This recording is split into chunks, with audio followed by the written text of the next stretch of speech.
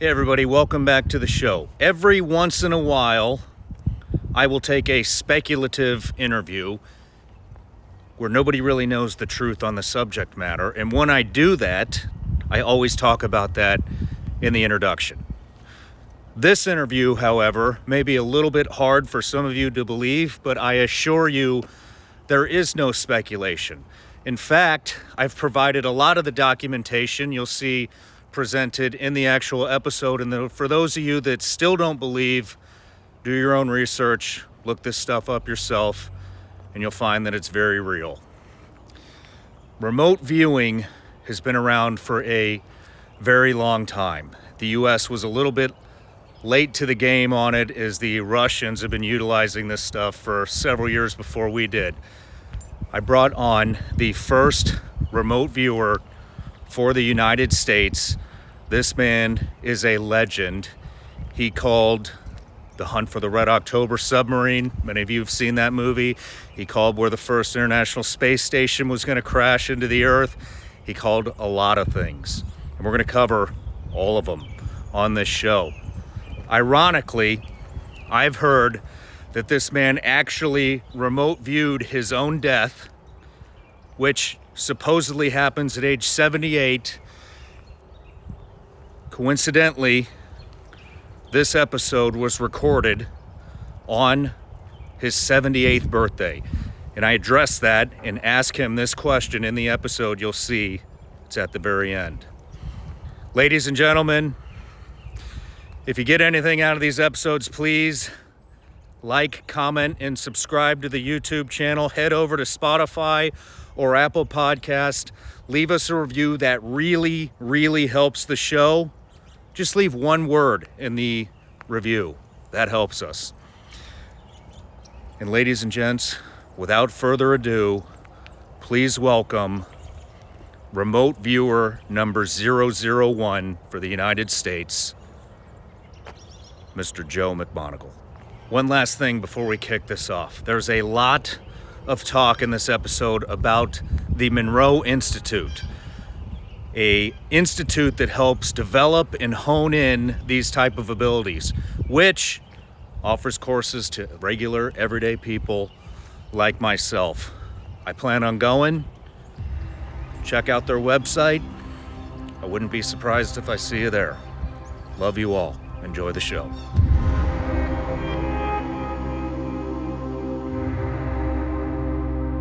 Joe McMoneagle, welcome to the show. Thank you. Glad to be here, actually.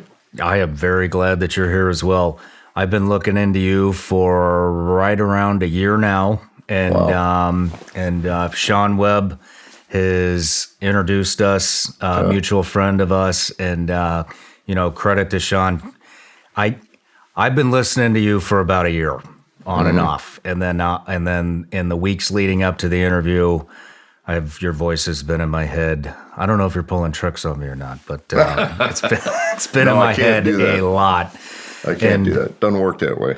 And Shawn has been a very valuable resource. He's a cool guy. I like him a lot. I really do. He's a neat guy. All right, Joe. So I want to give you an introduction, and I believe this may be the longest introduction I've ever done. So bear with me here. Okay. Joe McMoneagle, you spent over 12 years as an Army intelligence officer in Vietnam and Southeast Asia. You've survived 3 assassination attempts. Army Intel performed a fake funeral on you. You survived over a decade in a job that has a 20-month life expectancy. After your field service, you were tapped for a highly classified black project connected with the development of the first remote viewing program for the United States Intelligence Service called Grill Flame, later renamed Stargate. You have provided time-sensitive and actionable intelligence for the CIA, the DIA, the NSA, the FBI, DEA, NRO, National Reconnaissance Office, NASA, U.S. Special Operations Units, Joint Chief of Staff, the National Security Council, and the White House, among other agencies that we can't even bring up. Your esteemed service in remote viewing for government earned you a Legion of Merit Award, one of the most prestigious awards in the U.S. Army intelligence a U.S. Army intelligence officer can be given. After your military retirement, you spent decades as a remote viewing consultant for U.S. intelligence, saving dozens of lives, including those of some missing children. You have remote viewed everything from classified submarines to hostage situations and even Mars. You've performed numerous successful remote viewings on live television in Japan and the U.S., and you currently guest teach remote viewing at the Monroe Institute. Many call you a psychic spy, but you are remote viewer number 001 for the United States. Joe, I'm out of breath now. Welcome to the Shawn Ryan Show.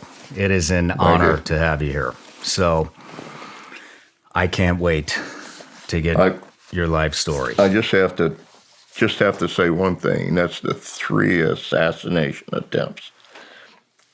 You could interpret one of them as an attempt, and that was when I was in Austria eating dinner with my ex-wife and close friend, and got something in my drink that wiped me out. I had no heartbeat till he got me to a clinic, and surprised everybody by coming back to life. Wow. And as a result, got smuggled out to a rest home in Munich where they wanted to know how badly my brain was damaged because I had no heartbeat for so long. So they assumed I had brain damage. That and the fact that I was talking about God's a white light and you can't cease to exist might have had something to do with it. Interesting. So they let everybody think I was dead. And I think it was just a few years ago, maybe 5 or 6 years ago, I met somebody in Lynchburg, Virginia, who came up with, he had a beard. He came up, he said, "Do you recognize me?" And I said, "No." He said, "Well, I work for you at the detachment, the border site detachment. And we all thought you were dead all these years." Wow. And here you are giving a lecture in Lynchburg. And so that kind of is, you could interpret that as an assassination attempt. There's a couple other events that could be seen that way, but only from a certain perspective. I don't think they were assassination attempts. Really? I think they were just plain accidents where I happened to be in the wrong place at the wrong time. Okay. That kind of thing. Well, we will get to that in your life story if you don't mind prompting me when appropriate. But Joe, I want to go through your whole life. I would like to document. This is your biography. I want to document your entire life, starting at childhood all the way up to now. But before we get into that, everybody on the show gets a gift. So, little something for you and Scooter on the way home. Thank you. From us. Oh, very cool. Thank you. Those are not poisoned, I promise. No, hey. They're just gummy bears. Gummy bears. That's right. Yeah. But that's very great. Thank you. You're welcome. And something that I did forget to mention in the introduction is you've been married to your beautiful bride for 39 years. And that's correct. That is amazing. Yeah. And it's nice to see people with healthy relationships that last because you don't see that very often anymore. And so congratulations. I started out rough, but I smoothed out at the end. Well, you did damn good.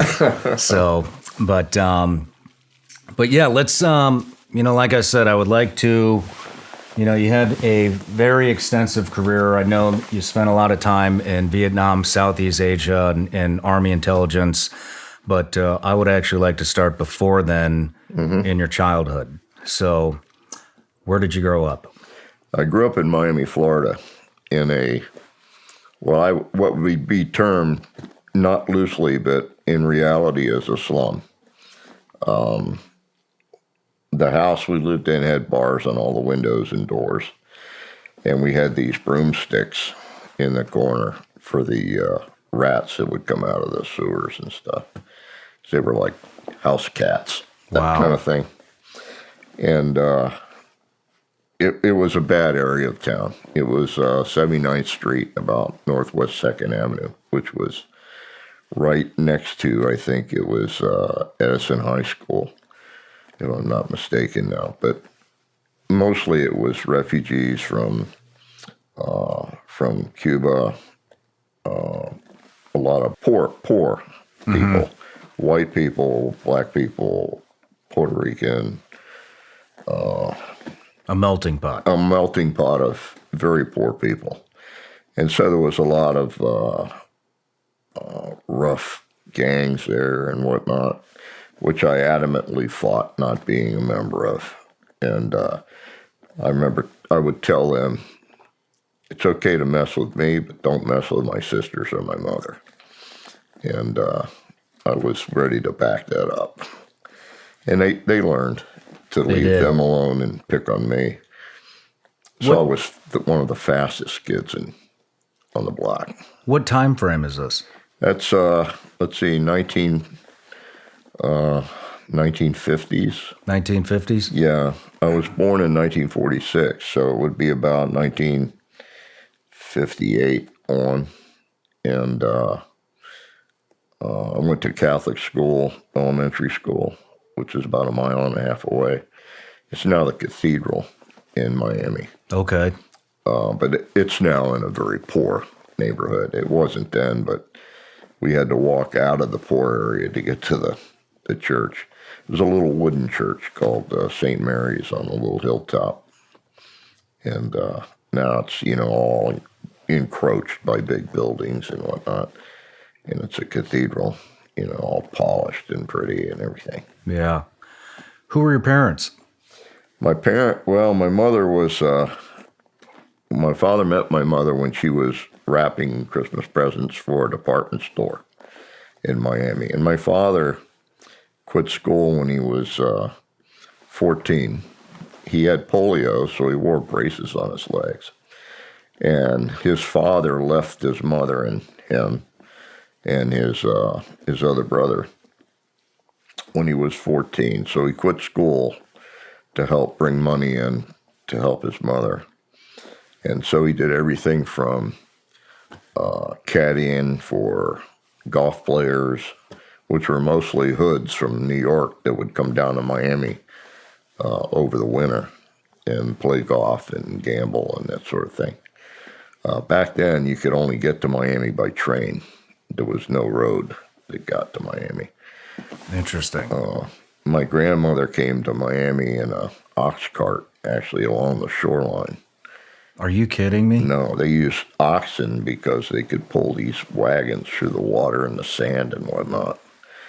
And she had her house built right on the Miami River, and it was a perfectly square house, but she lived upstairs, and downstairs you could pull these ropes, and the plywood siding would come up and make like a extension of a roof around the outside. And under there was a big horseshoe-shaped bar. And so she served local moonshine, and they had music, and they would dance under these live oaks. And they had all these old statues and whatnot.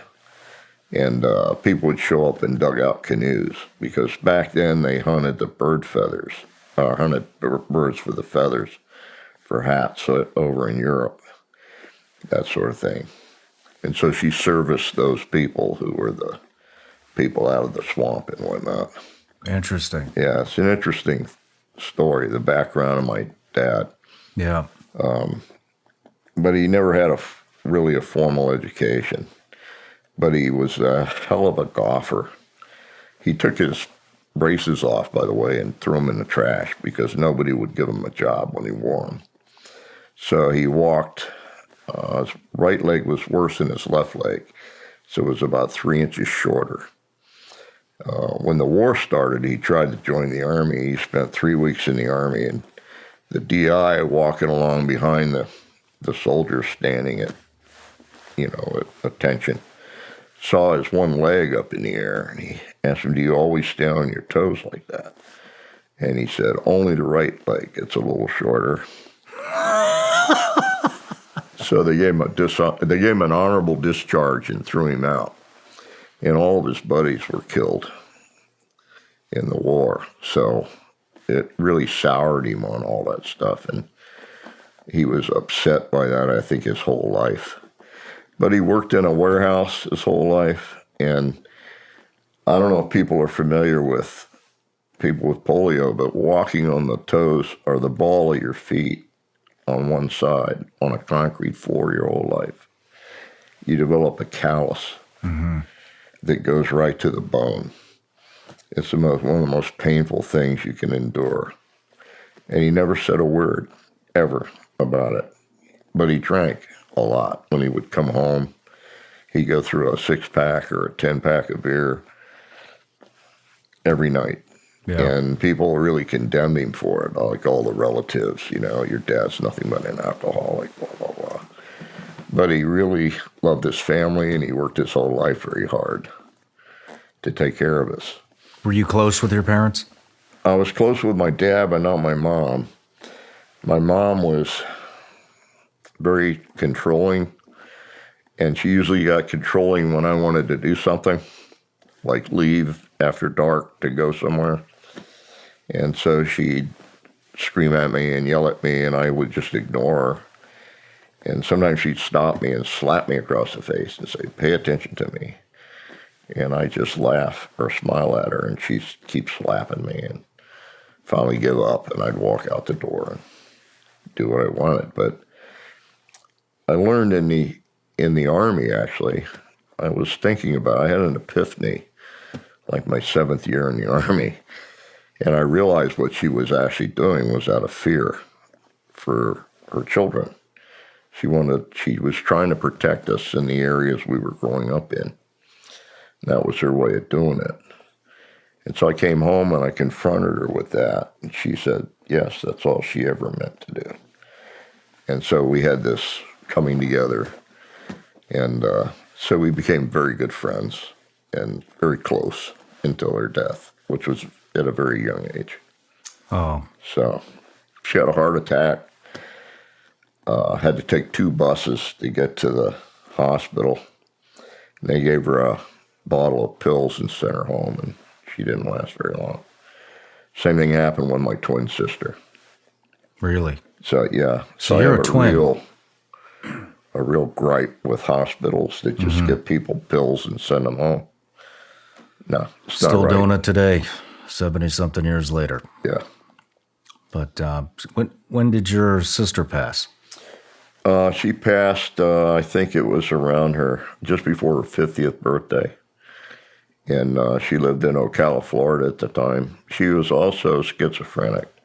Oh, man. But at the end, she was very well controlled with meds. Was, living her life, and it was a good one at the end. But, and we were always close.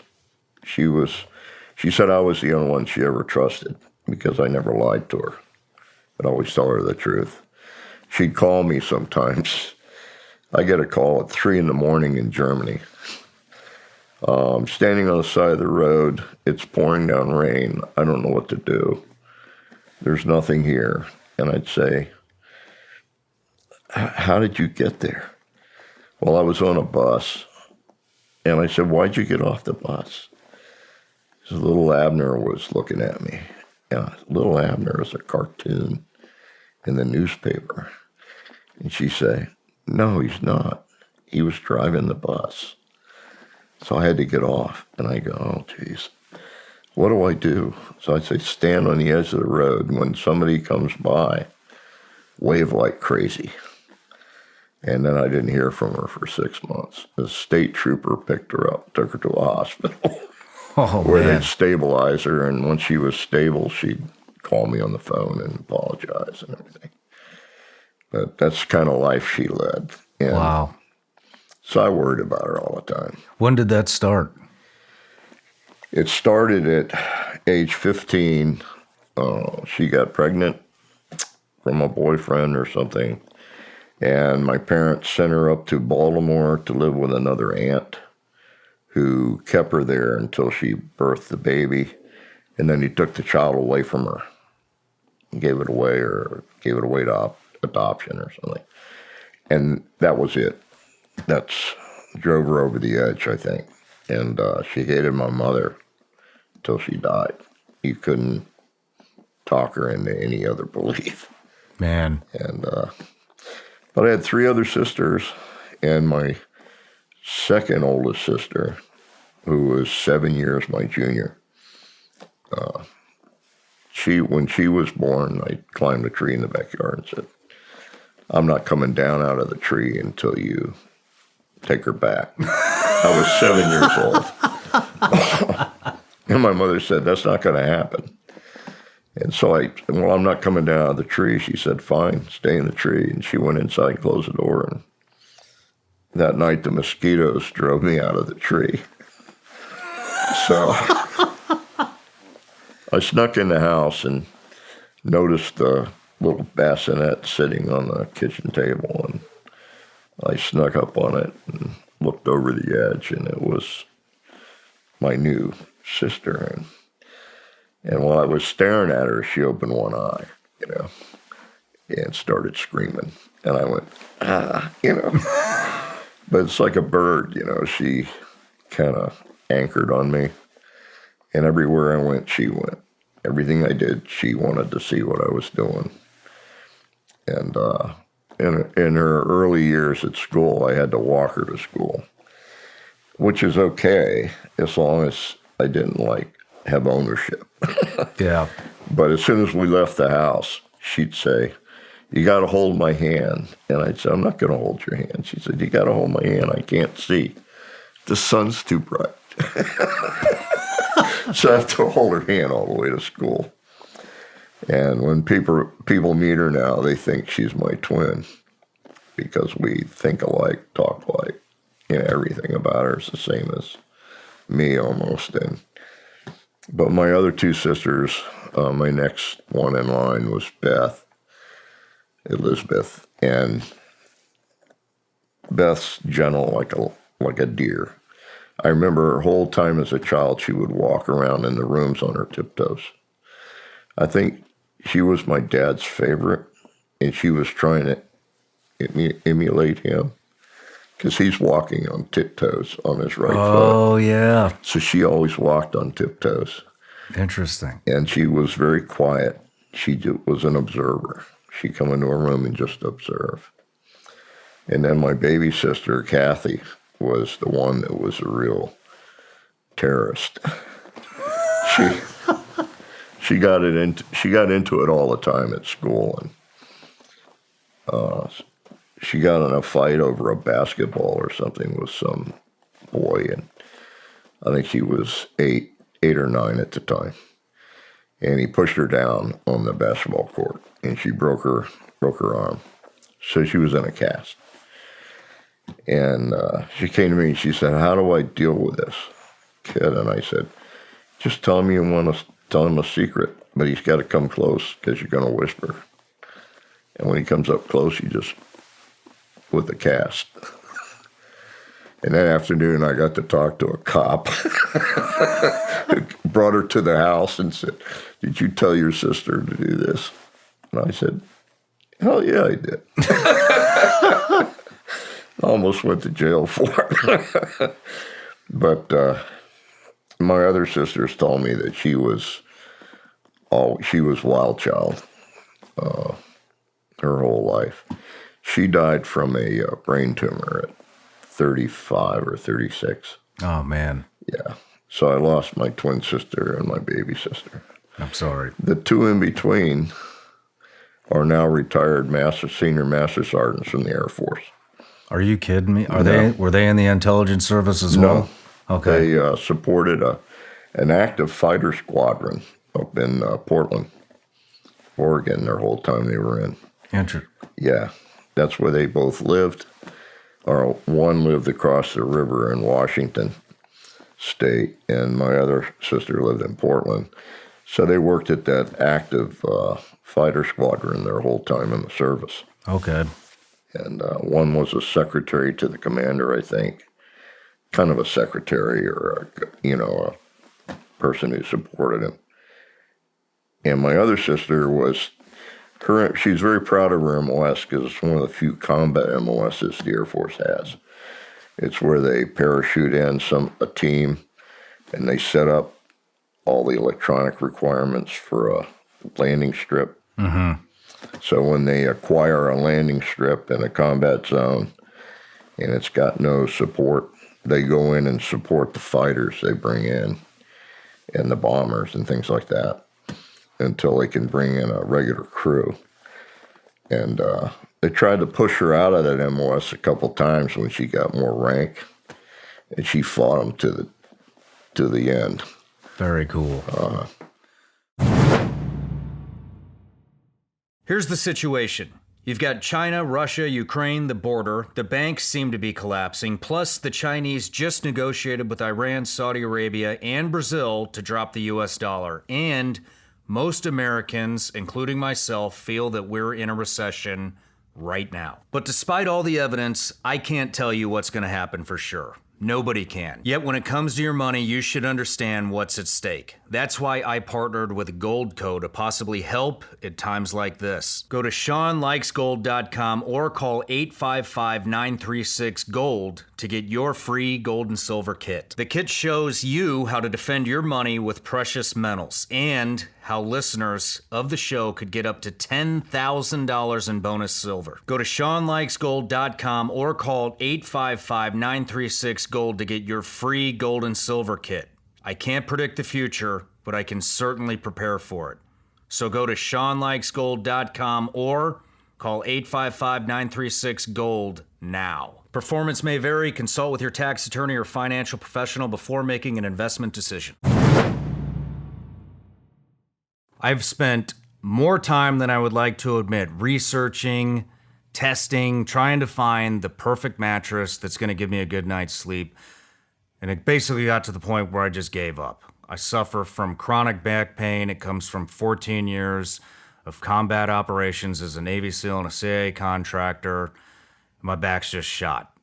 No matter what mattress I use, I wake up, I can't move. It takes me about 45 minutes just to loosen up, to bend over, to put my shoes on, to get out the door. And then a friend of mine, told me about Helix mattresses. So I went to the website.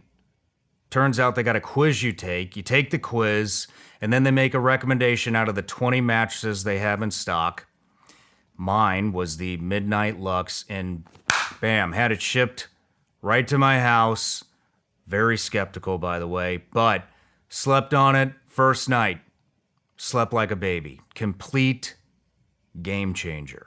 Another thing I like about Helix mattresses is they have the enhanced cooling feature that keeps you from overheating. We've all used mattresses where you wake up, especially these memory foam ones, right? You wake up and you're sweating and you can't go back to sleep. Well, Helix is taking care of that. Take the Helix Sleep Quiz at helixsleep.com and find your perfect mattress in under 2 minutes. Helix is offering 20% off all mattress orders and 2 free pillows for our listeners. Go to helixsleep.com/SRS and use the code HelixPartner20. This is their best offer yet, and it's not going to last long. With Helix, better sleep starts now. Joe, I don't remember if I've read or heard or watched or listened, but I remember hearing somewhere that something in your childhood kind of shaped or maybe developed you for the career that you were going to dive into. Can you talk about that at all? Yeah, I had to get out of Miami. I'm really a bug about racial things. I grew up with, people with no money, people who grew up hard just like I did. Mm-hmm. And many of them were white, many of them were black, many of them were Hispanic, some of them were foreign, and the way they're treated is not right. And my mother and I were walking through a place called, you have to bear with me, I'm trying to remember some things here. I think it's called Grinnell's Park. I think that was what it was called, Grinnell's Park, which is downtown Miami, right across from all the big buildings and stuff. And it was a park where you could just walk through and whatnot. I remember meeting Roy Rogers there. And what was the other? The guy with the white stallion. Had the silver bullets. Long Ranger. He actually gave me one of his silver bullets. Oh, man. It turned out to be a blank, but it was silver plated. Anyway, I'm walking through there with my mother, and it was hot, and I was thirsty, and I saw a water fountain, and I went up and started drinking out of it. My mother grabbed me and pulled me away from it. She said, "Don't use that fountain. It's colored only." And I said, "Why?" And she said, "I can't explain it, but you shouldn't drink out of those water fountains." Next time I saw my doctor, my mother took me to my doctor. I think I was maybe 12 or 13 at the time. He read me the riot act about using those water fountains and said all these diseases. He just read off this huge list of diseases I could get drinking out of a colored water fountain. And I told him, I said, "That doesn't make any sense to me at all. That's nuts." And he got angry, and my mother got angry. And I said, "I got to get out of this place. This isn't right." And I don't think that changed up until the day I left, when I was 18. As soon as I turned 18, I went downtown. Vietnam was starting to build up, and nobody was enlisting voluntarily. Everybody was trying to avoid the draft, or if they got the draft, they wanted a really high number, that kind of stuff. But when I graduated from high school, I and my group of buddies, maybe 4 of us, went downtown and went to the place where they had all the recruiting sites. And we went around to each one, Army, Navy, Air Force, Marines. And I think we even visited the Coast Guard. And I went back to the Army. When I first walked into the Army recruiting office, they said, they looked at me, they looked at my high school record, and because we had these folders, it had all our information in it. And they said, "Get out of here. We don't want to talk to you. You're too smart for the Army." And I said, "What are you talking about?" He says, "We're bullet launchers and we're bullet catchers. That's all we do. Go find somebody else." And there I threw me out. So I went around the other places, and it became apparent to me they were lying. Every single one of those recruiters were lying. The Air Force was, you have a private room, you get to travel all over the world. The typical BS they do to rope you in. Mm-hmm. And so my buddies got hooked by the Navy, mostly. They all joined the Navy, but I didn't know that because I went back to the Army place. And I walked in, and he says, "Why are you back here?" I said, "You're the only guy that's not lying to me."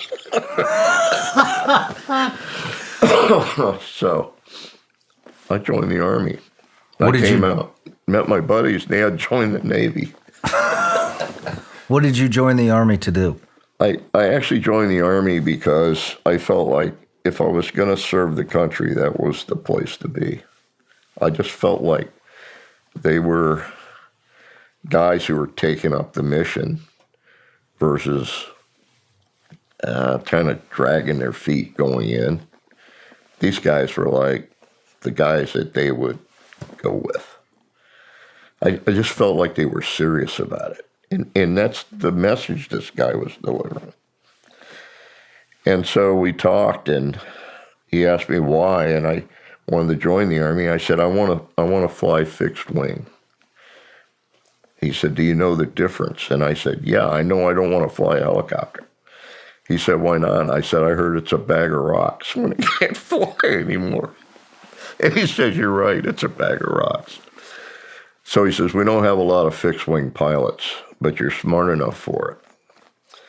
So he said, "I would advise you to get tested before you join."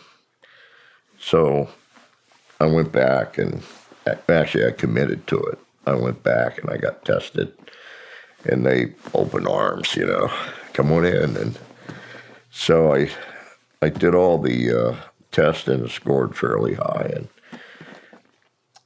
because by then I was in a private boys' school paid for by a Monsignor at the cathedral. So my whole high school education was very good with Jesuits and whatnot. So the Army took me in, promised me fixed wing, and then I got to my basic training. I took the basic training, and when they started to ship me off to the fixed wing school, they said there's some basic requirements you have to meet, and I couldn't meet the depth perception test. I was 3 inches off at 25 feet, and they said you have a stigmatization or something in your vision, which doesn't permit you to get a good depth perception. So you can't fly fixed wing. You can't fly anything. So find something else.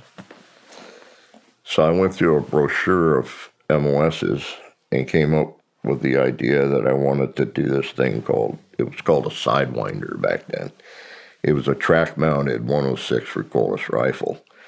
It had 6 recoilless rifle barrels on it, and it was track-mounted, and it was very quick. It was like 50 miles an hour.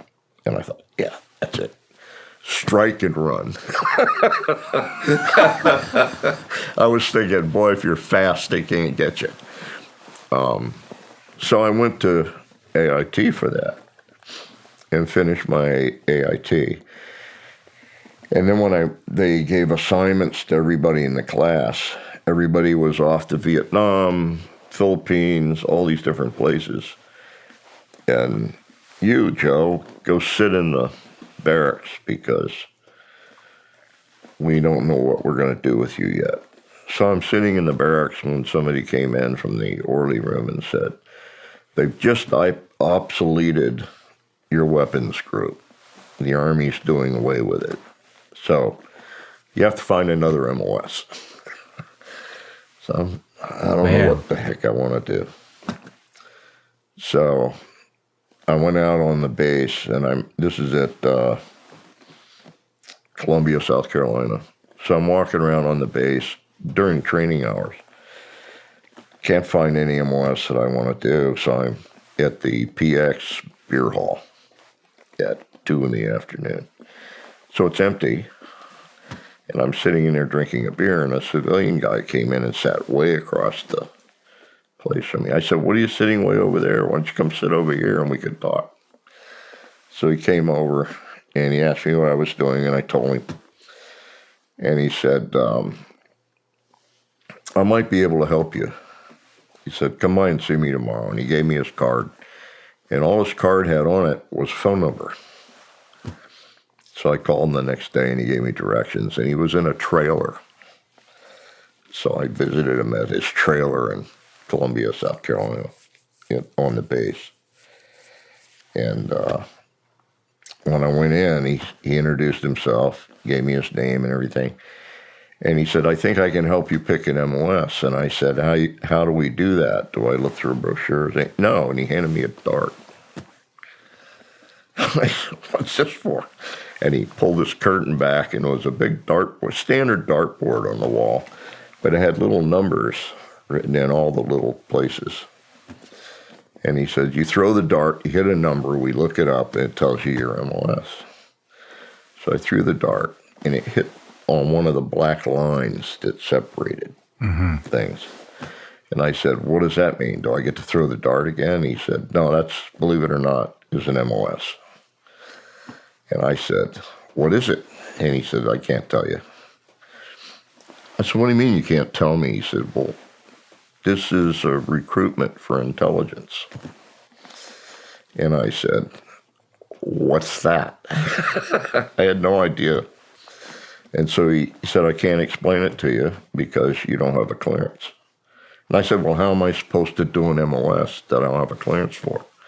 He said, well, we do background and everything once you volunteered. And I said, okay, I'll volunteer. And he said, you don't have enough commitment time. I had only committed for 4 years. So you got to have 6 years commitment because the school was over a year and a half. So I said, okay, what do I do? He said, well, we have some papers for that. And he had me sign my discharge from the 4-year commitment and sign a recruitment for a 6-year commitment. And then he told me that my MOS, he gave me the numbers. It was 05D10. And I said, what does that mean? He said, I can't tell you. You have to go to school for it. And we're going to send you up to Fort Devens, Massachusetts. So I went to Fort Devens. And the first school I was in was 120 people. And we all had headsets on, and we were all learning Morse code. So I learned Morse code. And you had to pass, I think it was 18 words per minute, sending and receiving, to graduate. I couldn't get past 10. And, I mean, that went on and on. I was getting, like, within 10 days of graduation, I couldn't pass 10. So I snuck out through a hole in the fence and went to this hotel and got absolutely wasted on beer. Because I was, almost 21, so... Anyway, I came back in just in time for school the next day. And people couldn't stand next to me. I smelled so bad. And he came up to me and he said, you're not typing anything. And I said, I'm not into it today. And he's doing one of these. And he says, where have you been all night? I said, I might have had a few beers. He said, well, full with this a little while. If you don't pass it today, you're out. And so I passed 12, 15, 18, and 20, almost 22. Wow. In 4 hours. With a hangover. I mean, I was still drunk. So I graduated third in the class. Top 3 guys didn't go anywhere. We went to the next school. Everybody else block allocated Southeast Asia. So the next class, we had 21 or 22 people in it. And it was for everything but the Morse code. Every kind of radio operation in the world. Russian radios, Chinese radios, Czech radios, German radios, American radios, small radios, big radios, burst transmission type radios, all that kind of stuff. I graduated first in that class. I and the number 2 guy went to a third class. The rest block allocated Southeast Asia.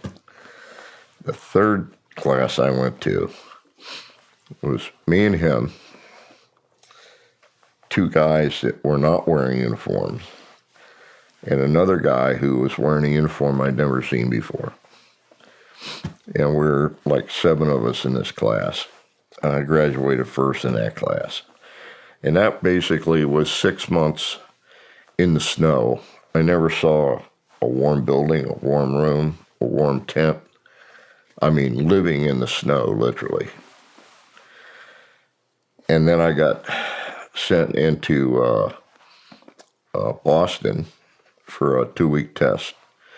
My job was to go into Boston, seek out someone who I thought might be an instigator, anti-war demonstrator, or whoever, and file reports on them. So I saw this woman who looked to be part Chinese, and she was definitely a rabble-rouser. So I started writing her up and sending reports in on a every other day basis. And after about 2.5 weeks, I got a telephone call. He said, come back into the base. We want to go over some things with you. And it was a Saturday. I thought that was kind of unusual. So I went in on Saturday. When I walked in the office, she was sitting at this couch. The woman you were surveilling. Yeah. And she had been surveilling me. So we had picked up on each other and were writing reports on one another. And so we both passed. Wow. Wow. So then everybody got assignments but me. So I'm sitting around for a week waiting for an assignment.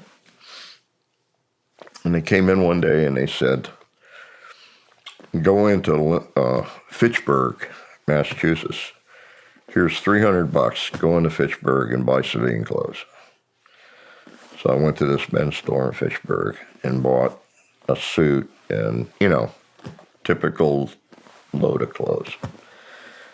And I came back and they took all my uniforms away and everything. And I waited another week. And then they came and got me and took me to an air base. Put me on a C-130, and I had to sign for an entire pallet load of classified material because they had given me my clearances by then. So we made, 6 or 7 stops, and I was signing off the stuff that people were taking off this pallet. And when it got down to just a few objects, we landed, and they said, get off with this stuff. And I got off, and the plane left. And I was sitting on this little runway, and on the right side was the Atlantic Ocean, and on the left side was this light blue, like Mediterranean color. And I could see both at the same time, because the place I was sitting was maybe 300 meters across. And I was sitting on a log, and I said, where am I? I had no idea. Nobody would tell me. And this baby blue Jeep pulled up, and a guy got out of the Jeep with black shorts, white T-shirt, flip-flops. And he came over and he said, my name's Sal Corrado. I'm a warrant officer, and I'm your boss. Get in. I said, where the hell are we? He says, you're on Eleuthera in the Bahamas. So my first tour was 18 months on Eleuthera in the Bahamas, which is an out island. It's a thin 116-mile island that's only half a mile wide at any given point. And our cover was air sea rescue. Half the unit couldn't swim. Now, I was a Red Cross lifeguard, so I worked at the Eden Rock on Miami Beach for a few months. So I taught them how to swim. I taught the guys with kids and a wife how to swim. Taught everybody that didn't know how to swim. And I became the major swimmer and diver, because that was our cover. But sometimes a boat would run aground or something. We had to go out and save people, that kind of stuff. Actually live it. Actually play out your cover. So I can't tell you what we did there. It's still classified. But I was there just a year. It was considered a hardship tour. Most of the guys brought their wife and kids over. I was the only one that extended 6 months. So I'm from Miami. It was a round-trip $27 ticket on a jet, Whisper jet to Miami. 18-minute flight. So I was having a good time. Good. And met my first wife that way in Miami. And that was a mistake. Because my next tour was Germany. My next tour was Vietnam. Okay. And that was rough. What was the job satisfaction like in the Bahamas? In the Bahamas? Were you excited? Was it an exciting project? Yeah, the mission was exciting. But the mission was like every third week, or maybe not, or sometimes, that kind of thing. Okay. I met a guy. The most exciting part of it was I met a hit guy out of, he was a Haitian refugee. His name was Maurice. He was a French Haitian. And he was a good friend of what they called the voodoo mama of the island. She was an old lady with one leg. They all lived in the Keys, which was a slum area. You walked on boards from one little islet to the next, and they lived in basically shacks built from driftwood, that kind of thing. they were avoided by everybody. Hey, I grew up that way. It didn't bother me at all. I'd go visit her and take her a big brown bag full of bologna sandwiches, which she loved because she had no teeth. I took care of her. We had a Class 5 hurricane that hit the island. And we were supposed to, we worked in pairs, so I and my partner were supposed to evacuate some equipment when the airspeed got up of a certain height. So we're watching this animator, and suddenly the animator jumped to like 100 miles an hour or better. So we started jerking this classified equipment out, putting it in a Jeep in black bags. And we watched the plane as we were loading the Jeep. We watched the plane take off and just fly off to Florida. So he says, well, what do we do? And I said, put it back in the trailer, transfer everything to this van that we had, and get the loading chains that they delivered it with. And we pounded 2-foot stakes into the coral and chained it down on all 4 corners. And actually went into the hut.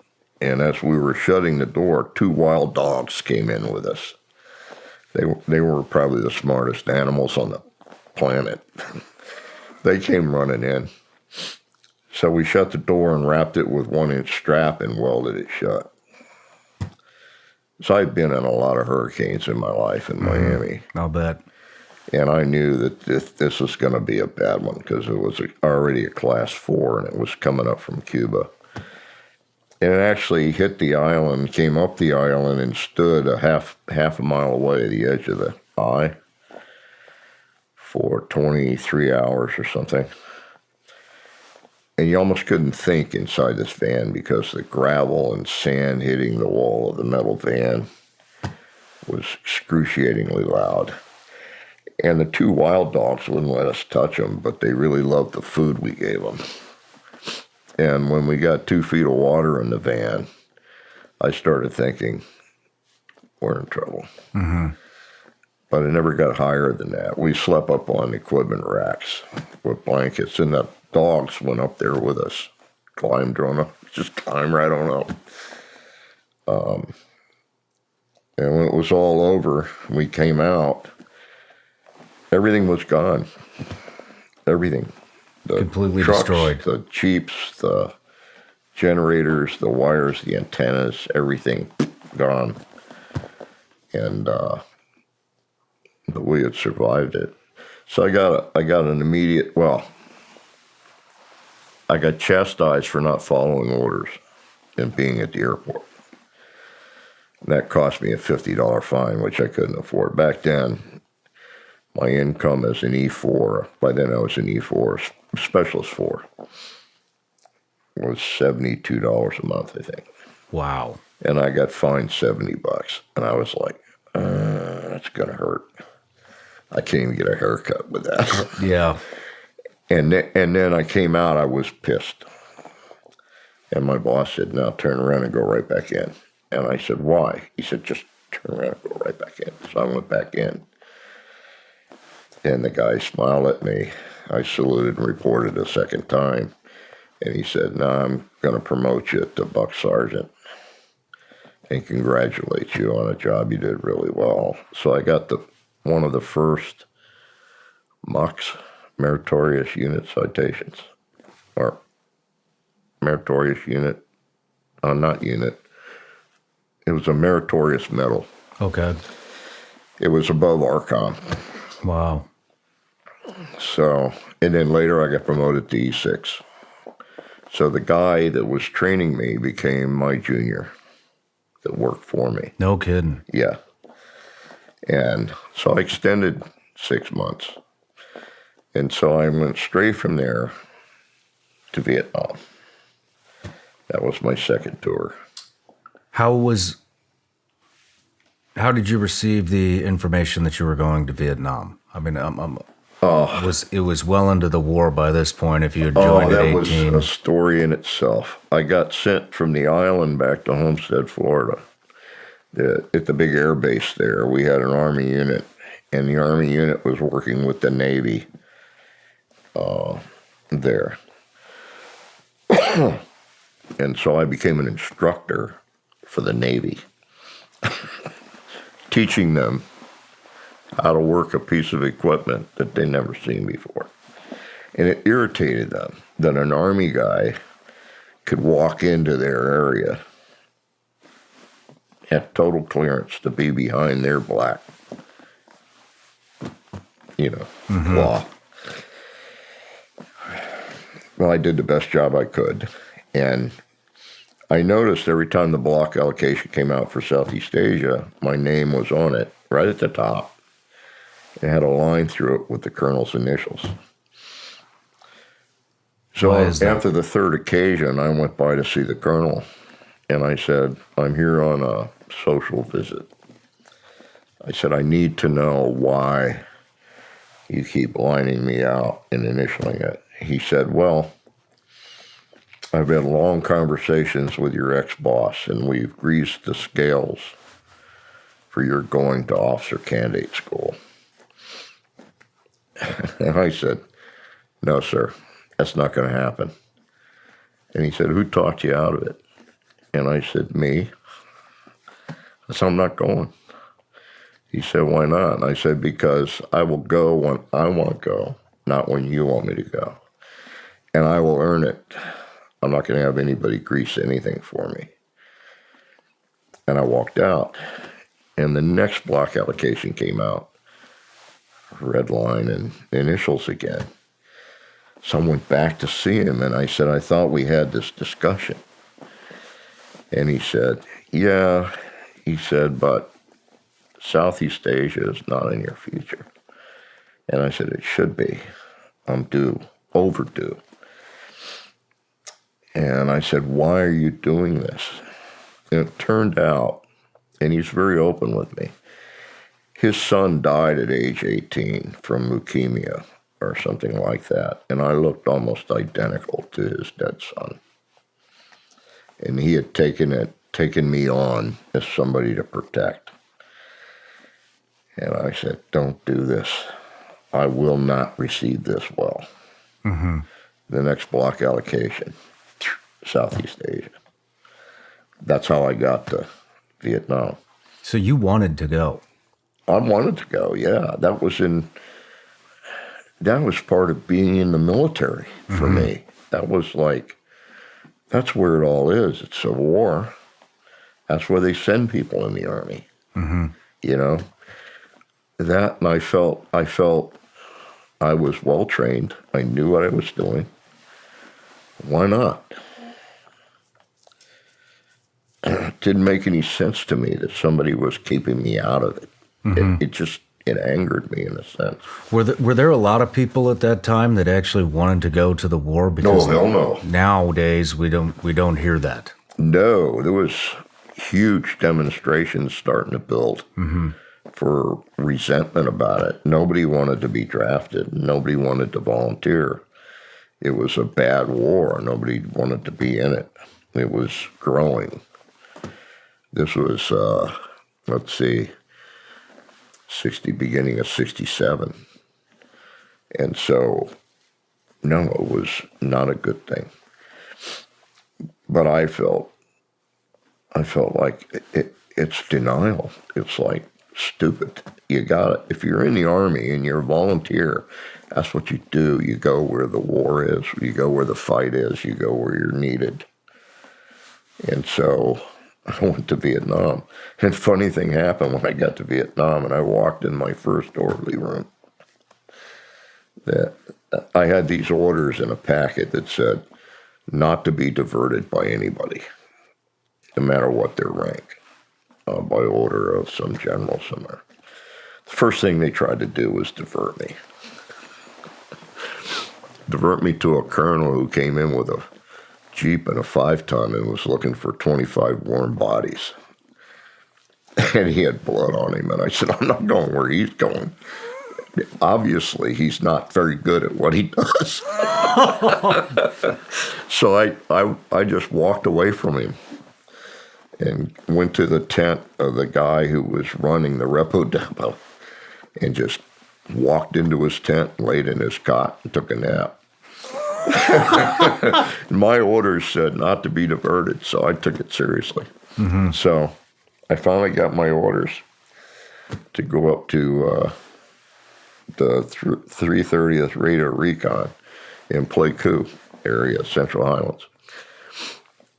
And so when I got up there and I walked in the orderly room, they said, "Oh, you're already in E6." And I said, "Well, yeah." He handed me another E6 stripe. I said, "What's this?" He said, "Well, that's the blood stripe we were going to give you when you walked in." You know what a blood stripe is. What is it? That back then it meant the guy you were replacing was killed. Oh, shit. So you got his rank to take over. And I said, "I don't know anything about what he was doing." He said, "Well, nevertheless, you're in charge of it." And so when I met the first guys I met, I said, "I'm not in charge of you guys. You're in charge of me because I've not been here before. So until I'm comfortable, I'll do everybody else's job. But the guy who's been here the longest, you're in charge." So that's how I did it. And so, what was your mission? My mission in Vietnam was manyfold. One was predominantly running outstations, what we call outstations for direction pointing. We had some 5 or 6 HF, high-frequency direction pointing stations. And they were out of the way. They might have 6, possibly upwards of 8 men assigned to them. But they were huge bunkers in the center of an antenna field that would do direction pointing. And getting from the outside of the antenna field to the inside of one of those bunkers usually required somebody coming out and meeting you and saying, "Step where I step." Because there was no other defense. They had swing rack twin 50s on top of the bunker and big searchlights and a lot of booby traps and a lot of mines and stuff. And generally speaking, the enemy usually left it alone, but when they decided they wanted to take one out, it was Katie bar the door, that kind of thing. A lot of support fire, which is predominantly what the bunker was for, because it was always danger close stuff. But nevertheless, that's what I did, is I managed those things, those sites and things like that. And we had a thing called an ANPRD-1 at the time. I don't know if you are familiar with that. I am not. An ARPRD-1 was basically a radio with a rotational antenna on top that does direction finding in the HF area. It's at the time it was the most modern stuff they had at the end of the Second World War. Okay. So that piece of equipment weighed 68 pounds. It was considered man-packable. Oh, man. So you could dismantle it and man-pack it. This was back in the hard days. Problem was, it had batteries. The frickin' batteries weighed 60 pounds apiece. So it was like crazy. So the best we could do is we would hard mount it in a Jeep. And the Jeep that I went to the motor pool and selected a Jeep. And I told the motor pool sergeant, I said, "You got any V8s laying around?"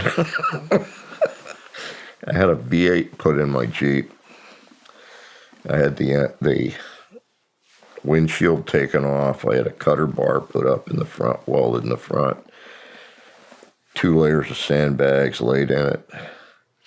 It was the fastest frickin' Jeep on the planet. And, you know, this is something I never understood. You're in a combat area. You're in a heavily fortified combat area. So they dropped the speed limit to 25 miles an hour because of all the troops walking around. Bullshit. I'm not going down at 25 miles an hour. IEDs are set at 25 miles an hour. I'd blow through there at 70, and they'd be going off, half a mile behind me. Or if my driver happened to hit a piece of cardboard in the road, I usually beat him senseless with my helmet. It was like, no, 70 miles an hour is comfortable. And they have these things where they stop everybody to form up a convoy where they can mount heavy mortar teams in a truck in the front and a truck in the back and, all this protection for a convoy. And what do? The bottom of the mountain pass, going up the other side, they hit the lead truck, the tail truck, blast the bridge out of condition, and then rake it as long as they can before cover arrives. And cover's not very efficient in the mountains anyway. So, no, we'd come up for these convoys, and I'd pull out my special pass. I was an intelligence guy. And I'd say, move those barricades. We blow through there. I figure they're never going to open up on us with just a single Jeep. Yeah. They're waiting for that convoy. And so we'd be going down the road to the coast, out of the mountains, out of Ankh to the coast, and we'd go by areas where you could see them setting up their mortar emplacements and their heavy gun emplacements, their Russian heavy machine guns and stuff. Wow. We just blow through there. It's a single Jeep. Yeah, single Jeep. We might draw some ground fire, but they couldn't hit us. Yeah. That kind of stuff. What kind of intelligence ops were you running? Want to define the headquarters for most of these units, like the 144th, the 145th, North Vietnamese Division, or whatever they call it. I can't remember now. Usually the larger units, the headquarters units, we're looking for their prime headquarters. Okay. And if we could locate that by locating the antenna first, their prime broadcast antenna, then once we located that, then we could go into the area and suss out where some of their main units were. And then once we had built the schematic of how they were laid out, we could call in, Okay. So you guys were kind of triangulating on on the antennas. enemy HQs, right? And then ordering a strike. HQs. Sometimes we got smaller units that were operating in the area that were doing a lot of damage. Mm-hmm. They would bring us in on that. I remember one, and we took a lot of photographs too. Sometimes when we saw things that were obviously enemy active things. So this is almost maybe, along the lines of what NSA is doing. Yeah. Okay. Yeah, basically, but way up front. Yeah. And when I first got there, we lived in the base camp. We lived in a hole in the ground. It was actually a hole dug in the ground for a GP medium, and there were 6 guys in the hole living together. And so we just had the tent top spread out with a trench dug around it. And we had ammo crates for a floor. So when it got wet and mucky in the bottom, we could walk around on the ammo crates and it was dry. And we had a couple tent poles in the center. And so we were sleeping right up against the dugout wall. And we could sandbag our sleeping cots. It was really warm, comfortable, dry. We get a rat in there every now and then, but we found us a dog. We called him Big Red. Buck Sergeant Red. And we turned him into an alcoholic. He got to liking beer so much. The worst beer in the world. Blue Ribbon. Pabst Blue Ribbon. Blue Ribbon. In the steel cans that rusted. But we give him a beer for any rat that he brought us dead. He turned into such an alcoholic. We'll work for beer. Every morning, we'd throw the tent flap back, and he'd be like this, paws crossed, sound asleep by the entry, 2 dead rats laying in front of him. So, 2 Pabst Blue Ribbon beers for breakfast.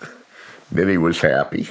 That's awesome. And you'd see him around the unit sitting with his ears like this, staring at a rat hole. Not moving, like stone statue dog.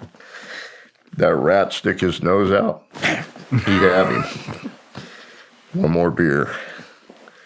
I read that you were in a helo crash in Vietnam. Yeah, you could call it a crash. It was more or less like blown out of the sky.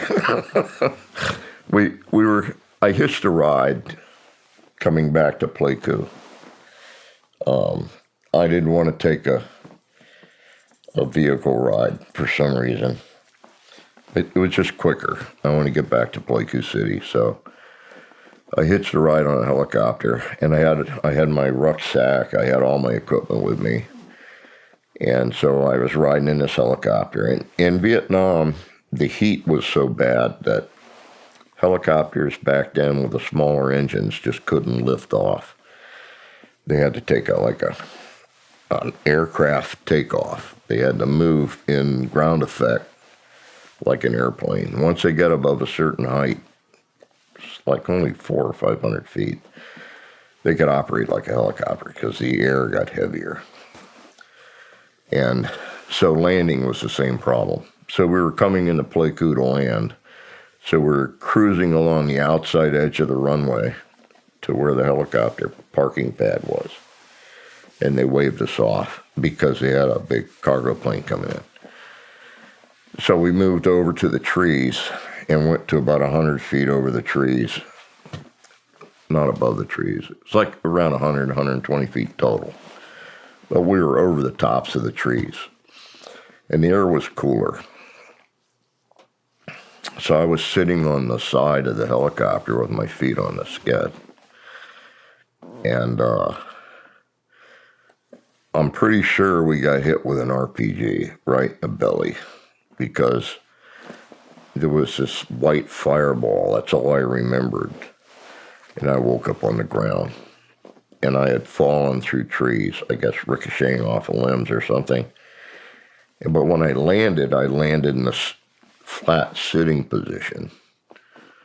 So I was sitting on the ground like this with my rucksack still on, but my rifle was laying way out here somewhere.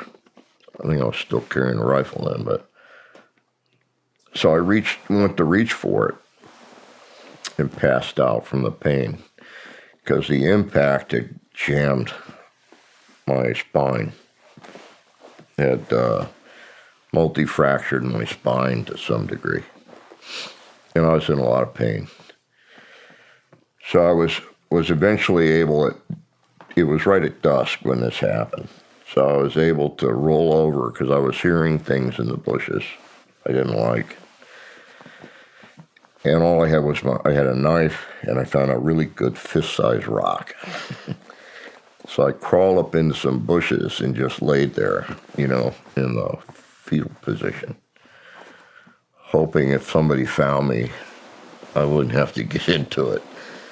And I was out there all night like that.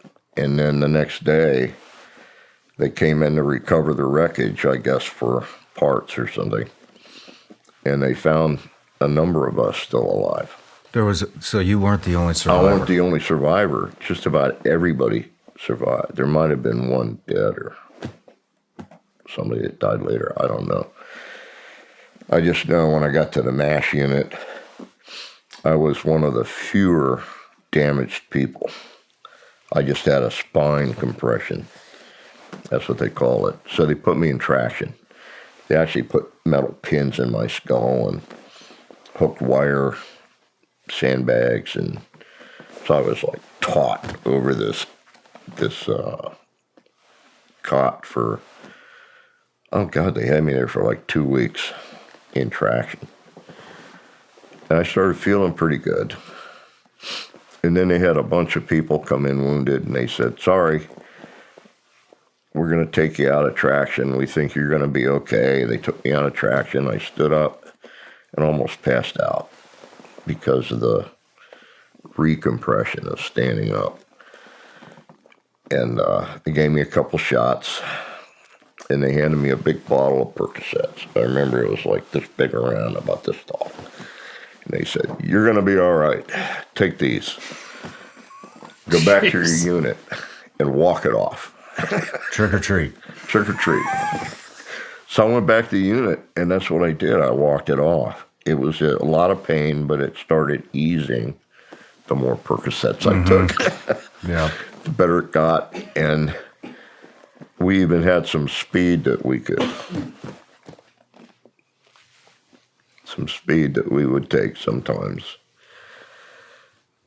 which caused some problems because then you couldn't get something to go to sleep with. So we all started drinking Jack Daniels and throwing the cap away, that kind of thing. Chasing the dragon. Which I really paid for when I got out of the Army. That's a much later story. But I just learned to deal with it. A lot of guys in Vietnam saw some weird things in the jungle. You didn't have to be in the jungle to see weird things. Really?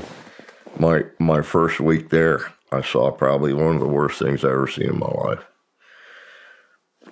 I was in a 3/4 ton sitting up front. We pulled up to an intersection of a main road. And the 3/4 was right behind a, what do they call it, a Lalo truck or I can't remember what they call them now. Some type of an indigenous vehicle? Yeah, it was like a motorcycle with seats in the back for up to 6 people. Like a tuk-tuk or something? Tuk-tuk, yeah. Okay. That's what they call them, tuk-tuk. And it was a woman and a small boy in the back, and the driver revving his engine. And it was a convoy of trucks going through. And the convoy were all low boys with tanks on them and APCs and, heavy equipment. And they're blowing through this intersection, one behind the other. And sometimes there was a break. But the convoy kept going. And this guy got a break. I guess he thought he could make it. And he gunned the engine and he popped the clutch and he got out in the middle and it stalled. Bang. The next convoy truck hit him hard, spun him around, and the back wheels of the trailer went over him. And then every truck behind that, bang, bang. Every single one of them hit that tuk-tuk and started pounding it down in size. To the point you could not see the difference between the metal and the bodies. It was just like a big spongy mess in the middle of the road. No stops. Nobody, the convoy just kept blowing through there. And I've always thought, so they just didn't show up at home.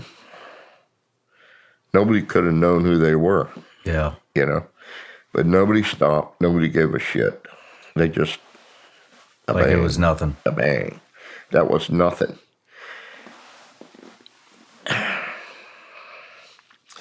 And I can't get that out of my head. That was my introduction to Southeast Asia. That and little kids. Innocent kids. Since then, it's kind of interesting. I probably wouldn't do a thing for an adult in trouble. Okay. But kids and dogs, or cats, innocent animals, innocent children, are what hurts. That's what drives me crazy. So if I see a child being mistreated or something, it takes a lot of willpower to walk away without pounding somebody into the pavement. Yeah. I can't deal with that. But grown adults, I don't give a shit. Hey, you asked for it, you earned it. Yeah. You're that stupid. Well, yeah, that's life. I've always felt that way ever since my military career. And it's probably unfair.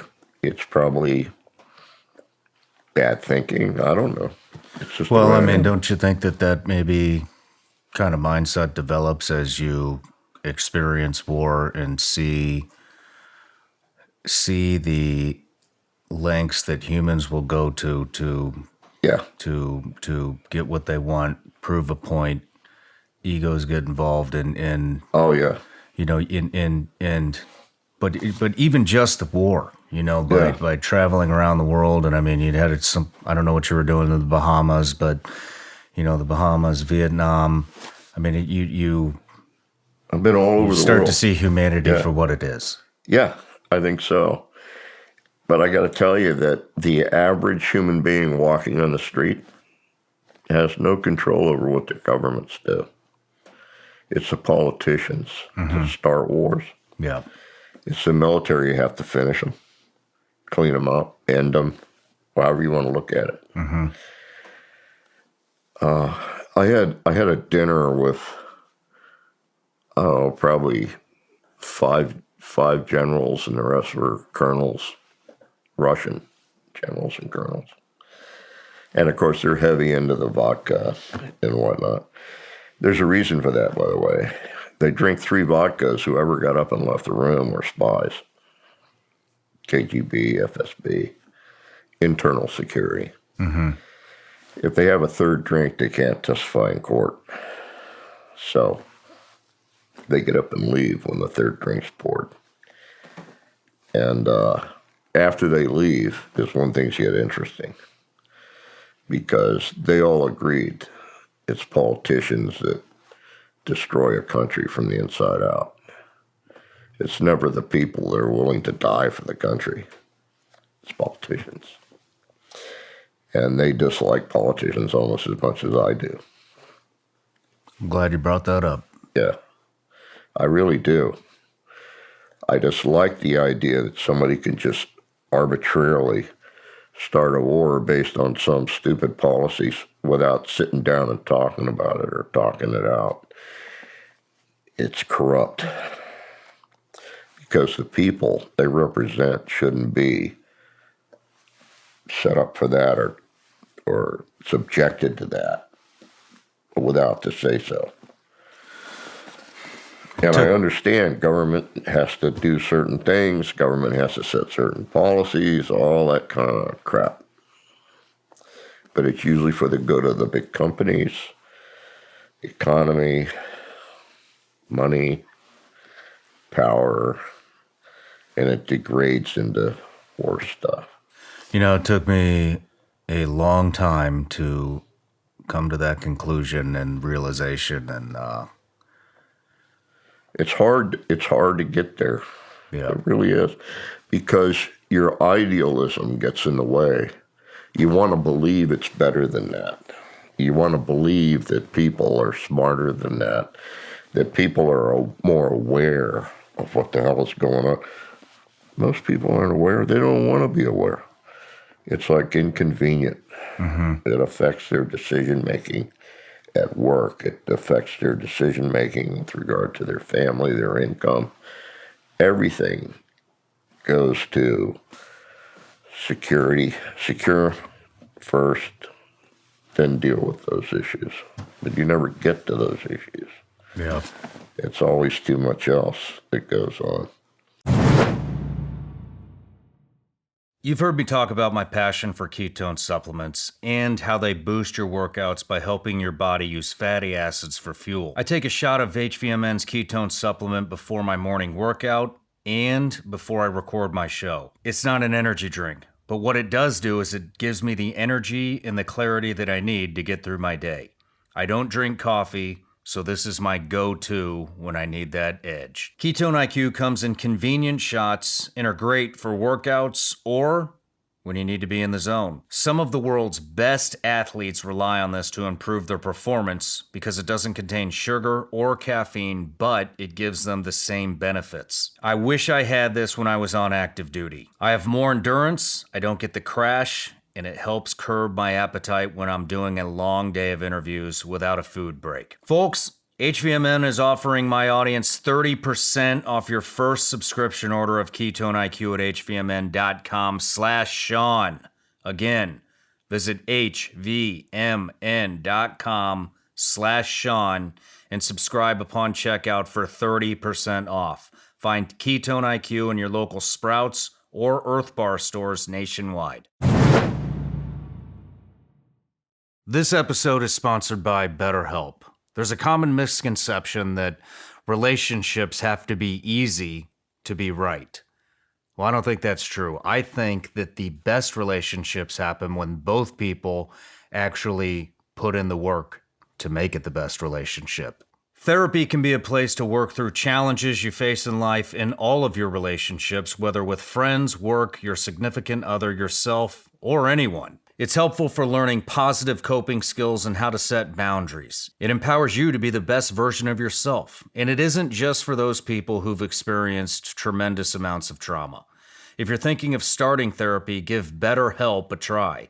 It's entirely online.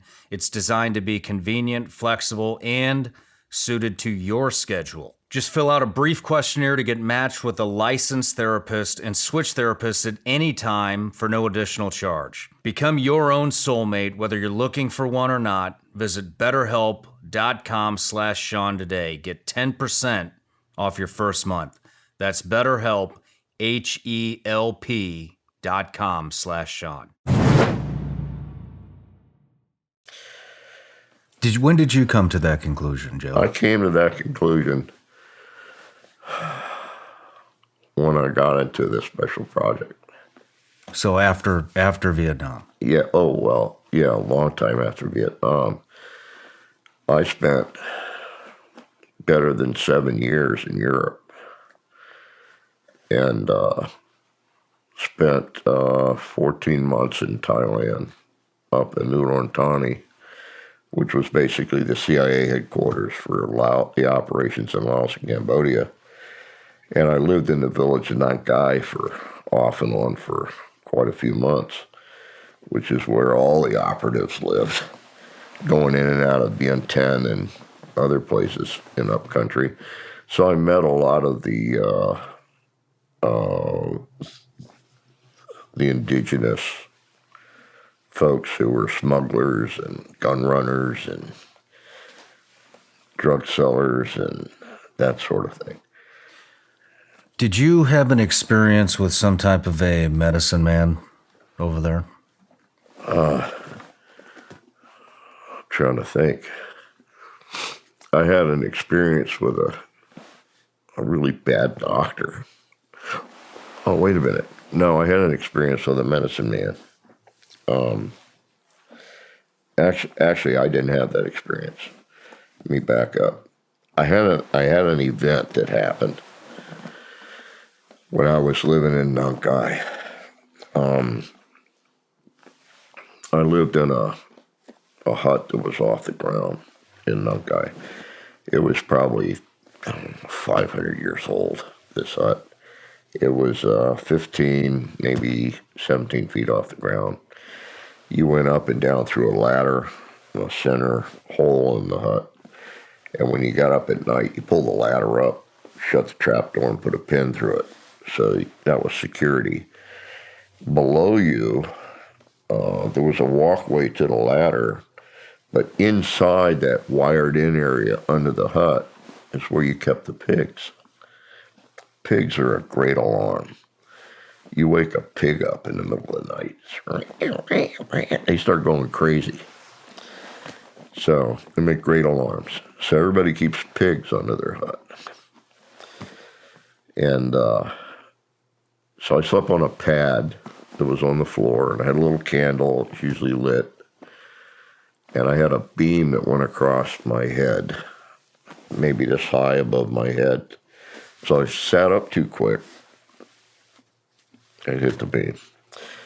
But on this side of the beam, where my head would hit, were two pins, and I had a combat shotgun laying up there with alternating solid slug triple X. That was my go-to weapon if something happened in the middle of the night. And this one night, well, I had an open balcony. You wanted a window, you just cut a window with a chainsaw. The bugs weren't bad because I had lizards hanging off the ceiling that would run over and suck up the bugs flying in. Anyway, it was a nice place to sleep and live. And I had a cook and a maid and a gardener and a guard and I don't know what else. And it was like $70 a month. So I was sleeping there. And you know, you come awake sometimes and you know there's somebody in the room with you, but your eyes are shut. And something wakes you up. It's probably some very tiny noise that doesn't fit or something. But I became consciously awake and aware something was in the room with me. And I was laying with my eyes shut. So I had this whole thing in my head. I'm going to roll to the right, taking the gun with me, and I'm going to bring it to my chest and rack around as I roll over the candle to put the light out. And whatever's standing in the room, if it's standing in the room, I'm going to hit it with a solid slug first. And that's what I did. And everything worked like clockwork. And it was this figure of a human standing at the foot of the pad on the other side of the trapdoor, which was still locked and pinned, by the way. Pigs had not made a sound, nothing. And so I hit this thing square in the chest, I mean right here, with a solid slug, and it slammed it against the wall, and it dropped to one knee and then stood up again. And I went, in my head I was thinking, shit, what kind of body armor is that? So I shot it again with a XXX, and it almost dropped to a knee and then stood back up again and then took off for the balcony. And I think I hit it a third time as it was going over the balcony. And I'm a pretty good shot. I went to the balcony and looked over, expecting to see a body laying there. It was up on its feet and heading for the jungle already. And all I could think of was, I want the armor.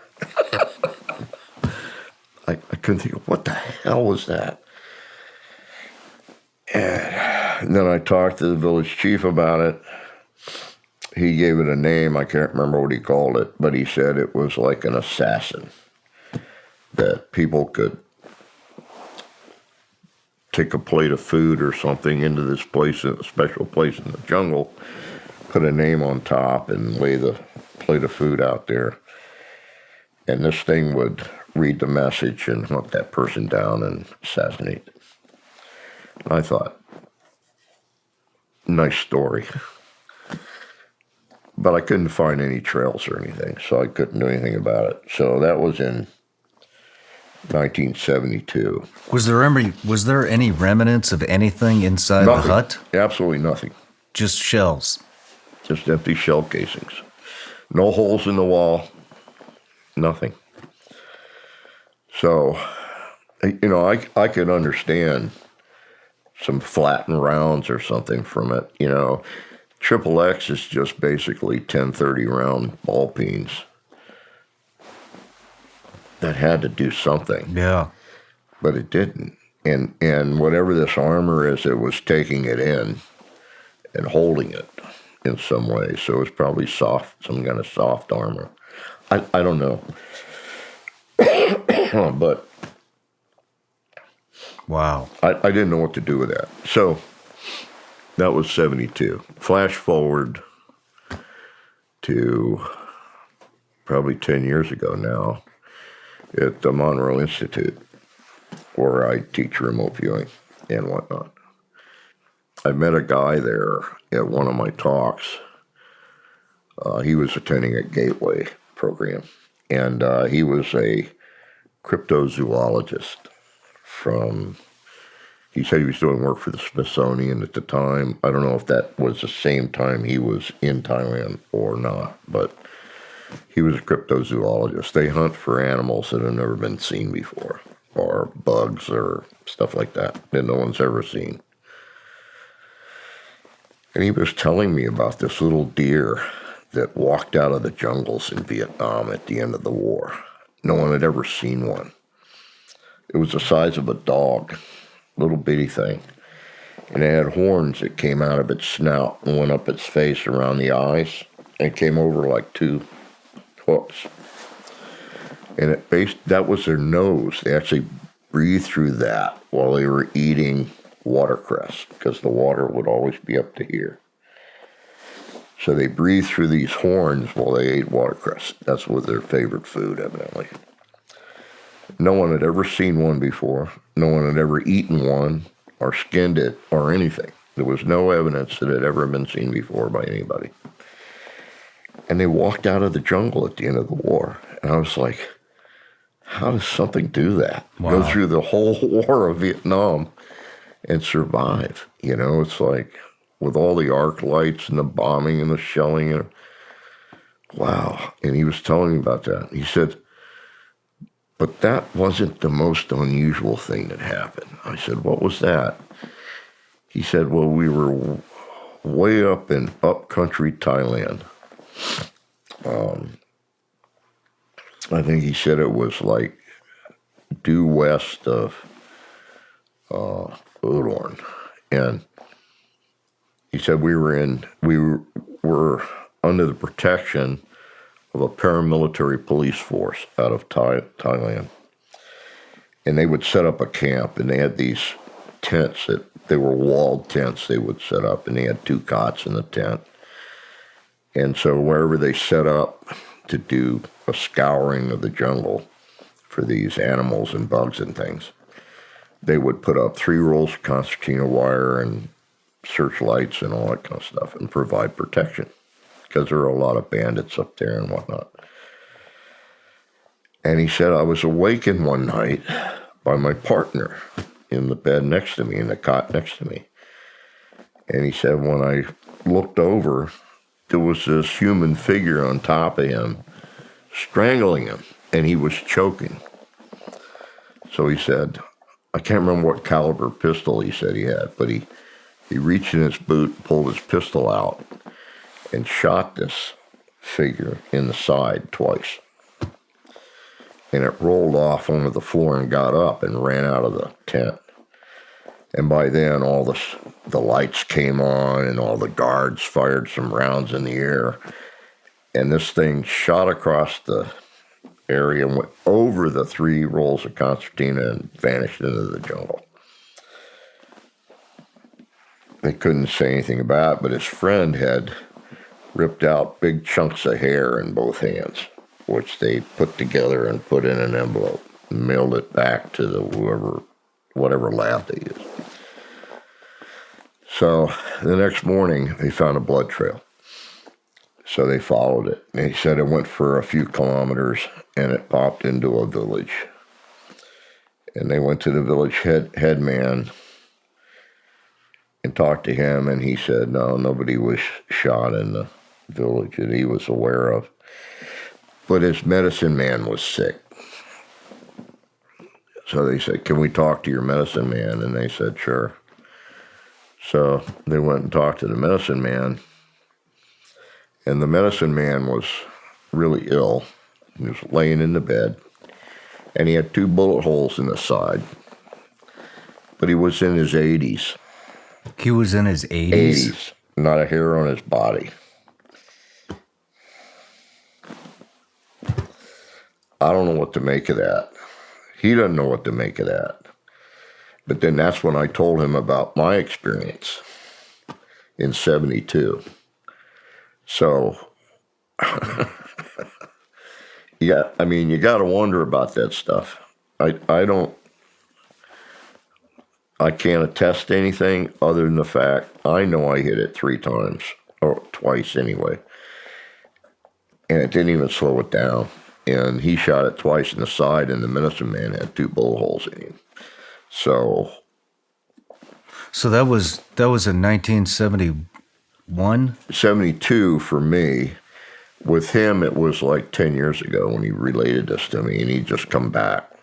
So this is 52 years ago. Yeah. 52 years. You still have no answers? No answers. That's the kind of thing that will that would haunt me for the rest of my life. I want to go back there and see if we can find it. What do you think that may have been?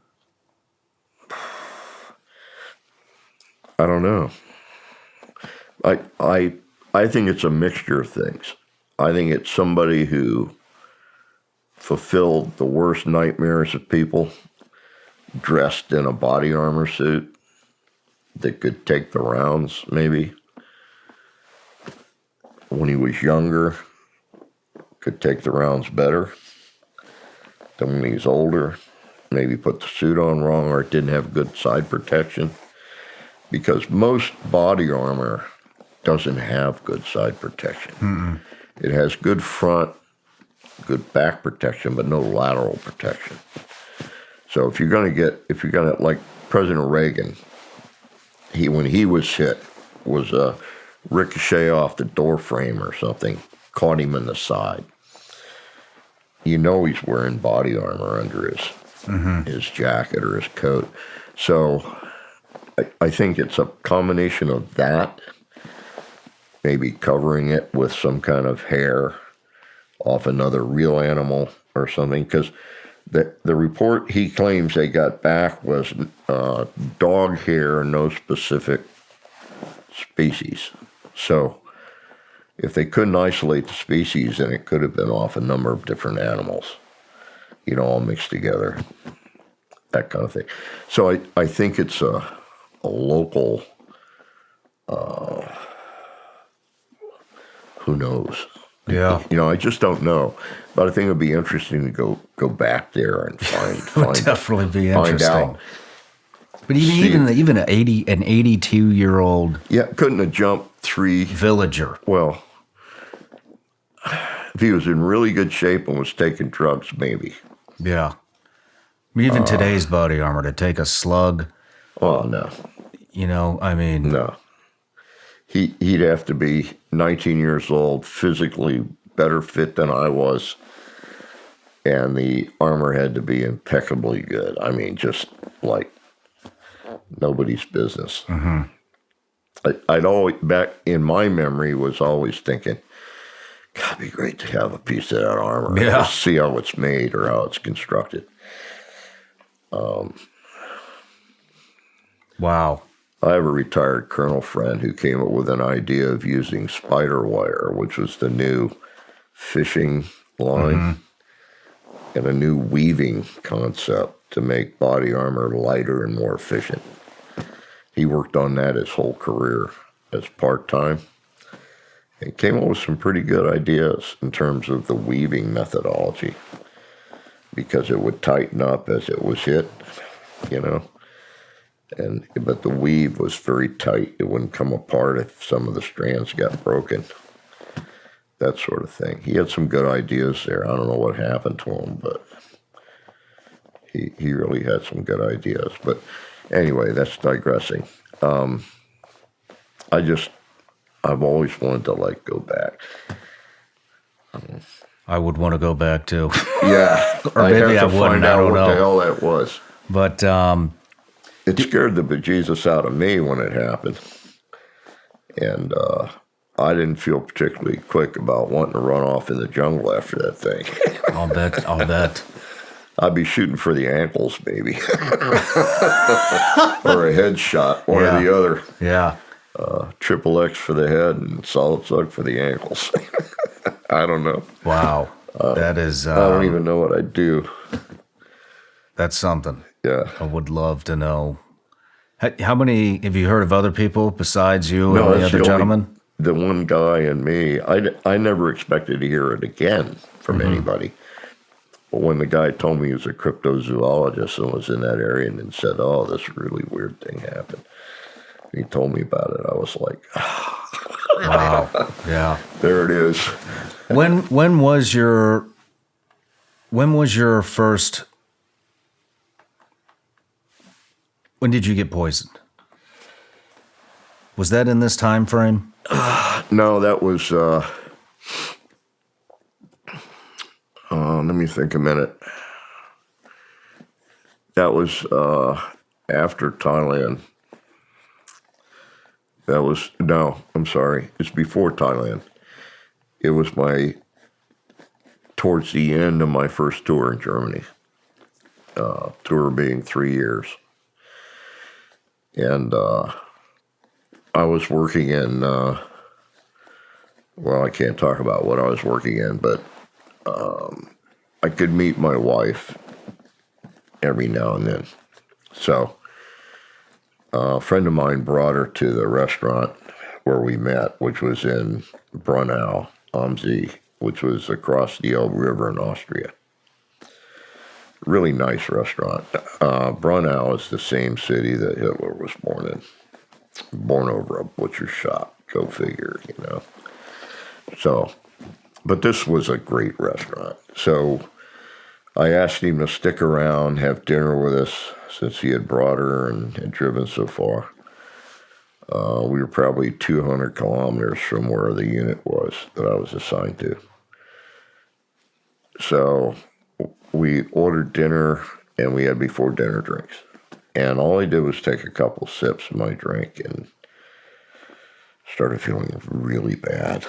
And I didn't want to I felt like I was going to start barfing any minute. And I didn't want to do that in a restaurant. So I headed for the front door. And when I got to the front door, I remember hitting it with my hand. It was a glass swinging door. The door swung open, and there was like a pop. It actually like a snap. Like you snap your fingers. And I was standing on a cobblestone street, and it was a warm rain, and it was falling. Yeah, but I didn't feel like I was getting wet. So I went like this and noticed the rain was going through my hands. And I said, "Whoa, now that's strange." And when I looked up, I saw this body half in and half out of this door. But I wasn't making that connection right away. So I kind of drifted over, which should have been a giveaway, but I wasn't paying attention to that. I was paying attention to the body. And I saw it was me laying on the concrete at the entry. And then the guy that brought my wife to the restaurant came out and grabbed me and pulled me up into his lap. He dropped to the pavement, pulled me up in his lap, and felt for a pulse somewhere in my neck, I guess. And then he started yelling at me, "Breathe, sucker." And he smacked me in the chest. Because we didn't have CPR back then. Nobody was trained in any of that stuff. And every time he hit me in the chest, I'd be back in my body looking up at him in this incredibly intense pain. And I'd be saying to him, stop. I was trying to get the words out, and I couldn't get them out, and I'd be standing outside my body looking down again. And he'd hit me in the chest, and I'd be back in my body in this excruciating pain. And I'd go, "Please," and I'd be out of my body looking down again. And I guess my wish came true, because I stayed out then. I just watched. And he kept hitting me on the chest. Nothing was working. And then he disappeared, and my ex-wife was down on her knees, and she was crying. And then this Volkswagen pulled up. And I think that's what he had brought her to the dinner in. So he jerked me up off the ground. He's my generator mechanic, so he was really a big guy. And he just jerked me up off the ground, threw me over his shoulder, and threw me in the back seat of the Volkswagen. And I'm standing outside watching all this. And then they took off, and I was like, "Whoa!" So I'm flying along beside the car, going, stop, You're in a full stop. out-of-body experience. Full blown out of body. This is the first one you've had. First one I ever had in my whole life.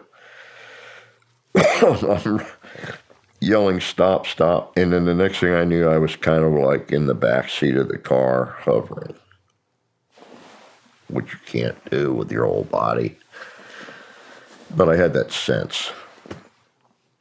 And I saw him blow through back then they had customs from Austria into Germany and Germany into Austria, that kind of thing. He blew right through the customs check. Hung a hard right. Now we're back in Germany. He drove for quite a while, back across through another customs into Austria, and then back through another customs into Germany. He had to go around the city or something. But where we wound up was over near a city called Passau.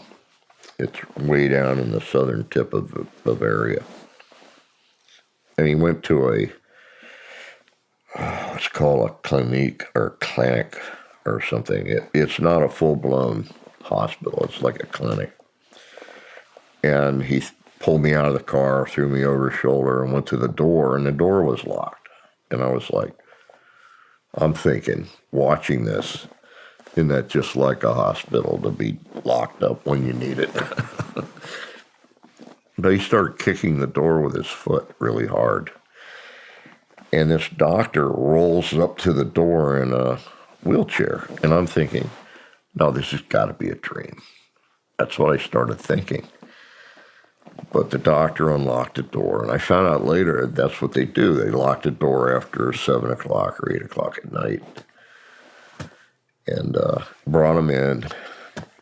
He laid me on a table in an emergency room with the big lights and all that stuff.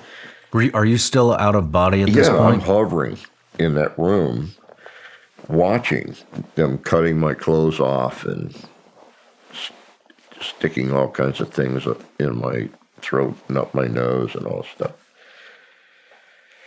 So I don't know what the hell's going on, but I'm feeling a lot of heat on the back of my neck. And I thought, this must be the emergency light, and I must be bumping up against it. That's what my thought was. I turned around and I was enveloped in a white light. The light was the brightest light I've ever been in, but the least disturbing. It was like total, complete comfort. It's like being in the hand of God. And this voice said, it's okay. And I was like, yeah, this is perfect. And it says, but you can't stay. I went, I'm looking for something to hold on to. They're not pulling me out of here. I'm actually looking for a handle or something I can hold on to. And I suddenly woke up. I sat up and I was totally naked under a sheet, and I had tubes and wires hooked all up to my body, and I looked around and there was this German patient laying in this bed next to me. And I looked at him and I said, hey, it's okay. God's a white light and you can't cease to exist. Out the door the patient went. In comes the doctor. So you're awake? Not anymore. Off I went again. I woke up the next day. It was daylight. And I was on a gurney and I had a mask on my face that was actually taped down. And I was strapped to this gurney, arms and all, up on the back of seats, and it was a stretch limo. They had actually put me in a stretch limo, and they had tinfoil taped over all the windows. And off we went, and I'm yelling, or trying to yell, through the mask, where are we going? What's going on? And I just fell back into the comfort of whatever was going on. It didn't awaken again until much later, and then it was dark again. And when I woke up that time, I was in a hospital bed in a room that had some great views of gardens and stuff outside. And what it was the end room at a rest home. They had leased the entire wing, which was empty, except for that end room. And I was in the end room. And there was a psychiatrist there. And he said, "You've had an interesting experience. I don't want you to talk now." I said, "Bullshit. I want to know where I am, what's going on, etc." And he said, "Well, I can't tell you that." And I said, "Well, who can? Get him in here. Let's talk about it." "No, you need to relax. You need to rest." And I just kept getting more and more hyper. So they pulled him out of there. And the next morning, I fell asleep again. The next morning when I woke up, there was a new psychiatrist in the room. And he was sitting there, and he looked over at me, and he smiled, and he said, "Welcome back." And I said, "Who are you?" And he told me, "Colonel so-and-so, I'm a staff psychiatrist." I think he said he was with the 66 MI, but I may be inserting that. I can't remember. But he said, "If you want to talk, I'm here to talk." And he just pretty much left me alone. And so I started asking him how long I'd been there and stuff. And he gave me straight up answers. And I got to liking him. And then he leaned over and he said, "What you want to do is you want to try to be normal here if you expect to leave." And sat back. And I thought about it a little while. I leaned over to him and I said, "What's normal?" "Tell me what's normal and I'll be as normal as you want me to be." Because this whole thing's a trip for me. Mm-hmm. I thought I'd been heavily drugged. And I probably had been up to that point. But they didn't know what happened to me, and I don't know what happened to me. All they assumed was there had been irreparable brain damage, because every time they asked me what happened, I kept saying, "I went and I was with God, who's a white light. You can't cease to exist. That's all I know. And it's the most comfortable place you could ever be." Okay, get a little more rest. They weren't buying that. They thought I was brain damaged. So I started saying, "Well, where's my wife?" "Don't worry about her. We'll get her in here eventually." What they had done, I was the detachment commander at the time of a border site, which I can't go into in any depth. And they had let everybody at my border site know, and that's probably, at that time, I think I had 13 people assigned, think that I was dead, that I had died as a result of what happened at the restaurant. So, turns out they even let my wife think I was dead too. Holy shit. Because they didn't know what had happened. And that's when the thinking came out, well, maybe this was an attempted assassination or something. And I kept saying, "No, it's something in what I drank. I kept saying, maybe I'm allergic to something in my drink." Well, the closest they came was, they said it was probably a binary poison. And I said, "What the hell is a binary poison?" And the guy told me that the person I was talking to about it wasn't a psychiatrist. He was a medical doctor. He said it's basically two enzymes. You get a enzyme with your breakfast. It's in the scrambled eggs. So everybody that has scrambled eggs that morning with you gets enzyme A. Enzyme B comes later that day. Enzyme A is stored in your liver. Enzyme B you get in your before dinner drink, as does everyone else that orders that drink.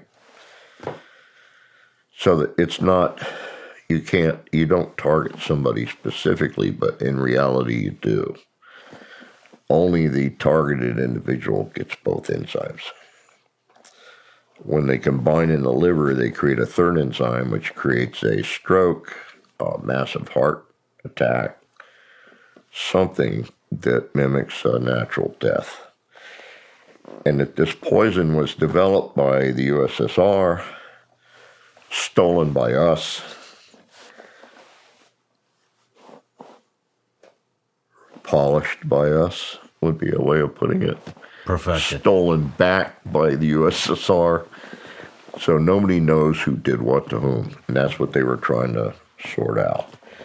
Plus they were trying to sort out whether or not I had brain damage. And so over the course of about a week, they decided that there wasn't significant brain damage, that I had actually had that experience, and that I had actually been out of body, all those things that actually happened. And that was due to the psychiatrist I had, who had evidently dealt with other people who had had significant out-of-body effects from near-death experiences. And he convinced them of that. So I was reassigned to the 66 MI in Munich. That's when my wife was brought in. Now you had later been trained on how to control an out-of-body experience.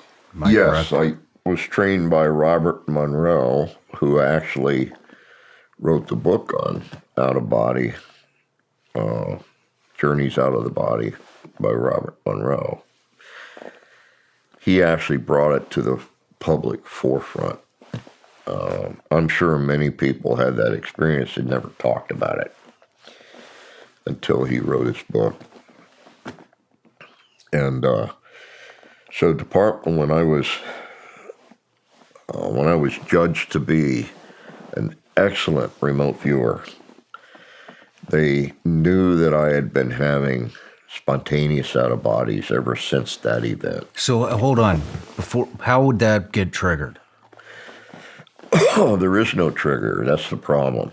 So it would just happen. It would just happen. Does it still happen? Yeah, I still have spontaneous out-of-bodies every now and then. There's a way to initiate them,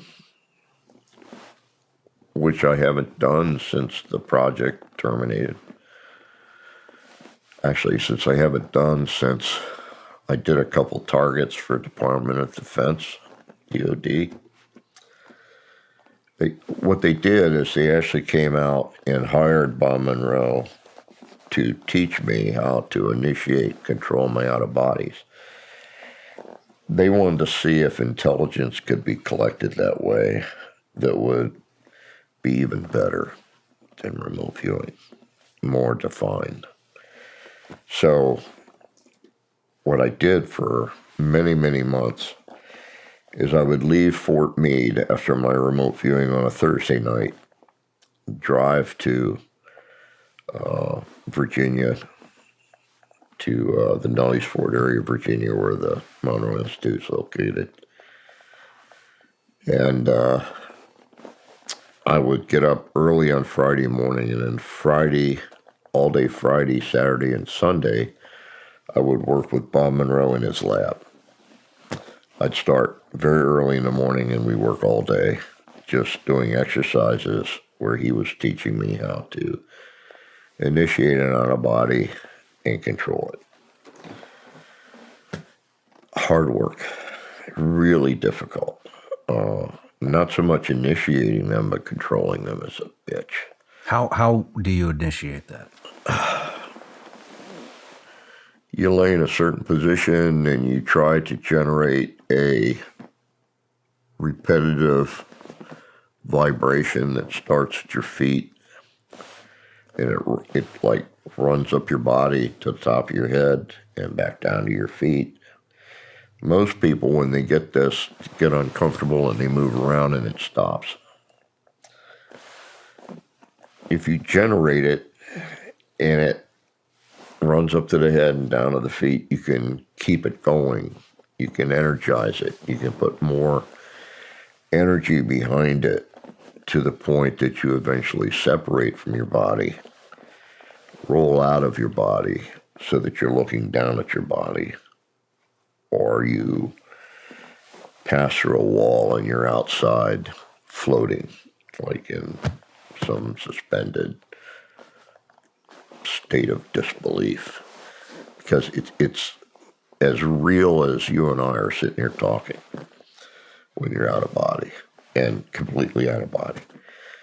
If you're not generating a fear of it, or you're not falling victim to being afraid of what might happen, that sort of thing. So you need to be in full confidence. Yes.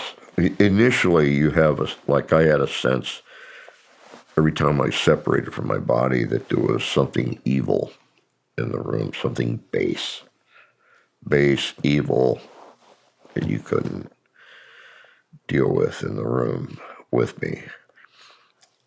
And I'd ask Bob about it. He'd say, I'd be inside this black cube, shielded box laying on the bed.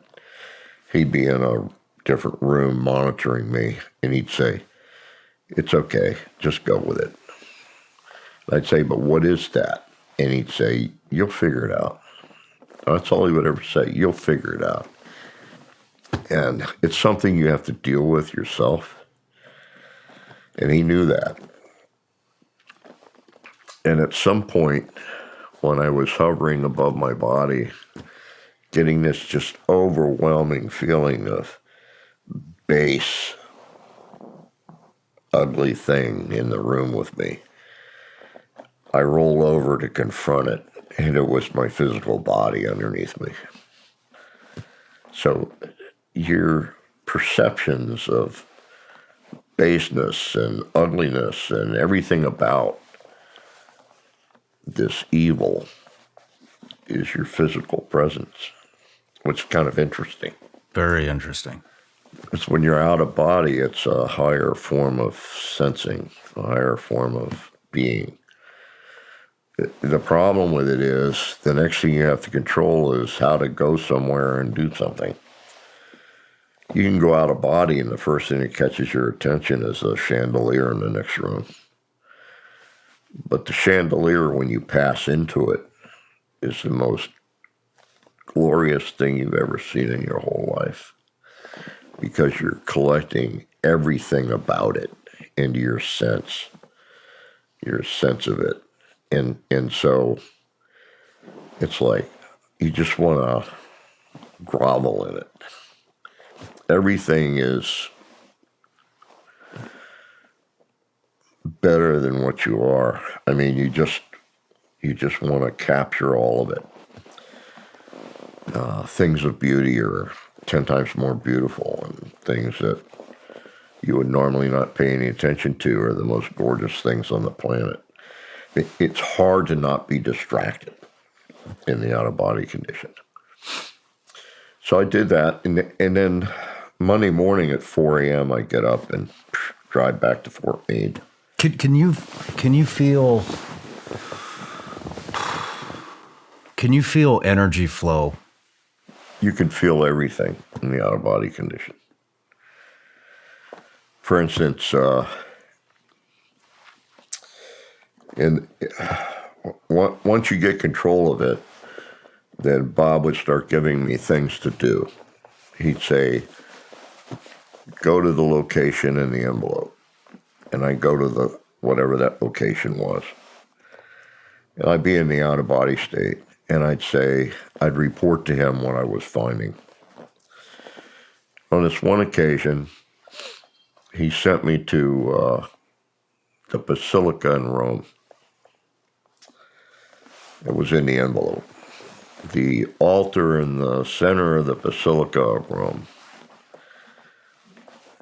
So I landed there in the out-of-body condition, and there was a beam of white light that came through the center of the dome and just splattered on the floor. It filled the whole room with light. And I told him, this is a place of light.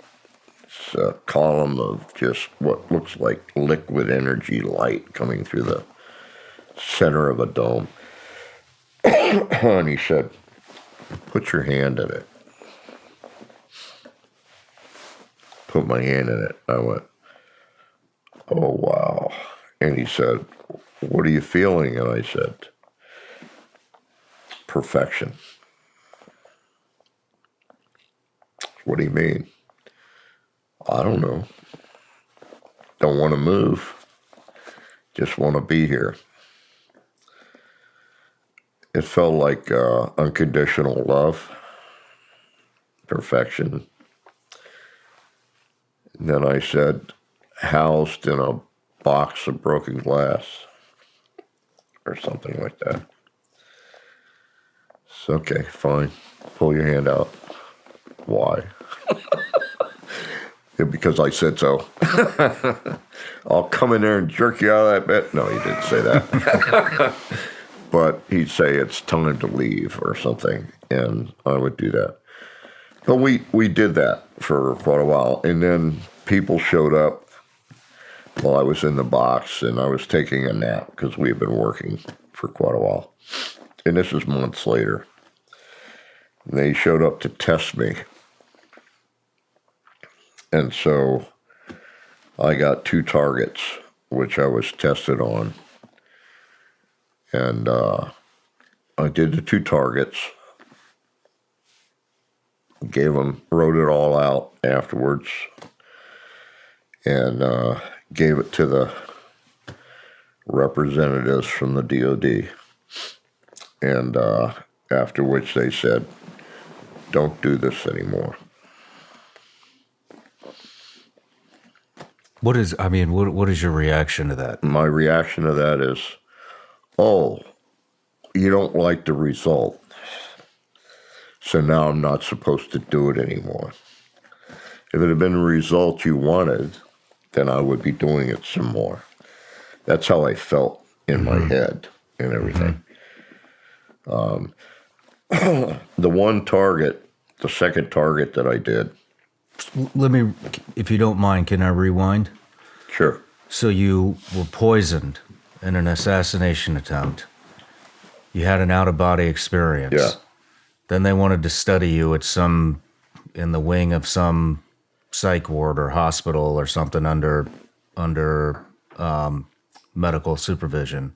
I don't think it was study. I think they were trying to determine whether I had irreversible brain damage or whether or not I was still sane and straight. From there, you went to be trained by Bob Monroe on out-of-body experiences. No. From there, I finished a complete another tour. Okay. In Germany, northern Thailand, did some things in other countries, and then came back to the States, made warrant, was in charge of my MOS, and then recruited by the psychic program, developed my psychic abilities to the point that some have said it's the best in the world. And that's when they decided, well, maybe it would be even better if you could go out of body to a target. Okay. And collect data.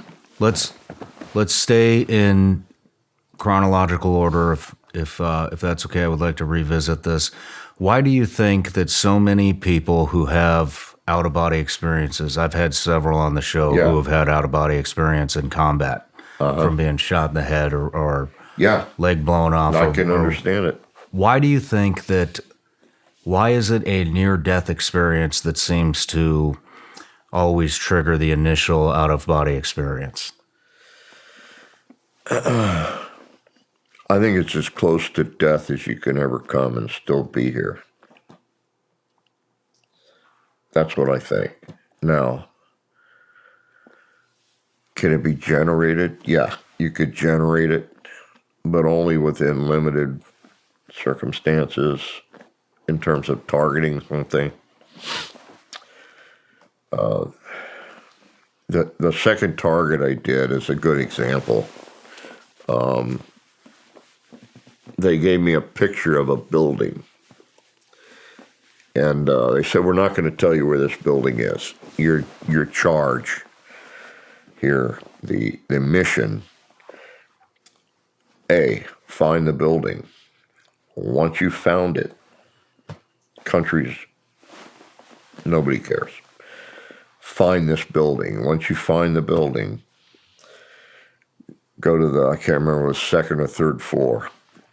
Pass through the wall. Go down the hallway. Find the bank vault door. Pass through the vault door into we'll call it a lab. Go to the northwest corner and there's a table, and on the table is an object. Push your face into the object. Collect as much data as you can. Wake yourself up and draw it to detail in scale on a piece of paper. That was my mission. It took me 2.5 weeks of out of bodies just to find the building. And when I found the building, it took 3 or 4 out of bodies to get to the vault room. But I was finally able to pass through the vault door, which is an experience in itself. Passing through a vault door, you can actually feel it. It's like peeling your way through an onion with your molecular shape. I don't know how to explain that. But it's like you can feel every molecule as you pass through it. I don't think it's so much the material as it's the denial of access that does that to you. I can't explain it. But you get inside the room and you go to the northwest corner. I'm not sure I was at the northwest corner. I just went to wherever the table was. And there was an object about this size on the table, and I pushed my face into it, and I memorized it in detail. Tried to understand how the parts interworked with each other, that kind of thing. And then woke myself up, and I went in. I had a drafting table in my home, and I drew a detailed picture of it. And I rolled it up, put it in a tube, and mailed it to the people that had tasked me. They came out some weeks later, 2 guys, and they said, we have some questions we want to ask you. And I said, fine. They said, where did you take high-energy physics? And I said, I have never taken high-energy physics anywhere. Okay, who do you know that's a high-energy physicist? And I said, I know one guy, Ed May. He's my good buddy from the lab, LFR, Laboratories for Fundamental Research. I've known him in the remote viewing area since I started. I said, I know him. He's a low-energy physicist. I don't know any high-energy physicists. Okay.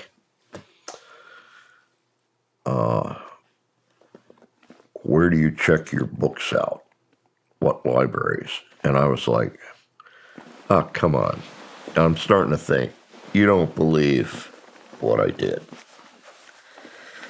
You think I just psychically figured out what it was, and I've asked people in detail about it. No, we just really want to know where you sign your books out. So I gave them permission letters to go to the 2 libraries I used and ask, what books did he sign out? That sort of thing. I think they were very badly misled when they saw what books I signed out. So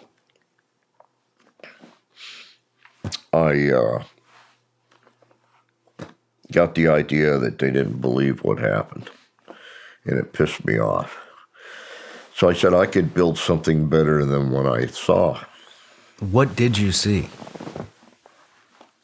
I'm not sure. Some kind of a trigger or something. For a device of some kind. I don't know. But I knew I could build one better just by going into light fiber. This was a copper wire thing. I said I could speed it up 100,000 times with light fiber. In fact, I could make it so fast it would get warm when it runs, or hot even, and melt down. So I'd have to put it in an acrylic cube and run coolant through it.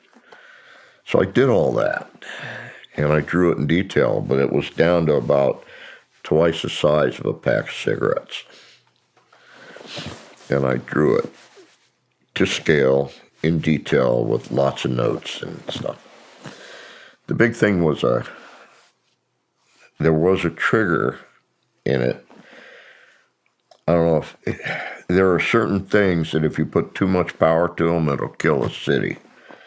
You know, it'll shut all the power down. It's like the big lights over a football field. If you just snap a switch and turn them all on at one time, the city goes dead, goes dark.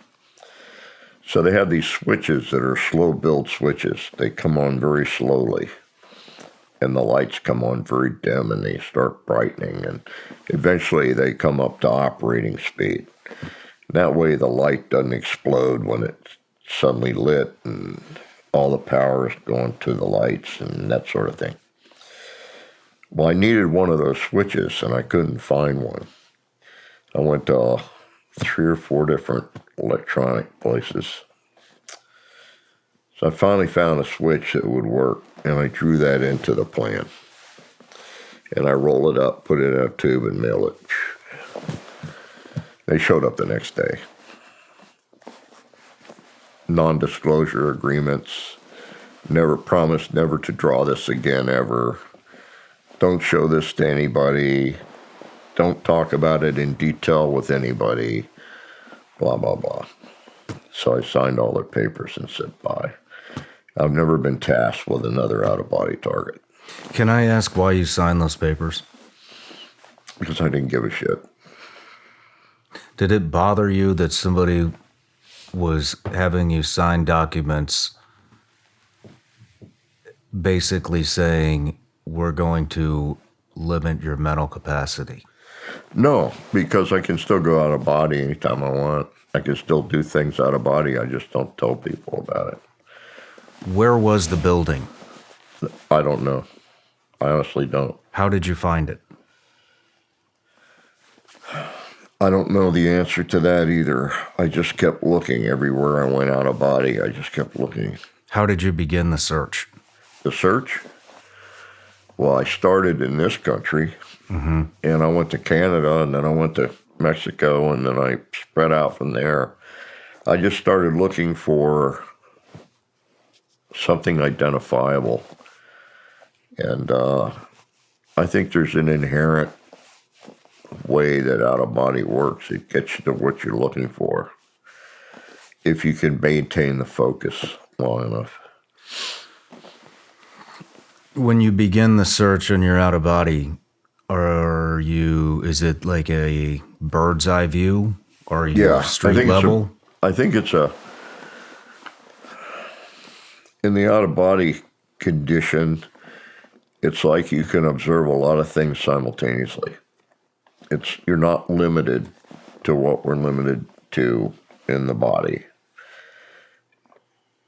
Is it intuition? Yeah. For lack of a better word, it's more than that, but that comes close to it. You're experiencing multiple locations at the same time, right. And you're able to process. Oh, yeah. Just in remote viewing, I'm able to process vast amounts of data. Because everything I get from a remote viewing standpoint, I don't necessarily retain. I get it, I start stacking it in different columns. One thing relates to another. I move columns around.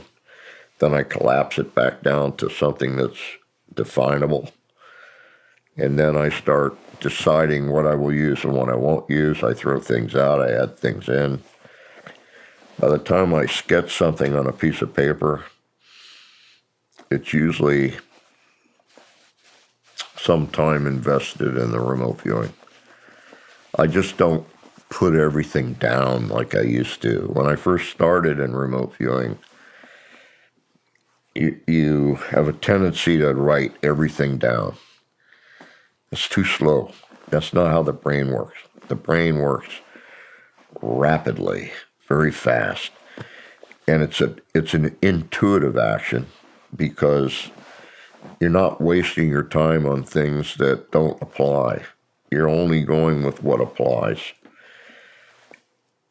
And in remote viewing, you come to a basic understanding for what it is you're looking for. And then you try to define it in the way it's being used. So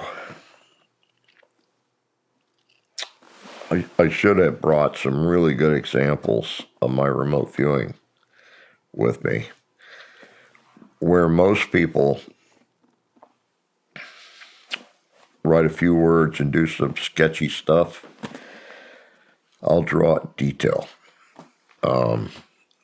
An example would be, if you want to hear an example. Absolutely. I would like to hear an example. Okay. There was an agency came to us and said, "Can you track a spy?" And we said, "Piece of cake." That's what I said. Piece of cake. My buddy, Dr. May, said, "Yeah, I think we could do it." And I said, "What's in it for us?" Because I was working for the lab at the time. And I knew that's what he would say. And they said, "We'll give you, I don't know, I can't remember now how much it was. Let's say $250,000. If you can prove you can track a spy, we'll give you $250,000. And so we said, "Sure, piece of cake." So my targeting material, you ready for this? Social Security number. What does that tell you about a spy? You don't know if it's a 14-year-old or an 85-year-old. Mm-hmm. You don't know if it's male or female. You don't know if it's Chicago or San Francisco or New York City, right? Mm-hmm. Okay. That was my targeting material. And we'll call you on the phone at different times and ask you to tell us where our spy is. Okay. So, first call I got was like 3 months later at 12:30 midnight when I was out on the West Coast working in the lab. But when I first arrived, I was in San Francisco staying with a psychologist that we had working at the lab, a guy named Nevin Lance. So I'm staying in his home with him and his wife. And he gets awakened at 12:30 midnight. "Hey, there's some guy on the phone that says he wants to talk to you." He woke me up. So I went to the kitchen and I answered the phone. "Tell us where our spy is." So I said, "Okay," and I hung up and I drew a picture of, I'll think of it in a minute, Altoona Pass, down near, I want to say Palo Alto, but it's way further south than that. It's where they built the first group of wind generators. It's called Altoona Pass. So I drew hills, and I put in the towers, and I put the rotating things on them. And I drew dotted lines together. I said, it's a big electrical grid. It's collected by the wind. It's a wind generating area. And he's parked by the central tower in a rental car.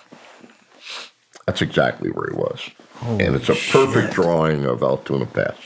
So, what do these? What do they say to that? Are they in disbelief? They didn't say a word to us. We just sent them that. So, They said, okay, thank you. Didn't say a word. Dr. May says, I'd only give you 99% on this one if it's true, because you didn't tell me what color the rental car is. So we're kidding with each other about that stuff, okay?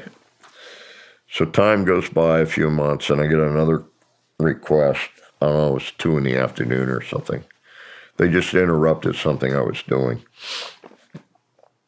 Can you tell us where our spy is? And I said, I worked out, on such and such a date at such and such a time. Where was our spy? So it's middle of the day.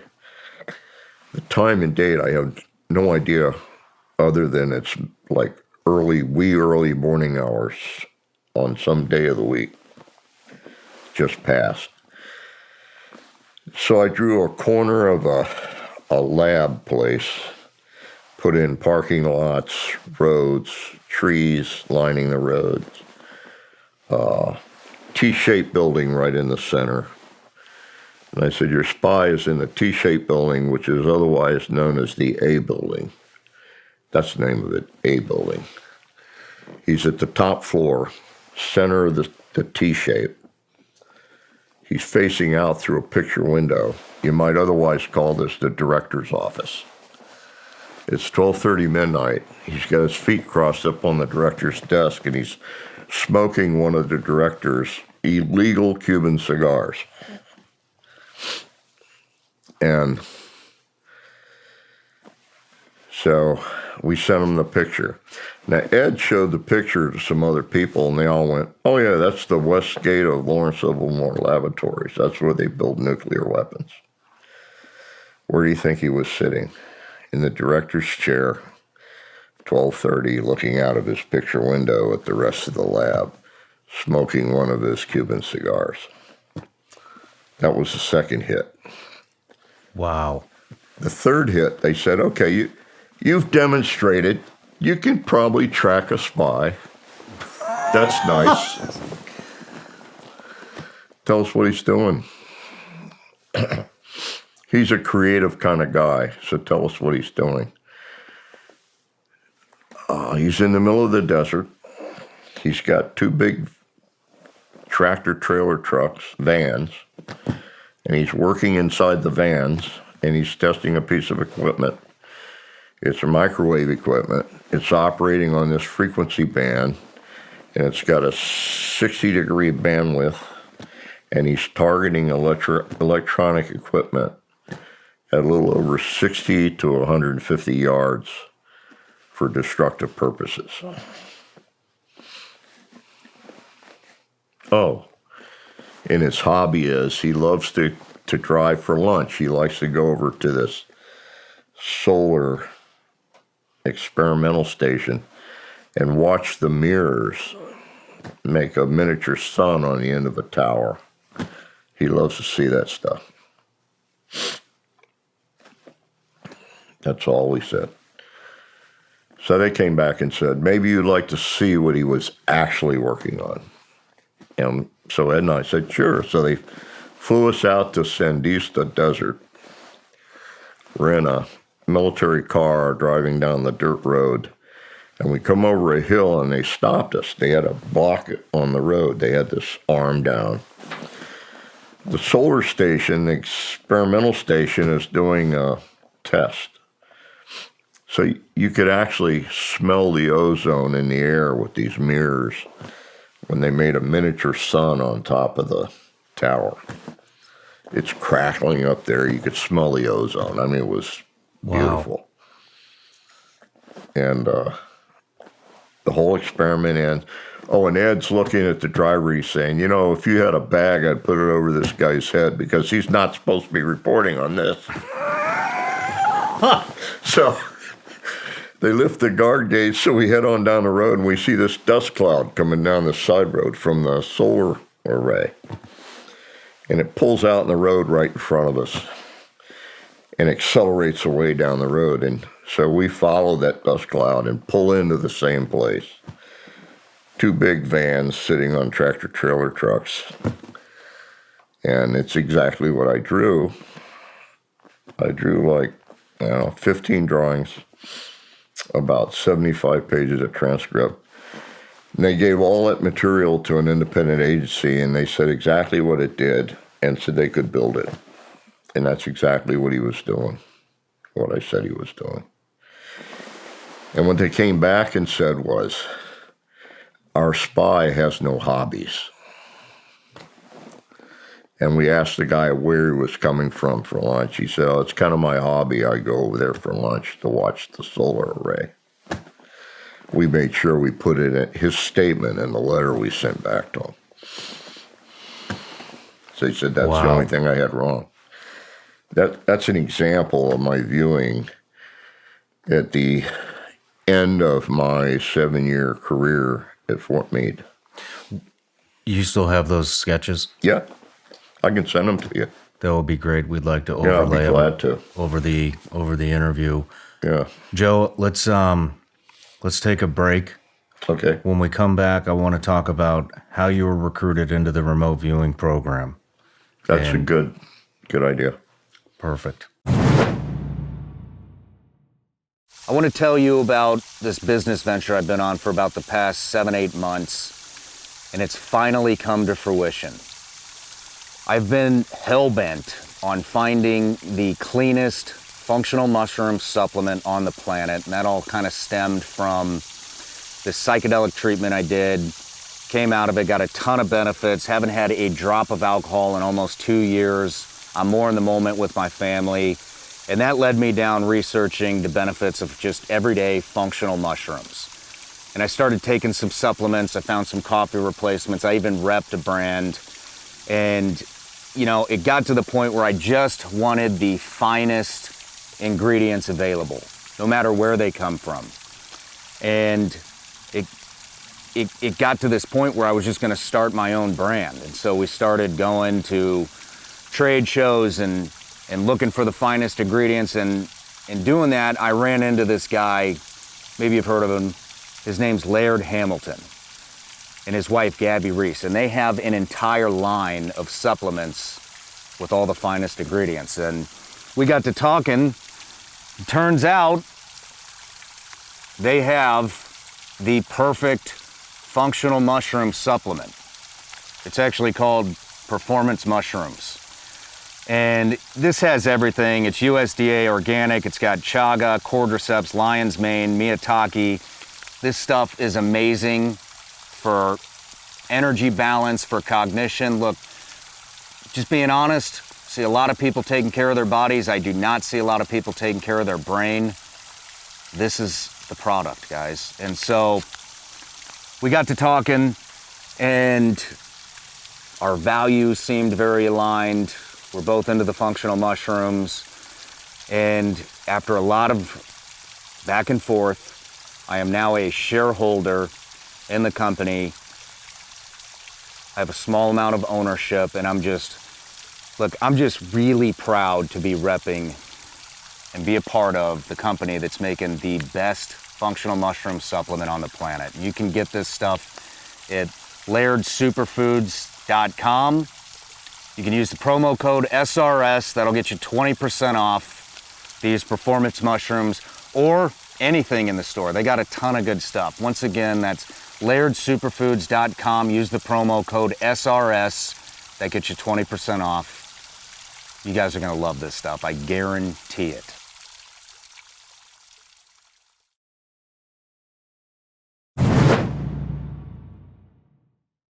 I want to give a big thank you out right now to all the Vigilance Elite patrons out there that are watching the show right now.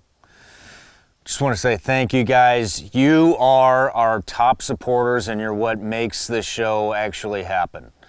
If you're not on Vigilance Elite Patreon, I want to tell you a little bit about what's going on in there. So, we do a little bit of everything. There's plenty of behind-the-scenes content from the actual Shawn Ryan show. On top of that, basically what I do is I take a lot of the questions that I get from you guys or the patrons, and then I turn them into videos. So we get, right now, there's a lot of concern about self-defense, home defense, crimes on the rise all throughout the country, actually all throughout the world. And so We talk about everything from how to prep your home, how to clear your home, how to get familiar with a firearm, both rifle and pistol, for beginners and advanced. We talk about mindset. We talk about defensive driving. We have an end of the month live chat that I'm on at the end of every month where we can talk about whatever topics you guys have. It's actually done on Zoom. You might enjoy it. Check it out. And if Zoom's not your thing, or you don't like live chats, like I said, there's a library of well over 100 videos on where to start with prepping, all the firearm stuff, pretty much anything you can think of, it's on there. So anyways, go to www.patreon.com/vigilanceelite, or just go in the link in the description. It'll take you right there. And if you don't want to, and you just want to continue to watch the show, that's fine too. I appreciate it either way. Love you all. Let's get back to the show. Thank you. All right, Joe, we're back from the break. We're getting ready to dive into how you were recruited for the remote viewing program. Before we do that, I'm curious about your bracelet. Does that have any meaning? This bracelet? Yeah, that bracelet. It's actually, it's kind of somewhat similar to one that I gave my wife. It's made by a congressman who was also a Native American. Really? Yeah, in New Mexico, and I happened to be working at the Los Alamos lab at the time. You worked at Los Alamos? Well, I worked there in terms of being studied. Okay. They did a study for 2 years of hopefully me doing remote viewing, but it was in a mu metal shielded room on a bean bag where they suck the air out of the bag. It matches your body. You lay on your face, and they had a large can filled with liquid nitrogen and 7 squids, what they call squids, subquantum interface devices, and it was pressed with a robotic arm to the back of the skull, and it measured each individual axion firing in the brain whenever we did something. And what they learned is you can't capture remote viewing that way. Second thing they learned is not all thought happens here. It also happens behind your elbow, behind your knee. Your entire nervous system is filled with actual brain cells. So there's thought and action that takes place throughout your nervous system. We actually knew that 8 years before it became public knowledge through somebody else's study. We just got that by accident. Wow. That's public knowledge, huh? Yeah. The cool thing was that when we leased the lab to do the study, the people that actually worked in that lab before we leased it from them were told by letter from their boss, stay away from these people, they're nuts. They snuck in anyway and observed what we were doing and read some of what we were writing and that sort of thing. And when our 2-year study was over, we got an application for employment from every single person working in that lab. Wow. Because we were doing something more interesting than they were doing in the government lab. Wow. So. That is, man, I can't bring anything up without you having something to, yeah. It's crazy. It's fascinating. It's crazy. I love this interview. We had people with actual, that were Nobel laureates, actually made statements to us where they said, even if you proved it beyond the shadow of a doubt, we'd still deny it. Nobel laureates saying that. Yeah. I mean, and unfortunately, having done a demonstration in front of the Senate Select Subcommittee for Intelligence way back, I had somebody in that committee tell me in the middle of a demonstration of remote viewing, stood up and said, "Sir, you are doing the work of the devil and you will burn in the fires of hell." And he ran out of the room. Wow. That's one of our senior senators. I actually said that. Made all the hair stand on the back of my neck. Yeah. And then when we broke for coffee, had another senior senator give me a big hug, wiping tears out of his eyes, and he said, "You're doing God's work, son. Keep it up." And all the hair stood up on my neck again. It's like, I can't tell you who I'm working for. It's like insanity. Yeah. That people go right to that. They go right to theology, religion. In many cases, if I don't blame what I do on God as a gift from God, then I'm the devil himself. But if I said it's God's gift, my son, you are perfect. That kind of thing. Yeah. It's, we want you on our bandwagon or we don't want you. Yeah, it's ever since I've been diving into these kind of subjects, everybody wants to tell me how to think, about them. And Don't let them do that. I guess just like anything else, right? Just like politics. If I don't agree with you, power. well, let me guess. Now we're going to go into 30 minutes of you trying to convince me why I should think exactly like you, Yeah. And let's just save it because I'm not going to. Not going to happen. But anyways, grill flame or gondola, which one is it? How At did the it start? beginning, it was called Gondola Wish. Gondola wish. That's when it was an idea in the eye of somebody, Okay. which was basically Major Keener and Skip Atwater, or Frederick Atwater, who was a first lieutenant at the time. Okay. And they both worked for the 902nd Military Intelligence Group, which is a counterintelligence operation. They proposed a project in which it would be pursued. So how did you get recruited? Well, I worked for a General Roy at the time. He was the commander of the Intelligence and Security Command for the whole Army, the intelligence business. And as I said, I was running my MOS with a GS-14 in an office directly over his head. And he called me in one morning, or had me come down and talk to him, I should say. And he wanted me to go out to Fort Meade and look at what they were proposing and come back and give him a briefing. He said, "I don't know anything about this subject matter." And I said, "What exactly is it?" And he said, "You'll have to find that out." He didn't want to turn me one way or the other. He wanted me to go check it out. So I spent the whole day there with Lieutenant Atwater and another major at the time. His name was Watt, W-A-T-T.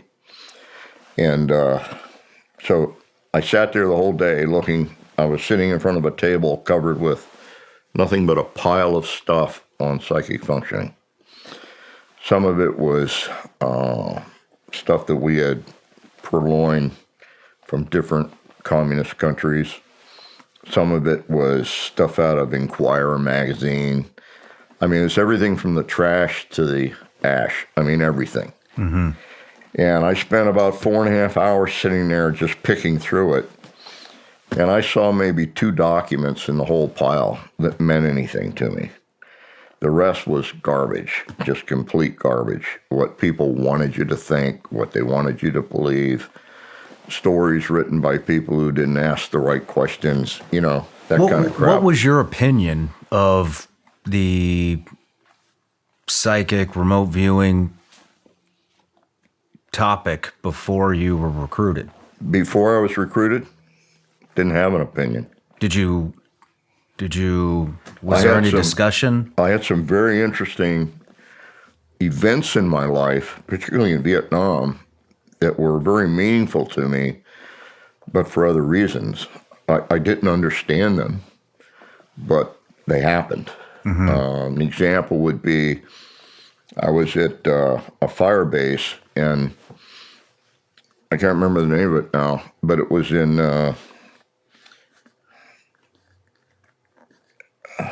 they landed helicopters there, and it was a support fire base. And I was there at TDY. I was there maybe a month running my the ANPRD-1s on the Jeep. And I was asked to fulfill a role there if they came under attack. I was a senior staff sergeant, so they said, what we would like you to do is if we come under attack, since you're only here TDY, we want you to go to the bunker with the radios and help to coordinate whatever fire support we get. I said, fine, not a problem. So we came under attack one night, so I took off for the bunker. And just as I got to the bunker, I started down the steps into the bunker, and I took maybe the first 2 steps. I was in a hurry. And somebody yelled, freeze, really loud. So I stopped, and I looked to see who yelled it. And the whole bunker dissolved in front of me, just collapsed. It was hit with, I don't know how many different RPGs or something. Maybe a zapper got inside. I have no idea, but it just collapsed right in front of me. So I would have been inside that bunker when it collapsed, but I wasn't. That's the one second time example. I've heard that. Huh? This is the second time I've heard that. Yeah, it was a voice out of somewhere, and it stopped me dead in my tracks. Otherwise, I would have been in there. Wow. The second time, in our base camp, which is on a hill, quite a distance from the 4th Division, Armored Division, and Pleiku City runway, and that sort of stuff. Special Forces camp. We were on like half a hill with the combat engineers. They were on the back side of our hill. We were on the other side. And our side faced this just vast openness of just nothing but scrub as far as you could see. And then it went into the foothills and into the tri-border area. And one of the things that we had there was, like I said, we were living in holes in the ground, which was perfectly all right with us. I mean, it was comfortable, unless you took a direct hit, and even then it would maybe go into the mud, and you'd get an upward detonation or something, and nobody get hurt. Get your brains rattled maybe, but that was it. Well, the engineers came in and built us these big concrete pads with these wooden buildings and put 10 roofs on them. And our commander at the time said, I want everybody to move in there because we're going to bulldoze the holes. And I refused. I said, the guys in my tent are not moving, and neither am I. Those are not properly fortified. They're not protected against attack by mortar. Until you got a layer of sandbags on the roof, I'm not moving anybody in there. And I couldn't convince him why it would be dangerous, because we had 4 of those buildings in a row. And everybody started moving in, and we refused. So we're out on a mission. When we came back, our hole was bulldozed over, and we were moved in there. So I told my guys, okay, until they do something to revet the outside of the building and put something over the roof, I want you to sandbag your cots, because at least then you'll have something you can lay up against. Because if something comes through the roof, it's going to pre-detonate above the ground. We're going to get spalling off the concrete floor. It's going to just chew this place up. They ordered me to get all the sandbags out, and I refused to do that. When I wasn't there, the commander came in, gave everybody a direct order. They started taking the sandbags out. I came back that evening. I was really hot. I went and argued with him. Came back in, crashed, fell asleep.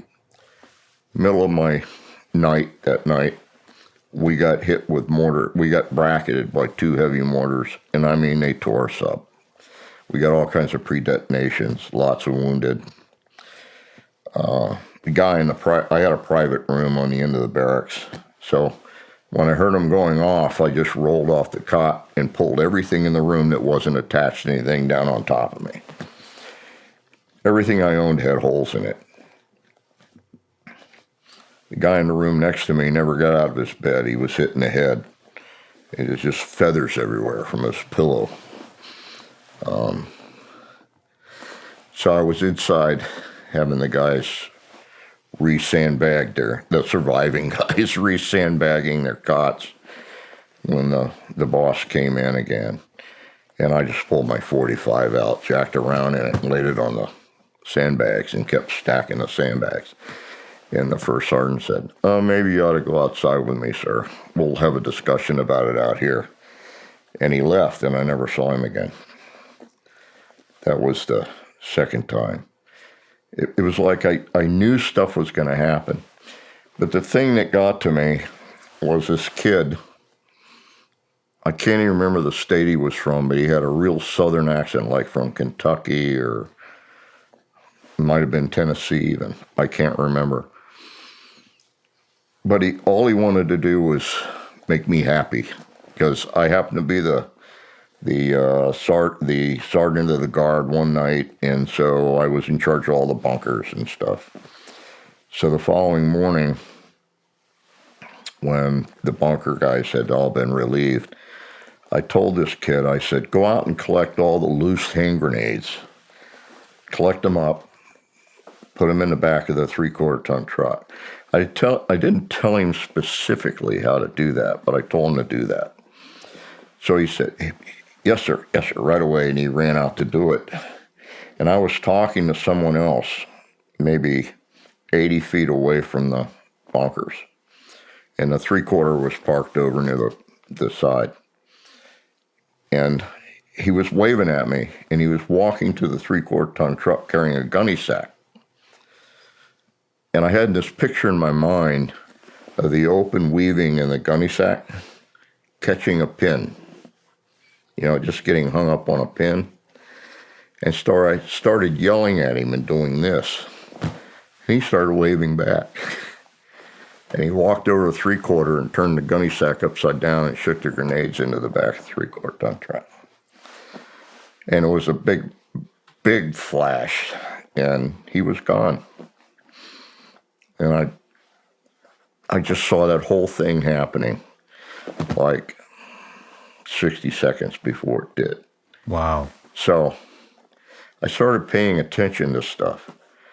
If I'd be sitting out on the ground, leaning against the sandbag wall or something, reading a book, and I get this funny feeling, I would get up and walk into the bunker, and we get hit with a couple mortar rounds, things like that. And guys started noticing that. So if I got up and went somewhere, they'd all get up and go with me. Like I went in a bunker, the bunker get really crowded with guys coming in, things like that. And so they said, well, you seem to know when something's going to happen. So you had articulated this. Yeah, I was thinking that stuff anyway.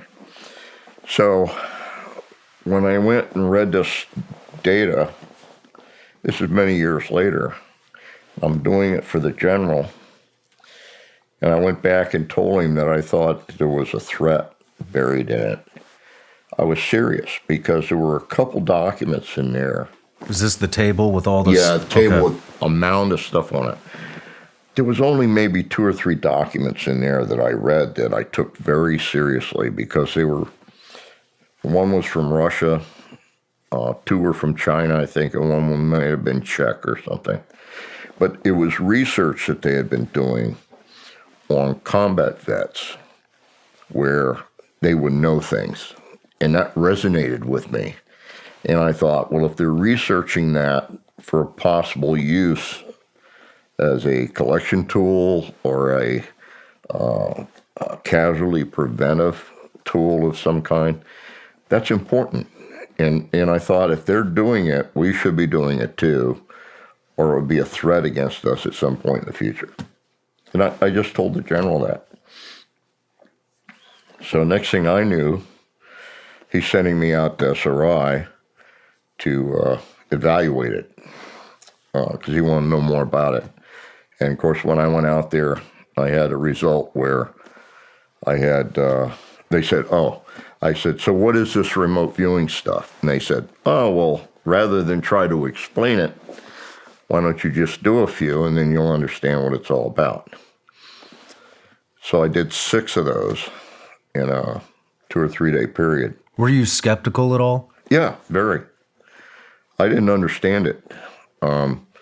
In fact, the first one I did, I went into this windowless room on the 3rd floor of the radio physics lab with Russell Targ, who worked there. And we sat there for 30 minutes just talking. And I said, so what is this stuff? And he said, well, just give it another few minutes. And after some time, he said, okay, it's 9 o'clock and Hal Putoff is gone somewhere. Well, it's randomly chosen. We don't know where he is. I don't know where he is. Nobody knows. Describe what he's seeing and where he's standing. And I said, okay, how do I do that? He says, well, what pops in your head? And so I described a place with thousands of crystals. So crystals everywhere. They're all beautiful crystals. Sunlight goes through them, splays out in different colors. And there's like a building there, but it's like a pillow. It's built like this, like a big pillow. And he said, are there any distinctive colors? And I said, yeah, one. Everything's white. Everything white. Well, almost everything. And he said, well, what's the other color? And I said, well, that pillow is a different color. It has red. No, it's white. No, it's red. And he said, okay, Joe, you got to settle on one or the other, red or white. Okay, it's white with kind of a red in it.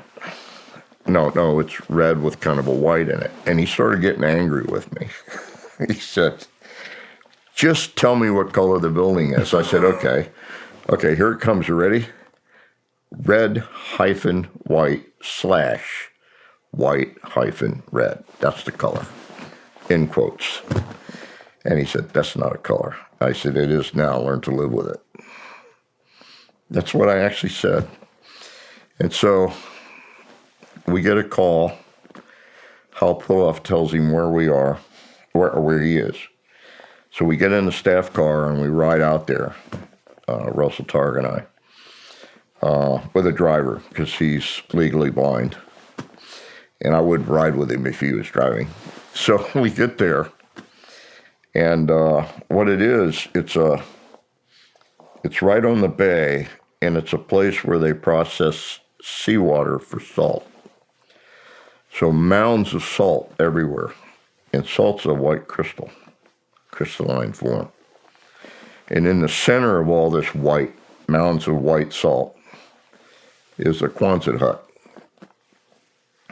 And it's enameled white.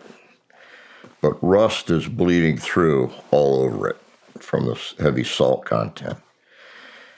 And Russell's standing there at the entry where we walked in. He's just standing there and he's staring and he said, that's about a perfect color that you gave it. So that's one of the first place matches I got later when it was independently judged. Are you doing this? I mean, what is the experience like? They tell you Hal Putoff standing in a spot, we don't know where he is, describe it. Mm-hmm. You go, how? They say, just tell us what pops in your head. Yeah. I mean, are your eyes open? That's what's popping in my head. Your eyes open? Are we like right now? We're talking right now. And it's this image just popping in my head. It's like... how clear is it? Clear as a bell. Like you're there. Like you're there. Only you don't know exactly what it is. You millions of crystals in piles everywhere. So the tiny little salt crystals are looking big to me. But there's big mounds of them. Okay? You understand? Yep. It's sort of distorted a little bit. Mm-hmm. but what you could say about it is absolutely clear. Mounds of crystals everywhere. Well, that's what salt is.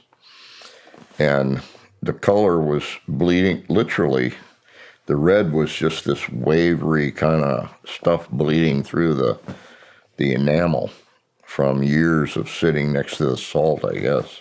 Can you see the visualizations from different angles? Yeah. Can you walk through them? Yeah. Can you touch them? Yeah. And you can feel them? Mm-hmm. And I think where the mistake's made is in the term remote viewing. That implies seeing it. You kind of aren't seeing it, but you are. What it is, it's a compilation of all of your senses. Most people go into remote viewing thinking, I'm going to see something, and so they're totally and completely dependent on their eyes. It's not just your vision. It's your smell. It's your taste. It's your feeling. It's your emotions about it. It's everything that you could possibly sense if you were standing in the middle of it. Everything you could possibly say about it that's right, but it's as though you don't know. You've never seen it before in your whole life. You understand what I'm saying? Mm-hmm. It's kind of masked that way. So where they make a mistake is they make a mistake in naming things or having the need to say what it is. No, nobody wants to know what it is. They want descriptors of it that come to you based on your senses, all of your senses. So if I'm doing a target and let's say I'm just going to throw out a hypothetical. Let's say it's a CIA guy and he wants to know what this spy was caught in South Africa and turned over to our country, and he's a Russian spy. And when he was caught, they haven't been able to determine how he encrypted his messages going back to Russia. That's more important than catching the spy, okay? So they need to know that, so they come to us with that task. Tell us how he encrypted his messages. So they might write that out. How did the spy from South Africa encrypt his messages? And they put it in a double-wrapped opaque envelope, and they put A on it. And I go in a room, and they throw the envelope with A on it on a table, and they say, tell us about A. And I just sit there and think about it, and what pops in my head, I tell them. But you don't know what's in the envelope. I have no idea what's in the envelope. It doesn't matter. What happened over time, as an example, initially, they knew they couldn't send somebody to a place in Russia that they want to know about. So how do we get that? Well, we could use GPS locations. So they would write out the GPS site, and they would give that to the viewer. And I was nailing GPS sites like crazy. So they said, obviously, Joe has an eidetic memory, and he's memorized important GPS locations in Russia. No, that's not possible. There's too many. What is actually happening is I'm actually getting to the target without the GPS site. So to prove it, we said, okay, if you believe that, take the GPS locations, put them in a double-wrapped opaque envelope you can't see through. Don't say anything, just throw the blank envelope on the table. And guess what? You still get the same target, okay? So, inevitably, somebody carrying a target from the CIA would show up at our office and they go, oh, geez, I left the envelope on my desk at Langley. And we'd say, okay, write down the target in the envelope I left on my desk at Langley. And guess what? Still works. So it's something else gets you to the target. What we think it is, and I wrote a paper on this 35 years ago. It's intention, attention to detail about the target, and expectation for outcome. And if you stop and think about it, if you don't have those three things, your job, no matter what it is in the world, is not going to work. Those are the three things you absolutely have to have. Can you say those again, please? Intention, attention to detail, and expectation for outcome. If you have solidified those three things, talked about them with the group of people you work with, I guarantee you success in the world, no matter what it is you're doing. Doesn't matter. That's how humans operate. It's how we think. It's where we go with our head. It's what gets us there. It's in everything we do, and nobody wants to believe it. And when I wrote the paper 35 years ago, they said, nobody cares about this paper. Today they're saying, oh, maybe it's one of the top 3 most seminal papers ever written. Why? Because every manufacturing company in the world, if they don't pay attention to that, they don't succeed. Every company in the world where they do original thought or creation or construction or whatever, they don't follow those rules, ain't going to succeed. There's nothing that we do as human beings that will ever happen if we don't pay attention to those 3 things. That's a simple recipe for how psychic functioning works. It's the same thing. It's where original thought is generated. It comes out of our mind as something we've never done before. It's new. It's creative. It's no one's ever thought of this. How could this possibly have not been thought of? Same place. Comes out of the same place. So why wouldn't original thought about a target somewhere not happen at the same time with the same strength as it does with a psychic functioning person, as someone going over tons of information trying to analyze their way through to an answer? It's the same thing. No difference. Did you know that you were the first one to be implemented into the program? Yes, I knew I was the first one that was recruited. Had they articulated why you? No, what they did is they said they let it happen by course. What they did is they went out and they looked at, they went out to all the commanders that they knew and they said, give us the names of all the people that you have working for you that seem to always come up with the answer, seem to always be the right person in the right, seem to be the most creative people in answering the problems you have to face, no matter what it is. And they came back with, 1,300 people or 1,500 people in INSCOM. Then out of that, they said, okay, we want to review the top 20% of those people. So they went through and they weeded out a whole bunch of stuff. And they came to maybe 130 people. They started interviewing everybody. And they reached a point where they had maybe 30 people were coming out on top. I happened to be in the 30 people. And I think that was more to do with General Royas sending me there and saying, I think this guy would be a good recruit. By virtue of the fact that he had brought me back, made me a warrant, put me in charge of my MOS. He did that because of my history, I think, because of the field reports, everything that anybody had ever heard of me about. I spent more time overseas. I did 6.5 hardship tours. Nobody does that unless they love what they're doing. And so he sent my name in. So I came out in the top 30. And then Russell Targ and Hal Putoff came from SRI to Fort Meade. And we were personally interviewed by each one of them. Hal Putoff and Russell had decided that since I had the 6 results I had, and from my interview, that I absolutely had to be in the 3 people they were going to choose. They were going to only choose 3 people because that's what they said their funding could cover.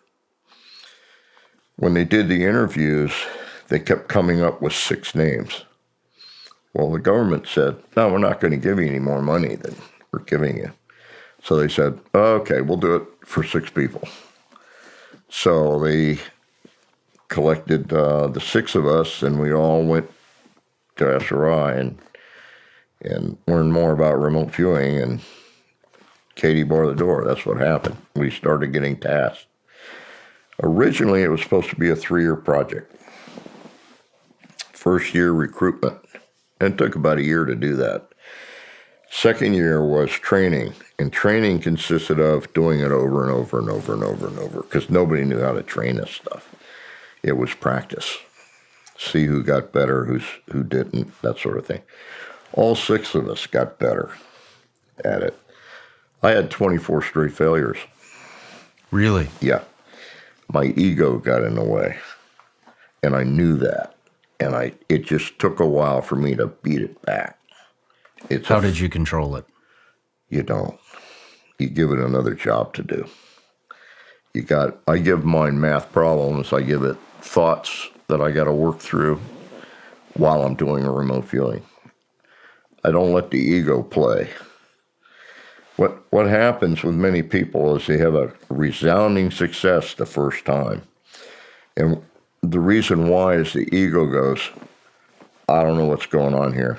I've never been exposed to this before, so I'm going to step out of this and see what happens. I am not going to fail. The ego steps out, resounding success.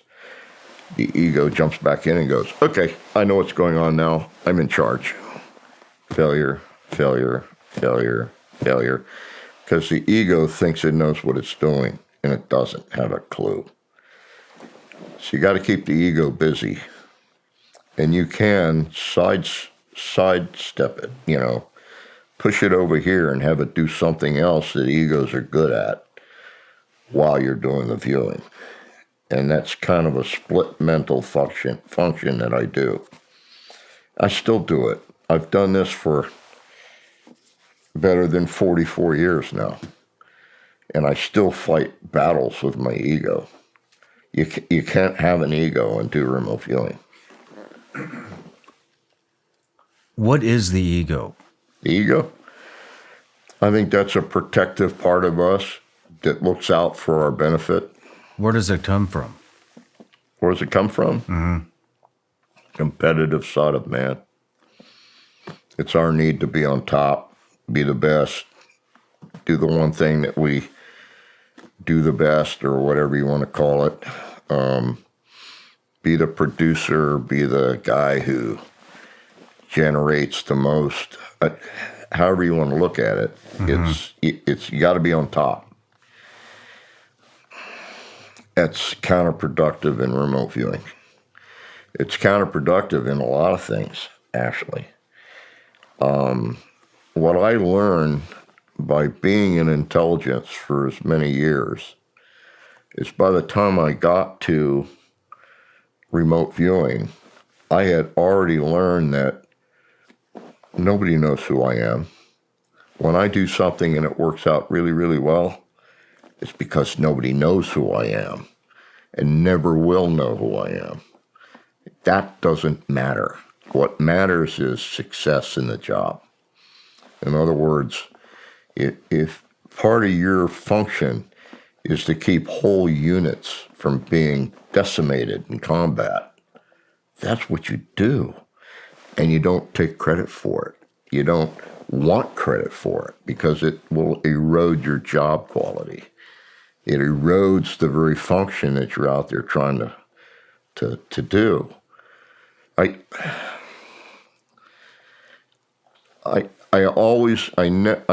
don't think 2 times in my life did I get a direct order to do anything as an intelligence guy.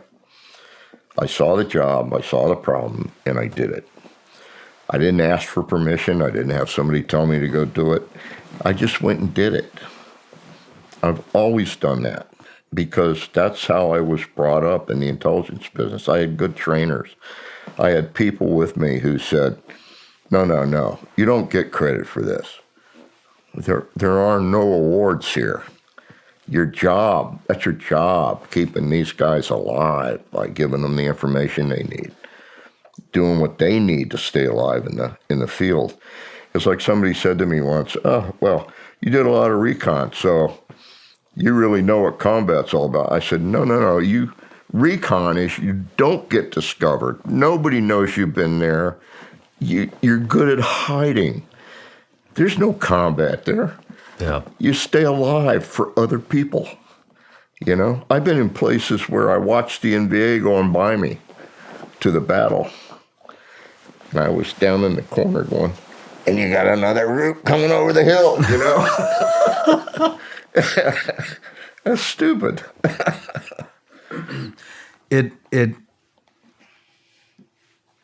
At what point did it become the Stargate program? Well, let's see. It was Gondola Wish, then it was Grill Flame. It was Grill Flame until we got outed by President Carter. President Carter stood up in front of a bunch of news people and said, you know that Tu-122 Bear bomber we've been looking for that disappeared 2 years ago?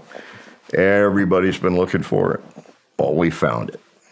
And we've turned it over entirely to the Russians. And one of the reporters said, how did you find it? And he said, we used our psychics. And he was holding in his arm a green folder with a red stripe, and it said Grill Flame on it. Cat's out of the bag.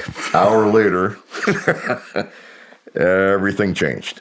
And we became Center Lane.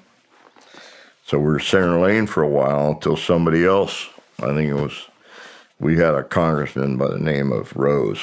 Everybody called him Rubber Lips Rose because you couldn't tell him anything that wasn't on the news an hour later. So he started talking about us.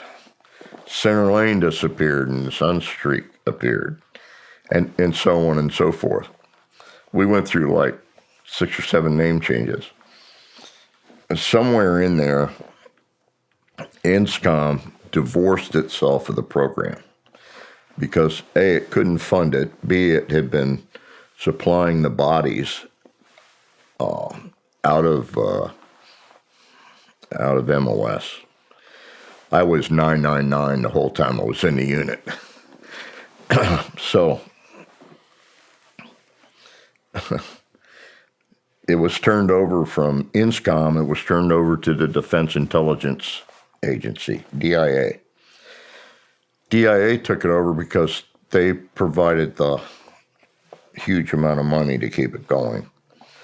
They were also wanting to take charge of it because by that point, this is right when I exited, by the way. By that point, it was not being managed very well. So DIA took it over. It became a bigger headache in management for them. So there were a lot of problems with it. So in the end, it was the CIA that was told, Congress told the CIA, we want you to take it over completely, turn it totally black and bury it. Make it go away from the public eye.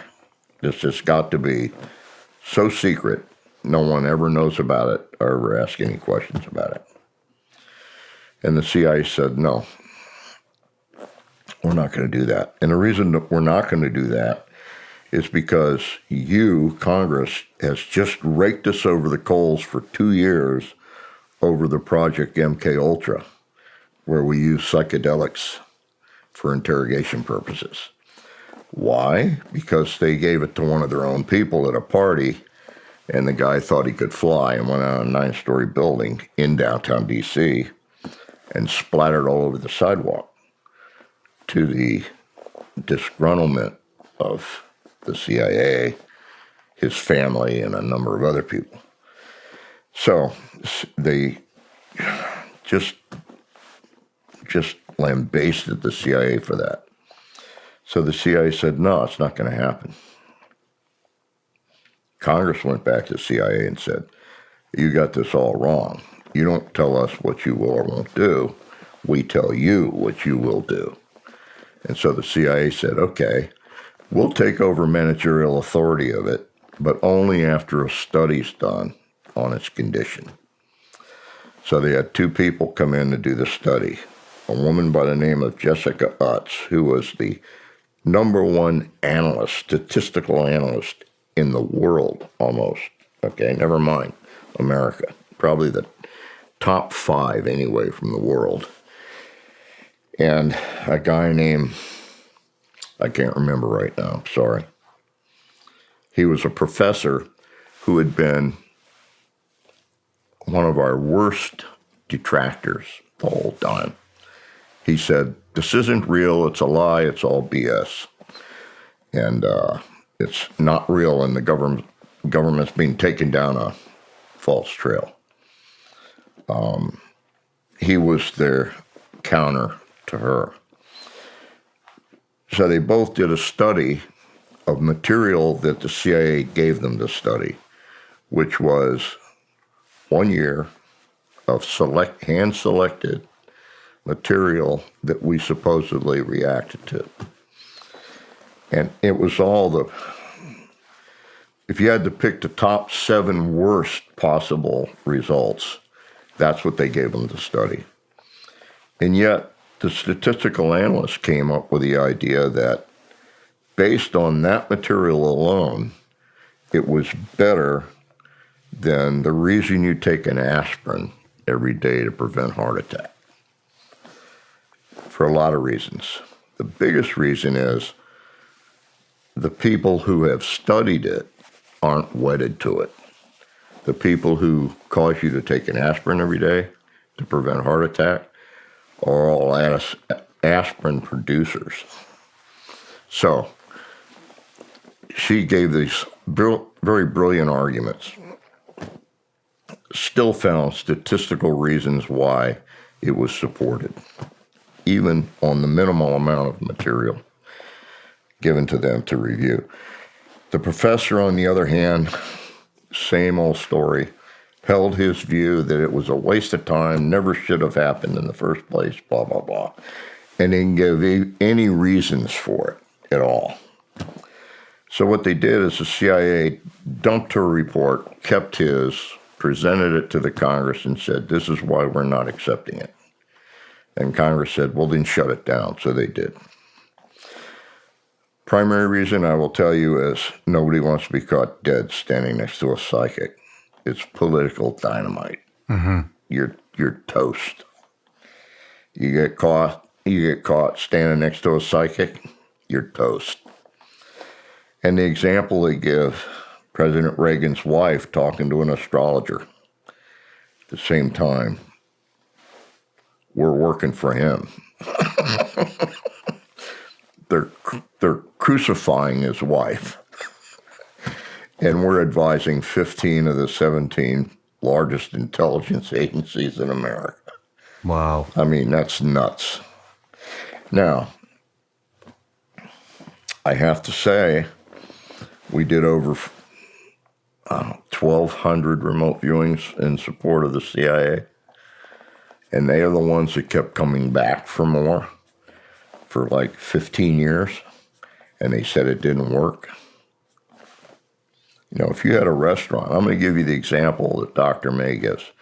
If you had a restaurant and you invited the top 15 food critics to your restaurant the day you opened it, and 13 of them came back the next day, and 15 came back the day after, and 12 came back the day after that, and so on and so forth for the next 15 years, would you say it was a pretty good restaurant? Yes, I would. You're damn right you would. Nobody will stand next to a psychic, though, so what can I say? And yet, we still had almost every agency we supported say and review and talk about everything we did to support them. And it's all available now. We published the science, pregnant we, Laboratories for Fundamental Research published the science of remote viewing in 4 volumes, 911 pages of volume, double columns both sides, tissue thin paper, 1.4 million words. There is more science backing up remote viewing than any other subject in history. Wow. Will anybody read those? No. All they want to do is say, I wouldn't believe it if you told me it was real. And yet, where are we? Buried our head in the sand. Do you think terrorists can't do this? No, they can. And in fact, we have proof, or there is extant proof I know of. I can't talk about it. But I will tell you there's extant proof that there are terrorist organizations teaching people trying to use it. And there are foreign countries using it to our detriment. Our allies have tried to use it and have failed because no one sends them to the people who have the science backing it up, who know how to use it, who have made all the mistakes, opened all the doors, all the windows to getting it where it operates proficiently. They don't ask those people. So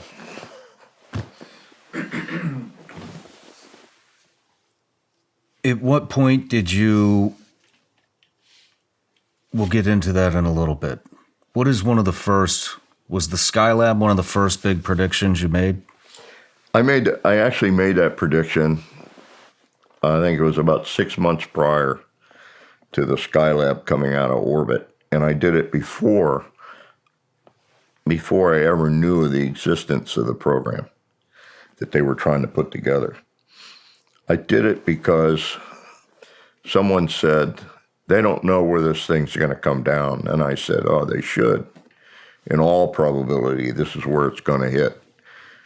And I said it was the left central area of Australia's desert, and that it would strike at a certain point and there'd be a debris field that would go out for so many thousands of kilometers. Now, rewinding real quick, Skylab was it the first Big lab that we had in orbit, and it had a lot of parts of it that we knew would not self-destruct when they came back in through the atmosphere. And we were concerned that some of the larger parts of it, like I think the atomic power plant, stuff like that, was going to crash in a big city somewhere, maybe kill thousands of people. Nobody knew. The scientists couldn't predict it. Its decaying orbit was changing dramatically every so many hours because of its rotation in orbit. So they knew the decay rate and everything, but they just didn't know where it was going to re-enter. And where it re-entered and its attitude on re-entry would determine its crash point. So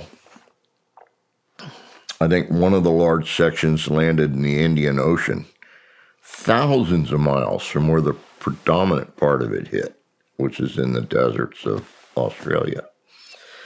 And the only thing I had wrong, I had said the hours and days. I missed it by a certain number of days, like a handful of days or hours or something. And I had it reversed because I had it going around the world this way and it was going around the world this way or something like that. So my debris field was where it would actually impact, and where I had it impacting was the debris field. Well, from what I understand, you're only about 60 miles off, and it was a 1 in 6,646,000 chance. No, I don't know where that comes from, but I can tell you, I was about 60 miles off. That's not bad. That is. But that's not the only place. I mean, it was a big chunk of it came down in the Indian Ocean. So there were other places where chunks of it came down, but the predominant part of it came down in the deserts of Australia, which is perfect. I mean, didn't hurt anybody, other than a lot of rabbits, maybe, or kangaroos or something. I don't know. And then there is the submarine incident. Yeah. Can you go into detail about that, please? The the target was, at the time, my understanding was it was the largest building that existed in Russia, north of the, or in the world actually, north of the Arctic Circle. It was a what they call a coal harbor, frigid harbor. They always had these big icebreakers sitting outside the harbor. They were building something in this building, but it was not connected to the harbor, so they didn't believe it was a ship or anything. But there was a lot of material going in off of railroad cars and stuff. There's a lot of heavy guards around it. They couldn't hire somebody to sneak a camera in and take one picture. They just didn't know what was happening inside this building. So I and one of my best friends, he's dead now. He died during the project. His name was Hartley Trent. Hartley Trent and I worked the target. And we both pretty much said the same thing, really. That it was a very, very large submarine, huge submarine. I remember somebody asked me in one of my sessions, how big is it? You keep saying big, huge. Well, how big is it? I said, well, it's about 33 feet or 30 feet shy of the length of a Soviet aircraft carrier. And probably 70 feet wide. Really huge. I said it's like two big half submarines being stuck together this way. And there was a number of other things we said about it. I can't remember all the details now, but the most important point was up until that point, all the Soviet submarines that carried ICBMs carried them straight up and down. So they had to stop the launch. That was like an 18-minute window where they were really vulnerable. This went away as a vulnerability because this new submarine, I said, had slanted tubes. So they could launch on the move. And there were some other things I can't remember now. But anyway, Hartley and I pretty much agreed on a lot of that. But I have to tell you, he was targeted separately from me, and I was targeted separately from him, and we never spoke to each other about it because we were under orders during remote viewing to never discuss what we were targeting in any way, shape, or form because they didn't want tainted information going across viewers. So I didn't know he was reporting what I was reporting, and vice versa. We sent the report to the National Security Council because that's where it was being targeted. The National Security Council had been targeting it for 2 years. Couldn't get any information on the building at all. So we sent a report in. It was carried in by an admiral by the name of Jake Stewart. I think his first name was Jake. I might be wrong there, but I do know his last name was Stewart because I had known him for some time. And he carried the report to the National Security Council, but then he brought it right back. And he said they won't accept it. They said this is just total fantasy. I remember talking to him about it, and I asked him why did they say it was fantasy, and he said because they're already centered on something like a troop carrier or something being manufactured there, and that it's not possible because it's not connected to the harbor in any way. I said, well, tell them the fantasy is going to be launched in 112 days. It actually made me angry that they just resented the information. So I said, take it back. Tell them the fantasy will be launched in 112 days. So Admiral Stewart, I guess, went by the NRO. I don't know if that's true or not, but somebody went by the NRO and had them order up a couple overheads of the harbor 114 days out. I don't know what happened at the National Security Council, But I do know they didn't care about our report, so they probably threw it on a shelf and ignored it. 114 days later, when they took pictures of the harbor, a channel was cut to the sea. The Typhoon-class submarine TK-089, first ever built prototype, was parked in the harbor, tied up to a Soviet aircraft carrier. I think they were using the aircraft carrier to blind anybody sailing by the port, so they couldn't see, or anybody who was looking into the harbor. And it was about 30 to 33 feet shy of the length of a Soviet aircraft carrier. Wow. It was a monster. Now, what I found out later, and nobody knew, is they built 8 more of them, and no one ever saw or heard of them. So where were they built, and how did they launch those that nobody knew about? When I was in Russia with Ed May, and after Perestroika and the wall came down and all of that, I met the chief of the Red Army, or whatever they call him, and he wanted me to sign a book that I written where I talked about the submarine, because when they declassified everything, CIA declassified everything, I talked about it in one of my books. And he thought it was disinformation for 6 years. That's what he told me. And I asked him why, and he said, because it was in your book, and I didn't know about any submarine. And so I said, then why do you want me to sign the book? And he said, because I just found out it was real. So I said, so I don't get this. How do you know it wasn't disinformation? And he said, he did this. He looked around and he leaned forward and he said, I know because our spy near DIA told me it was real. I went, oh, geez, what do I do now? So I said, would you give me the initials? He said, oh, no, I couldn't do that. They'd bury me under the front steps of the FSB. So I said, it's okay, I'll wait you go to sleep tonight. Get it from your head. That's all I could think of to say. And he ran out of the room. They came back in and grabbed this book, which I had signed, and took off with it. And then the general that that Ed and I were talking to said, you got to stop scaring my generals, Joe. He said, you just got to stop doing that. I said, okay, I won't do it anymore. Wow.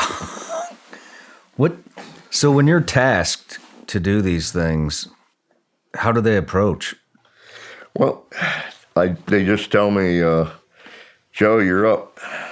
And I go in a room, which they're taping and monitoring everything. And I sit down with a monitor, and the monitor throws an envelope on the table. Neither he or she nor I know what's in the envelope. In fact, nobody knows what's in the envelope except the tasker who talked to one person, which is my boss in the remote viewing unit. And he puts the envelope together. And so nobody knows. And that way you don't get leading questions. It goes wherever it goes. Now, what the monitor is there for is the monitor brings to bear left brain actions, like questions that might come up. In the interaction between the monitor and I might say something like, well, it's this submarine and it's really huge. And he might say, well, how huge is it? And I'll say, 33 feet shy of the length of a Soviet aircraft carrier. Well, that elicits more information than I might be giving at the time. So you get way more information out of the interaction between two people. One who's being left brain and trying to stay in the world of reality, if you will, and the remote viewer who's in their own world, trying to figure out what the sensations are and everything going on in their head, telling them what to say. So what we found over the years was there were many occasions when that monitor would ask exactly the right question to elicit the response that answered the whole problem. So they're both being psychic, just that one thinks they're not and one thinks they are. You understand? Mm-hmm. So people, when they interact, don't realize it. But some are being psychic and some are not. It's a human trait. It's a human condition. Psychic functioning is normal with human beings. It's the norm. The difficulty is, I think, comes out of the fact that it's an ancient capability. It's a survival mechanism that has existed since the beginning of human. And as at the very beginning, we didn't have a language of detail where we could interact together and speak in great detail with one another about some subject. Or when we were going into a valley to hunt, we maybe went to our guide, our witch doctor, our leader, whoever, who was probably the most psychic person in the entire group, who said, hunt on the south section of that valley. And we would hunt there and find plenty of game, where if we hunted anywhere else, there wouldn't be. Or if we said, okay, we're going back to our old hunting grounds. There's 3 caves there. Which one should we meet at? Meet on the westernmost one. Don't meet on the other 2 because cave bears are living there. If they come back and find us there, they will kill us all. So it's a survival mechanism. People understood what their minds were telling them about their environment and everything. They had no other way of judging it. So it makes a lot of sense. Where did we become this inefficient? Yeah, where did we steer off of that? Because with that, there's no need for language. Right, there's no need for a language. And why? Because we lived in very small family units. The biggest tribe of people was probably 9, 10 people, all birthed out of the same families. And so we were all intimately related to one another, fighting for survival. And so we could actually read one another's minds, or the very thoughts that others were thinking in our group. Why did that go away? Well, because small groups started banding together, because there is strength in numbers.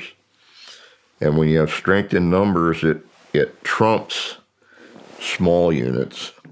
Strength in numbers, however, opens a flaw in the reading of minds.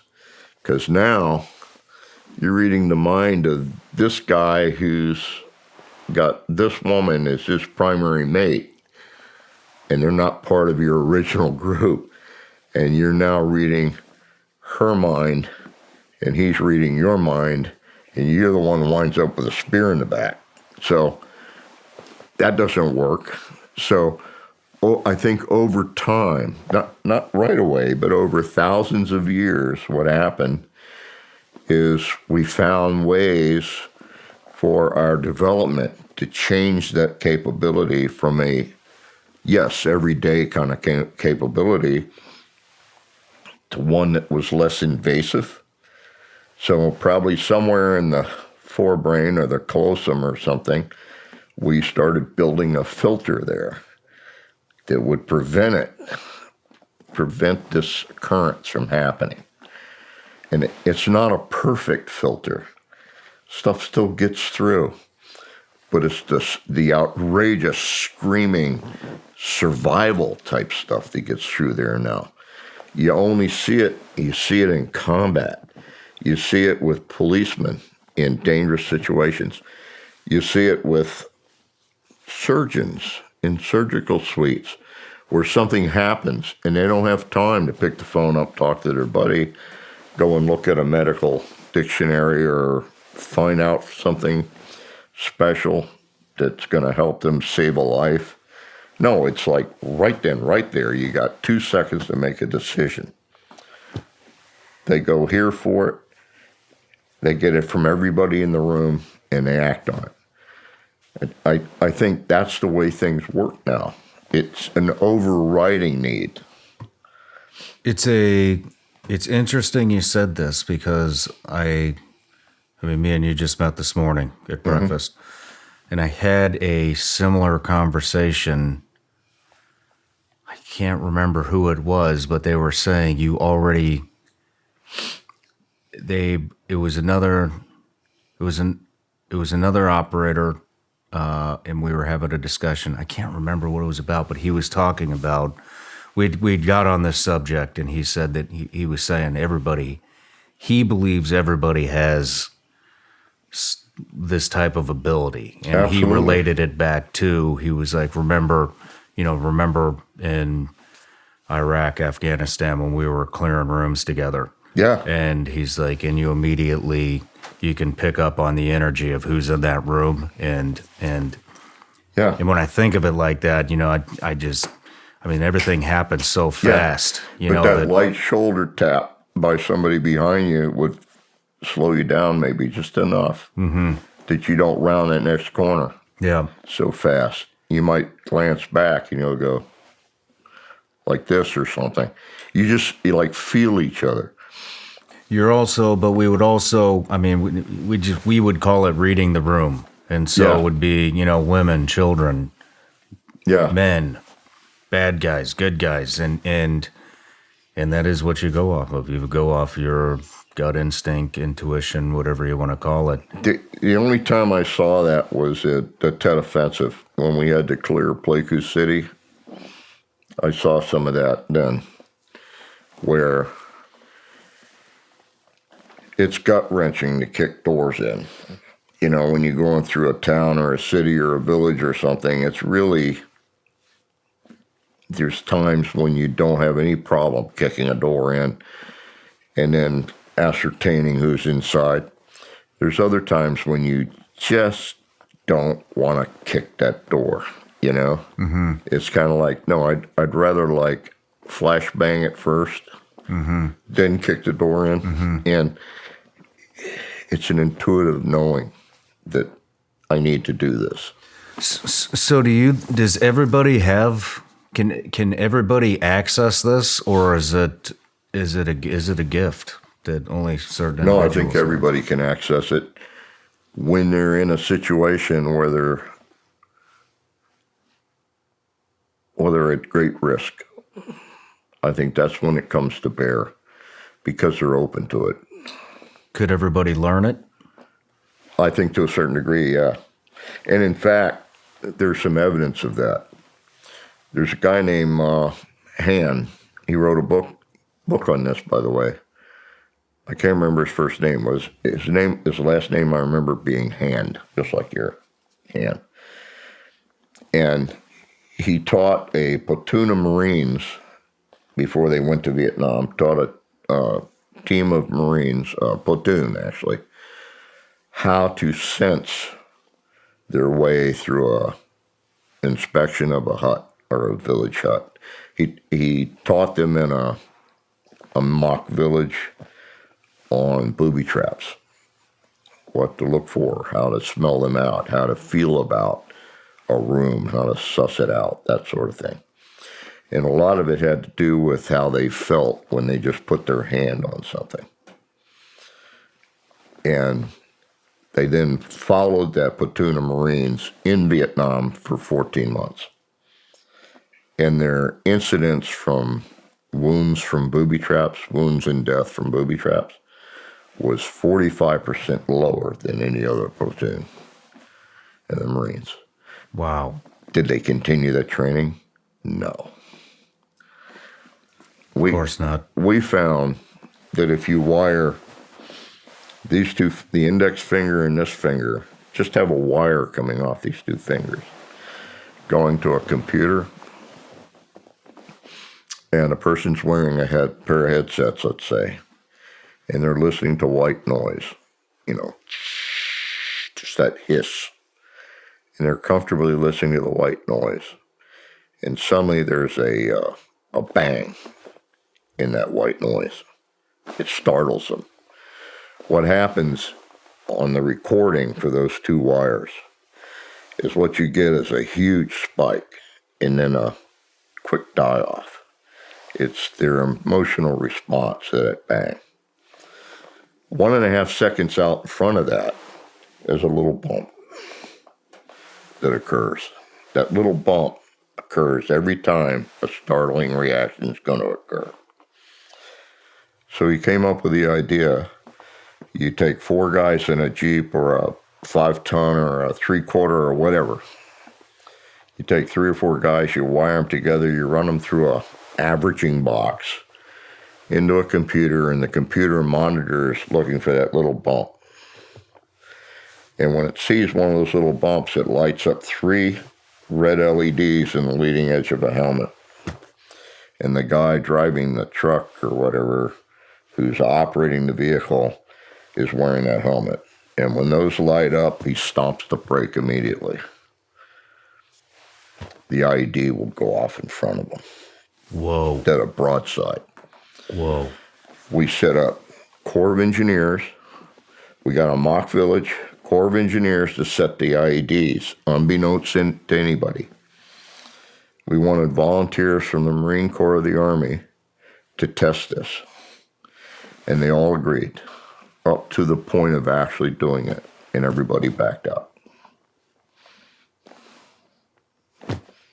Why? Why did they back out? You can demonstrate it.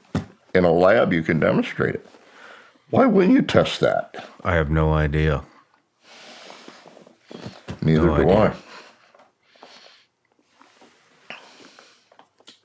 It's craziness. It is. It is. But all human beings have these capacities. It's built into us. I mean, it's a survival mechanism. It's ancient. It goes back to the beginnings of human. It's the reason we covered the earth. We're in charge of the entire world now. There are no cave bears anymore, no saber-toothed tigers. The predators of humans are all gone. And we don't have long nails. We don't have extra fur. And we certainly don't have the savagery of a saber-toothed tiger. Why aren't we gone? Mm-hmm. Mm-hmm. They are. All the predators of humans are gone from the beginning of man to now. Except man itself. Except man himself. And guess who the greater predation's coming from on man is man himself. So, can you remote view through time? Yes, not a problem. You can go back in time, you can go forward in time. And there's some proof that no human being operates in the moment, ever. We're affected by our past, we're affected by our future. We know that to be true. We just don't know what the aperture is. We do know going into the past is way easier than going into the future. And the reason why is you go into the past, all the concepts that support action in the past, you're familiar with. Like you light a stick of dynamite, it's going to blow up. And you know that because that concept's real. So you go into the past and you see a booby trap with dynamite. It's understandable. You go into the future sometimes just hours, maybe a week or 2 weeks or a couple months. Things happen for which there's no existing concept that supports it. An example would be, let's say we live in 1970 and we target a lab, a specific room in Sylvania Labs in 1975, where they built the first pump laser, where they got it up to enough range to punch a hole through 4 inches of stainless steel. Target that in 1970 and tell me how they did it. You can't. All you can do is say, there's a beam of light going through 4 inches of stainless steel. Mm-hmm. How did they do that? Beats the hell out of me. It's like somebody said to me once, I got targeted on an accelerator, and I tried to sketch it. Have you ever been inside an accelerator room? Not to my knowledge. You couldn't photograph it. Never mind sketch it. I mean, it's like, and I told the guy, I said, I'm trying to draw this thing for 2 hours, and I finally said, oh, to hell with this. It's an accelerator. There's no way I could draw the goddamn thing. I mean, excuse me, but I mean, Would it be possible to manipulate the past or the future? manipulate what again? Would it be possible to manipulate time? Some things that have happened in the past or things that are going to happen in the future? Yeah, I suppose you could if you had enough advance warning on something. You could be looking for it to the point that you could use it. Well, I mean, I guess you actually have already answered my question. If with the lights, and the helmet and stopping it for an ID, that would be technically manipulating the future. The things we don't know is, does that become a permanent thing, or do people learn their way out of it? In other words, that's all fine and good. It works perfectly for, let's say, 3 months. Mm-hmm. And it works so well, they don't know what an IED is. And so it slowly dissolves that little bump away. And the next IED gets them all. Gotcha. And now you're back to, Gotcha. I mean, I have a lot more of your remote viewings that I'd like to discuss, but another question that pops into my head is how do you keep yourself from exhaustion? Meaning, I could see somebody like you becoming somebody's favorite new toy. Yeah. I want to know this. I want to know that. I want to know this. I need you to do this. And so how do you... Did that had to have happened with all the egos in DC and then within the intelligence agencies. The first occasion, and it's one of the primary reasons why I retired from the Army. From mid-1982 until September 1st of 84, I was the only viewer. There were no other viewers. They brought in new people, but they were self-selected. These were people who said to the general when he asked, and that was a different general now, General Bert Stubblebine. Whenever he asked someone, what do you think about this? They said, oh yeah, and I'm psychic. Okay. And he bought it and brought him back to the headquarters. But then they had to be trained to be psychic. And the training everybody bought was the training devised by a guy named Shawn, who worked for Stanford Research Institute. He came up with a training system that was never approved by anybody. Everybody thinks it was approved by Hal Puthoff. It never was approved by Hal Puthoff. Hal Puthoff allowed him to do that because he needed the training system to maintain the project research. And so Ingo Swann became the trainer of the Army people that were recruited by self-selection. The problem with that is there's so much wrong with that. You now have people, like I said, anybody can remote view.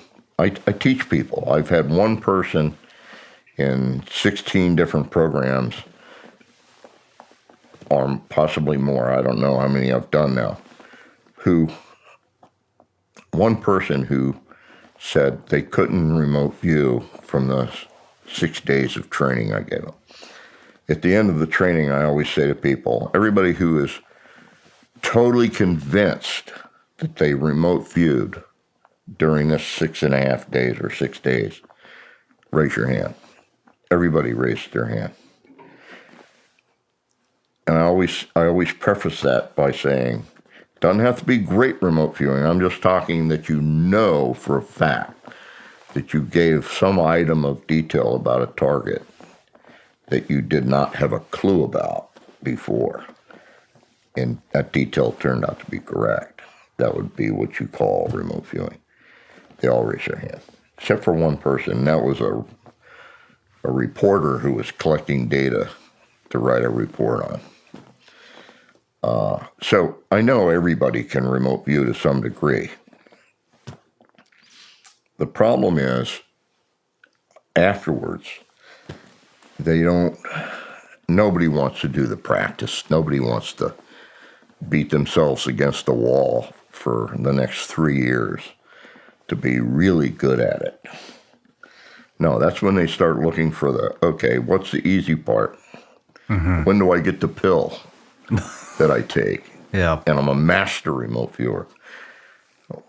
Would you say that about bowling? If somebody taught you how to bowl? That's my question to them. And they go, why would I do that? Bowling's fun. Well, it's the same thing. How clear,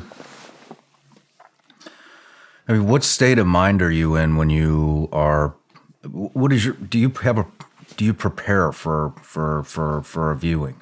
That's a great question. That I have what I call a cool down period. That's where I have to get all the crap out of my head. I want to be as clear-headed as I can be when I start doing a problem. If I can't get all the crap out of my head, it just gets in the way. Or I can't control my ego, it gets in the way. I want to get all those things out of the way, so when I do a remote viewing, I have what I call the cool down period. It's where I, just slow everything down, get as much out of my head as I can before I do a remote viewing. How long does that take you? It was getting upwards of an hour and a half. That's it? Well, that's long enough when you got a deputy director hanging out waiting for his answer. Yeah. They don't wait an hour and a half, I'll tell you that right now. They want it right now. I feel like it would take me a month to clear my head. Sometimes I wish I had a month to clear mine. Me too. I started going to the Monroe Institute many years ago, okay? The Monroe Institute is probably the most important place I've found in my life because I started going there when I had this problem. And clearing your head? Clearing my head. And when it got to be an hour and a half, an hour and 35 minutes, I started getting a lot of difficulties from my boss in the remote viewing place at Fort Meade. He said, go find a way to clear your head better, faster. So I said, yeah, okay. The Monroe Institute, taught me very quickly how to use their technology to become calm, empty my mind, and be prepped for a remote viewing. I cut the hour and a half to literally 3 to 5 minutes. What kind of technology is this? They use sound there. They use different programs to elicit that response, that calming response, that ability to see something other than the immediate moment, to see something other than who and what you are. Their whole premise at the Institute is to help human beings discover that they are a lot more than what's encased in this physical body, that your spiritual nature, your whole presence on the planet, your job, everything about you is important and can be used for the betterment of human beings. And I love the place for that.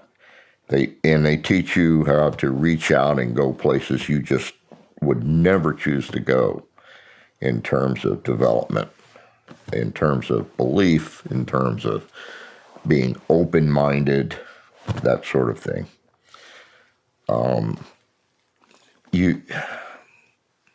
I think maybe I like it so much because, as we discussed very early on about my angst with racism and all that, there is none of that there at the Institute. You go and spend a week there with 20 other people, and they become family. And it doesn't matter where they're from, who they are, what they do in life, how much money they have. None of that matters. It's like 22 human beings coming together, gifted with a belief and an understanding that they're all equal. And they all have a presence in the world. And they all have the power to change it. And they all have open minds, and they can all relate in some way. I've supported the Institute for as long as I've been a remote viewer. And I probably will to the day I die, because they're that good. And it's not just one individual. It's everything it was created to be. And believe me, it's been a battle hanging on to that for them, because enlarging it to a certain point would destroy that. Making it smaller to a certain point would destroy that. Bringing in too much ego would destroy that. Trainers have to earn their right to train there, or it would destroy that. Everything about it is in balance, or tries to be in balance. The fact that it has survived its developer, which is Robert Monroe, and my beautiful wife, and his wife, if it weren't for those two women, he never would have succeeded. He brought the idea, he brought the creativity to it. He did a lot of that stuff. He obviously designed the sounds that are used, the technologies, that sort of thing. But he was like a rough cob. It wouldn't have worked if it hadn't been for his wife, who was a beautiful, wonderful woman in her own right, who was very creative and a designer at heart, and took care of the softer things, to include softening him a little bit. And my wife, who I'm proud to say was the director, actually was the first person who started it with him. So she was the chief cook, bottle washer, letter writer, drove around in a truck with a helper with the mattresses in the back, that kind of thing. Wore a lot of hats. Yeah, right. If it wasn't for the effort of those three people, it wouldn't be what it is today. So. Sounds like a fascinating place. I would love to see. I go there and reduce my cool down from an hour and a half to 3 to 5 minutes. I'm not kidding you. The technology sticks. Wow. What Bob Monroe made a tape for me with his sounds, and I used it for quite a while.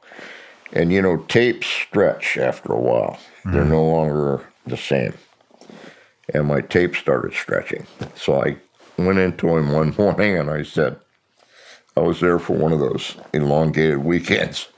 I said, Bob, my tape stretched. It's no good anymore. So he took it out of my hands and threw it in the trash can and walked away. And I said, whoa, wait a minute, Bob. I need another tape. He said, no, you don't. He said, close your eyes and remember what it sounded like. And I did. And, today you can wire me up and I can still do that. And you'll see the hemispheric synchronization occurring in my brain. Once you have that effect embedded in you, it doesn't go away. Wow. You can keep regenerating it just by closing your eyes, remembering what it sounded like. That's how I do my cool downs. And some of my remote viewings that I got into, I wouldn't have been able to do without it, because the stuff I did in Japan, looking for missing people, typical remote viewing for that would be sometimes 6 to 8 hours. Start at 8:30 or 9 in the morning and wouldn't stop. Straight through. All I did was drink ice water the whole time. Are you mentally and physically exhausted after a session? No more than you would be if you were intently working on something for 6 straight hours. Okay. Okay, same exhaustion. Somebody asked me once, can you do remote viewing when you have the flu? I don't know, how effective are you at your desk when you have the flu? Mm-hmm. It's the same thing.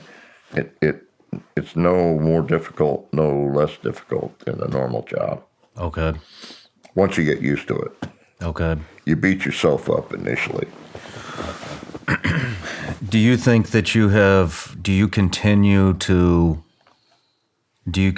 to hone your skills and become better, or have you plateaued? No, I've never plateaued, and I've never lost capability. Okay.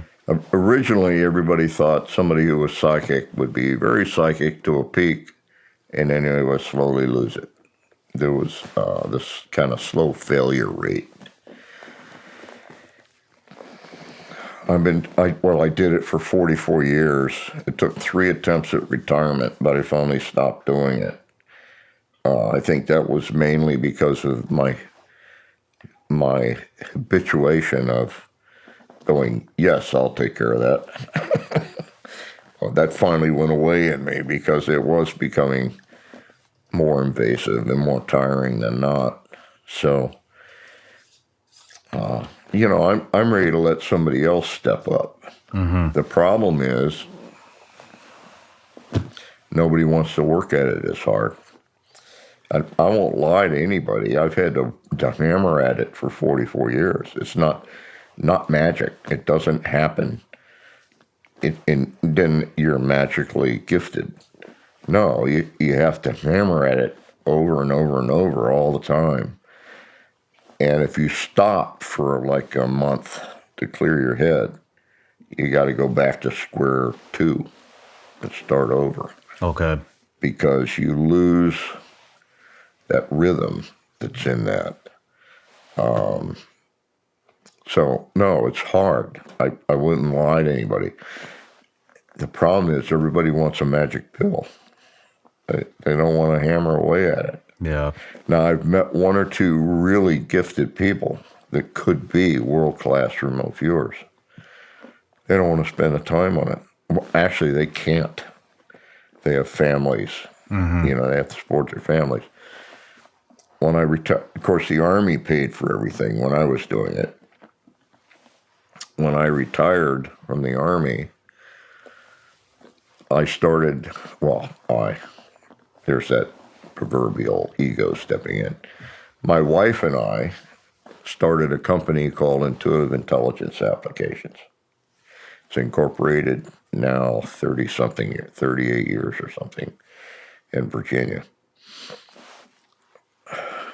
We started the company thinking that we could make a living doing remote viewing for people and companies and that sort of thing.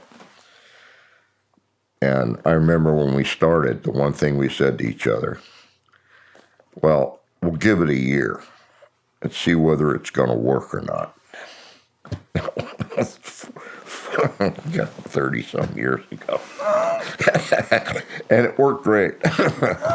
and the way it's worked is, it's been up and down, up and down, up and down, but because I don't advertise anywhere, it's all word of mouth, one person to another. Most of my corporate stuff, which has been very supportive, very supportive, was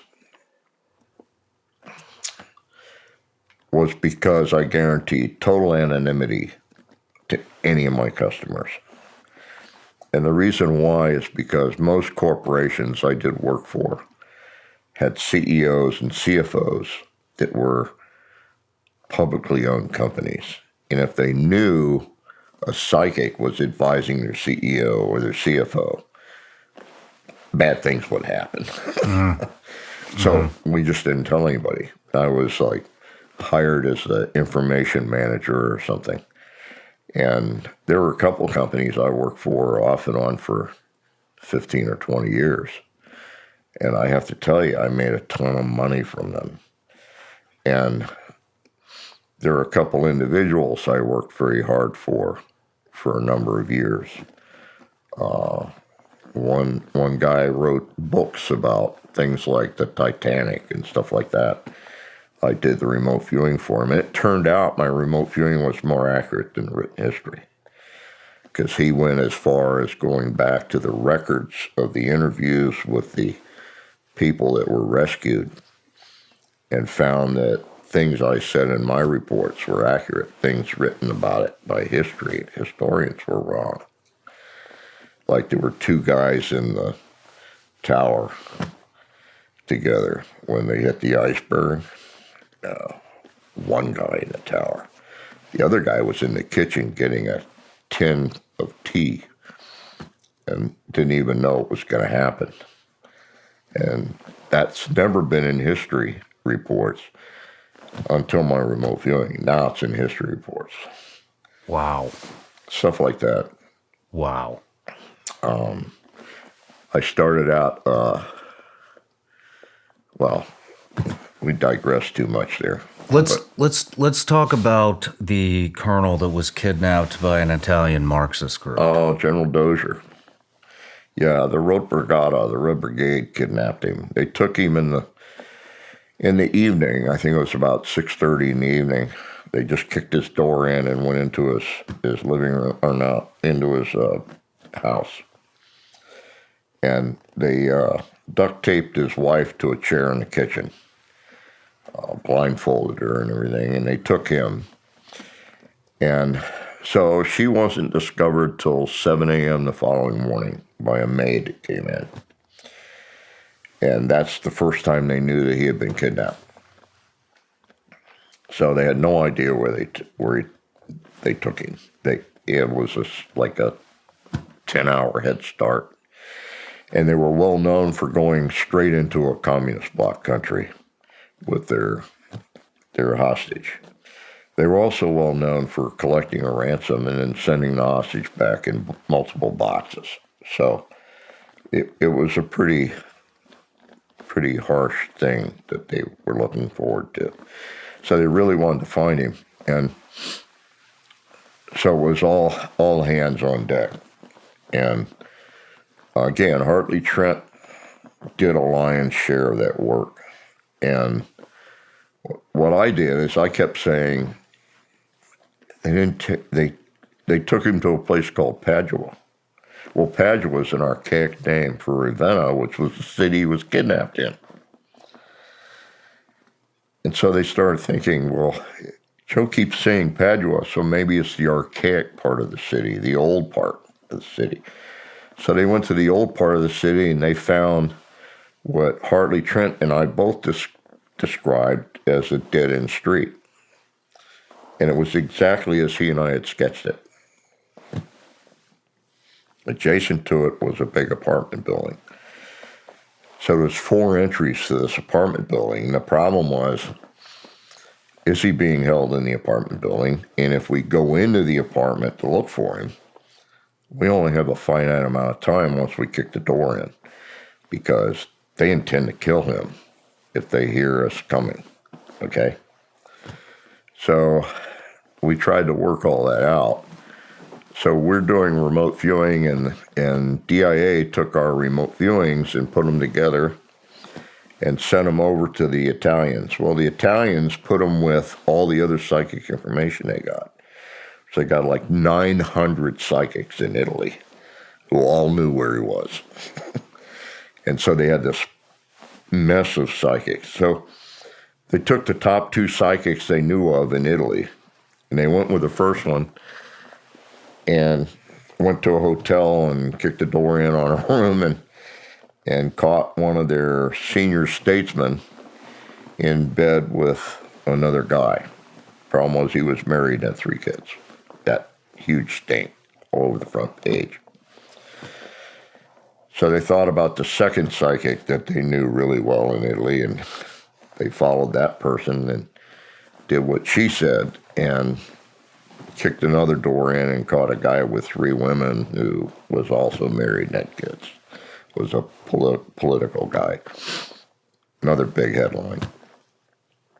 So he took all the psychic material and dumped it in the trash can. Said, no more psychics. DIA and our State Department went off. No, you will use our stuff. Send it back over. My understanding is in the back seat of a jet with the guy carrying it in the briefcase, barfing all the way. With the refuelings and all this stuff. So he gets there and he says, you will use this stuff. Or all my barfing's for no good. And no, he suggested they use it. So they used it. So now they got this quandary. They want to go into this building. Well, in the interim, they caught a cousin or a brother or something of one of the Red Brigade's members. And he said, yes, they have a safe room in one of those apartments. But he didn't know which staircase. He just knew it was in that apartment building. So the big problem was, which entry? Well, Hartley Trent came in one morning and he said, I've been working on this all night. I can't come up with anything. All I kept getting was the smell of roses. Well, it turned out there was a rose garden in front of one of the entries. My understanding is that's the sole reason they went in that entry. And they got the guy just before he pulled the trigger on the back of his head. Wow. And he was chained to a radiator inside a tent that had been erected inside the apartment. His eyes and he had headsets taped over his ears. He was listening to acid rock the whole time. And his eyes had been blindfolded, and he had a head cloth wrapped around him and taped. So he had no idea where he was. Couldn't hear anything. But the whole time he was thinking of his family and everything. Well, that's something else Hartley Trent came up with. I didn't have a lot of that, but I had a lot of the descriptors of the tent and stuff like that. So what we did when he was rescued is we brought him to our unit. We flew him back to the States and brought him to our unit and handed him all the reports, shuffled them all together in a nice way and put them in a folder. And I think he spent like 5 or 6 hours going over it, over and over and over. And we asked him if he had any comments afterwards. And he said, yeah. He said there were a couple comments. One is, every thought I ever had about my family is dead accurate in this report. You kidding me? No. He said, secondly, he said, I can't vouch for anything that was going on around me because I didn't know. But the fact that the Italian police came in and saved me, I gotta say, they knew somehow or another that I was being held and how I was being held. The 10, all the rest of that stuff is accurate. He said, I have one recommendation. You need to start a school where important people and important jobs are taught how and what to think to affect their own rescues. I thought that was a brilliant statement. Me too. I have no idea where it went. But everything publicized about him says, I don't know anything about psychic function. Which is great. That was our cover. But another guy who was a hostage being held in Tehran, we monitored the hostages in Tehran for 14 months for their health and welfare and how they were being treated, that sort of thing. And Hartley, again, he came in one morning and said, they're going to release a hostage, but I don't know his name. It rhymes in some way with the face cards in a deck of cards. Well, it turns out the guy's name was Queen. And he was released because he had MS. And Hartley said his name rhymes with face card in some way. And I think he has MS. That's what he said. Based on that report, they sent an entire team of doctors, experts in MS, to Germany. 4 days later, they released Queen. He had MS. In the meantime, the State Department said, this whole report's bogus by your guy because none of our people who have MS would ever have been sent overseas.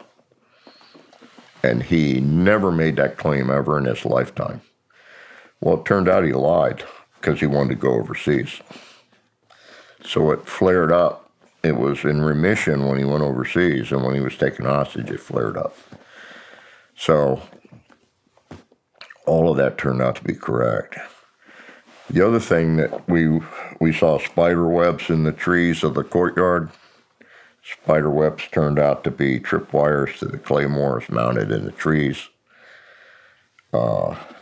We saw an entry-exit possibility through the underground septic systems, and it was through the fact that there was an opening to the septic systems that was square, which was unusual.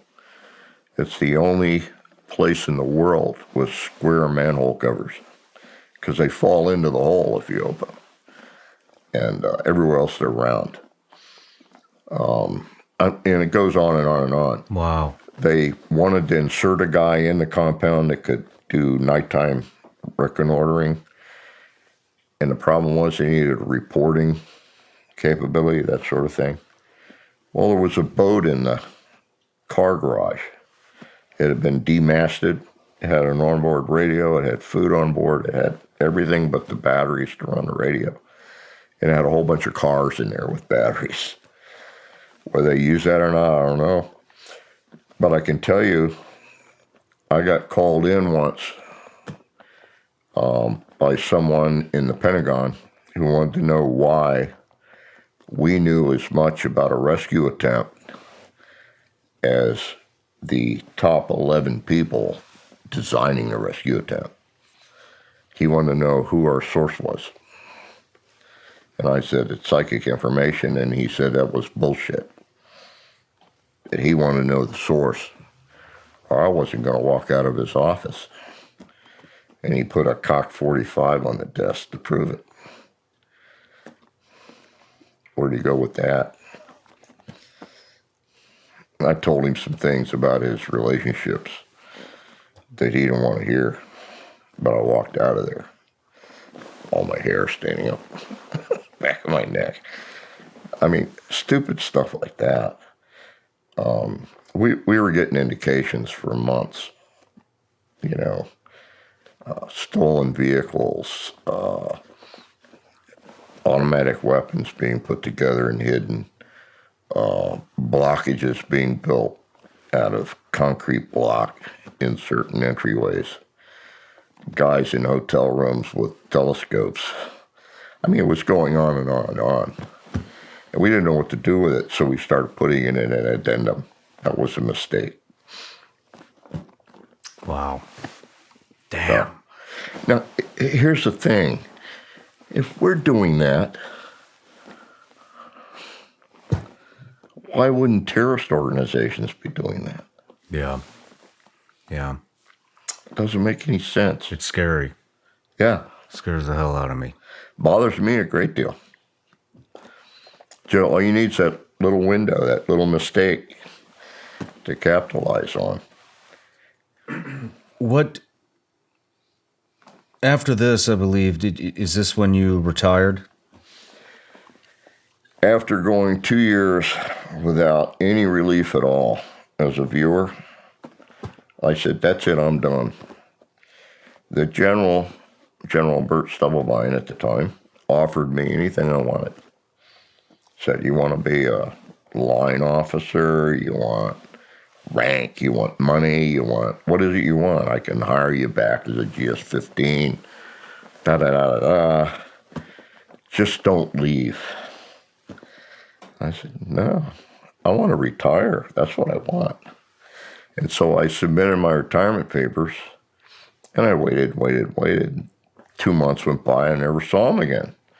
So I went into the office, the place where I got the papers done up. Oh, Bert Stubblebine came in like a month ago and tore him up, said you didn't want to retire. So I did all my retirement papers again and went to him first. Said, just sign right here, General, on the top. You get to be the first one. Oh, I really don't want to do this. Just sign right here, General. So he signed him, and I hand carried him around and retired. What did you get the Legion of Merit for? I got it for two things. I was surprised by it, actually. And I can send you a copy of it if you'd like to see it. Thank you. I was really surprised by it because it came from the office of the Secretary of the Army. Nobody wrote it up that I'm aware of. I got it for all the time I spent overseas doing intel work for NSA, ASA, CIA, people like that. And the other half was for the remote viewing that I did. It turned out I was the only one that got an award for anything done. Harley Trent should have got it. Same thing I got. Another guy, I'm not going to say his name here because his family I know really well. He dropped dead in my office, 29 years old, married less than a year, had a baby on the way. He is another friend of mine. He came in one day and I said, what are you doing here? You're supposed to be in New York. I couldn't go. There's something wrong. And I said, he handed me his briefcase. I didn't ask him what was in it. I just put it under my desk. I said, let me get you some coffee. And I went in the back room. And I heard the thump when he hit the floor. And I went in and he was laying on the floor. And I felt for a pulse and it was thready. So I started giving him CPR. By then I learned CPR. And everybody came in and said, what's going on? What's going on? Because between breaths, I was screaming out the door, call the hospital, call an ambulance. And finally they came over, took one look at me doing CPR and turned around and walked out. Because what they don't tell you about CPR is you're giving this breath of life to somebody and they're puking in your mouth the whole time. And I guess they couldn't stand seeing that. But I gave them CPR for like 45 minutes because they couldn't find us because they had taken our buildings off the maps. Oh, man. For Fort Meade as part of our security. And we were right across the street from the hospital. Finally, somebody went out the road and waved the ambulance down. The third time it was coming down the road with a siren. Brought them in, and they brought me over to the hospital. I talked to the doctor there, and he said, I brought you over because I want you to know his blood gases were perfect. His heart was trashed. There's no way you could have brought him back. Sorry to hear that. That's life. I felt really badly for his family, his new family. How did it feel leaving, being retired? I mean, you'd put a lot of work in. Did it, I felt relieved. At the same time, I felt like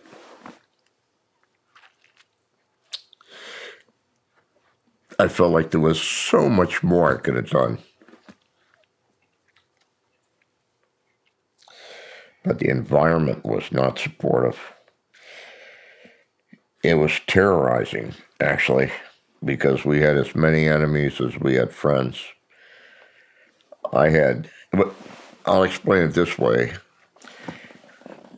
The guys on the street, agents in the field, guys that were hanging it out for Uncle Sam, loved us. Guys at the very top, senators and congressmen and generals and admirals that knew what we were doing and the effect we were having, loved us. They couldn't be damaged. They were so high up, didn't matter if they were standing next to a psychic or not. Bureaucrats in the middle, take them all, just make a big sandwich out of them and feed them to some big shark. Because they're not worth a damn. They're out for this and power. Mm-hmm. They can be damaged by a psychic. They don't want us standing next to them. That's my... Do you miss those days? Yeah, I do. There's a lot I could have done. Instead, I wound up doing a lot for companies and people. And I got to say, when you find a live missing kid, that's like, you can't beat that with a stick. When you find one that you fought with a detective over, or you fought for 5 hours with a sheriff to get him to do something with your material, and then they finally find the kid, and they've used your material to do that, and they've only been dead an hour, you don't want to spend any time in a room with them after that. Because then my own desire is to just like terminate them. Mm-hmm. You're too stupid to be a human being. Yeah. I just feel that way. It's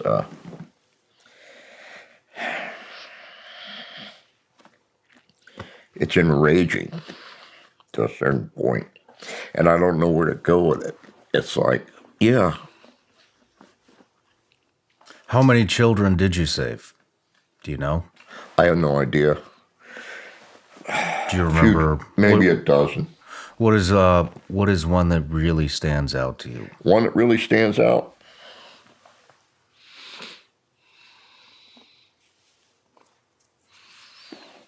I think the kid that they called me about when I was in Las Vegas. I gave a paper at a MUFON group there. Gave the paper, ate a big dinner, went to bed early. I got a call at like 2 a.m. from the mountain that overlooks where I live now, down in the valley, which is all golf courses. On the mountain, it's a ski resort. That's the mountain part of Winter. And I got a call from the female police chief. They had a female police chief then. And she called me at 2 a.m. and said, "We have a missing 5-year-old, and I understand you help with this sort of thing." I went, "Yeah, okay." I said, "So what you want me to do is tell you where to go to find the kid?" "Yes." I said, "Okay. Do you know what a compass rose is?" And she said, "Yeah. Usually if you say compass, they don't understand that. Drawing compass, whatever." So I said, I can't remember the degrees. I said, "On the compass rose, you want to go to the last place he was seen. On the compass rose, you want to go to a certain degree, and you would take, I think it was 125 or 129 steps. I can't remember now. It's a specific number of steps in that direction. And when you get there, stop and just yell his name out, and he'll probably respond."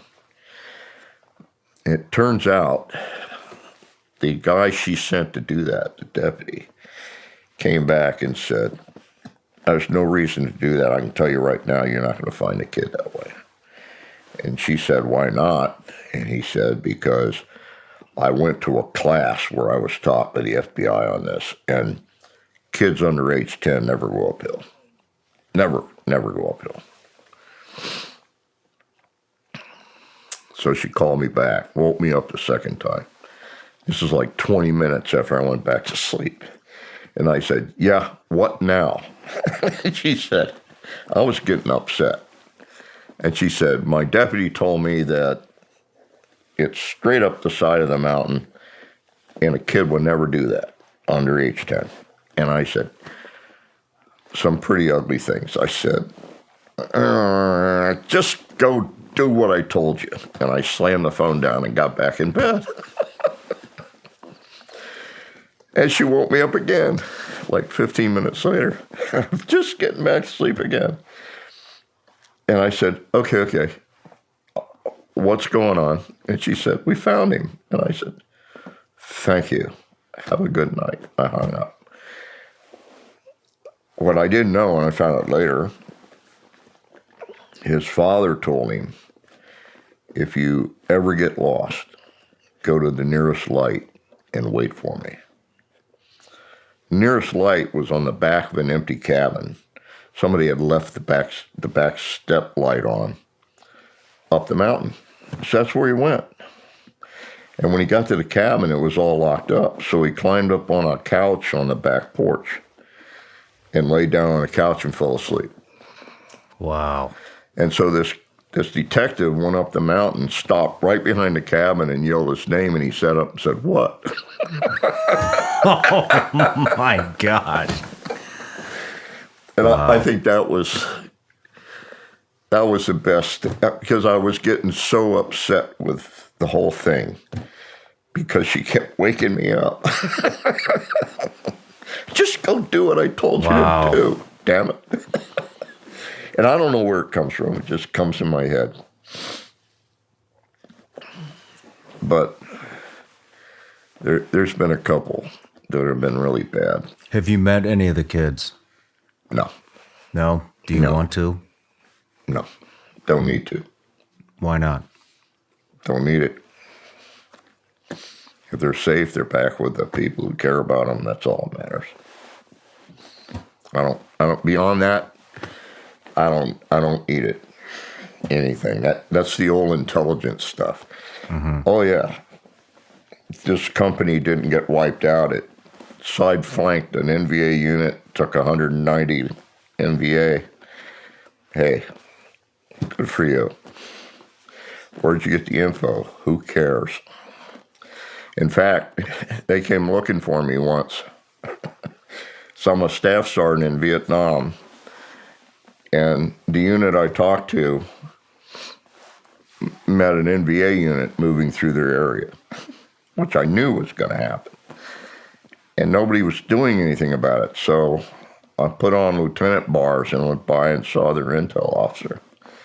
And he and I discussed it. And I said, if you were here and you can get somebody to provide you with a hard rock block here, maybe a couple tanks, you'll turn them this way.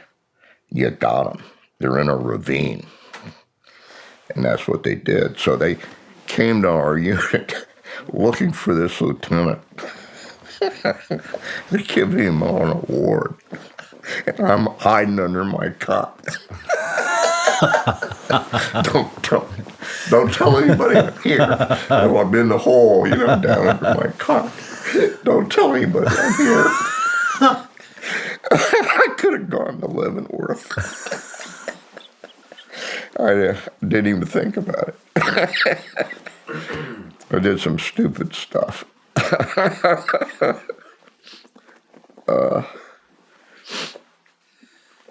There's a certain freedom in that, when you don't have to be responsible one way or the other.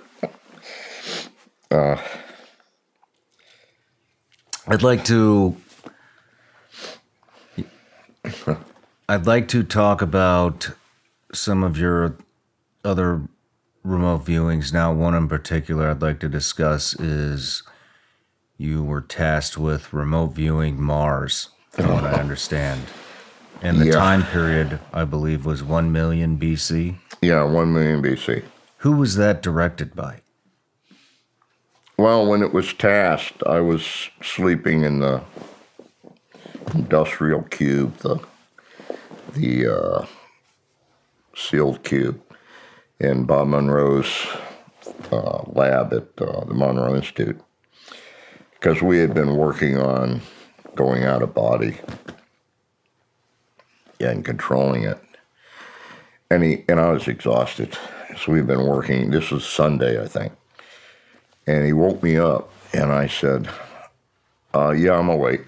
What's going on? He said, well, I have some people here from Department of the Army, and they have a target for you. And I said, okay, what do you want me to do? He said, well, why don't he said, I have an envelope here. There's nothing written on it. It's in my pocket. Tell me something about it. So it started out with a really large pyramid. And I said, first thing, words out of my mouth was, this must be a new discovery. And he said, why do you say that? And I said, because it's huge. It's bigger than the Pyramid of Giza. Must be a new discovery somewhere. And then he said, well, tell me something about it. That's what I want to know. And so I said, it's got really large rooms inside. It's kind of surprising because the way pyramids are built, that can't be done. You can't have large rooms inside because of the weight of the construction. So it must be some new form of construction. So are you sure this is not a new discovery? And he said, just tell me what I need to know. So I said, well, it appears to be some form of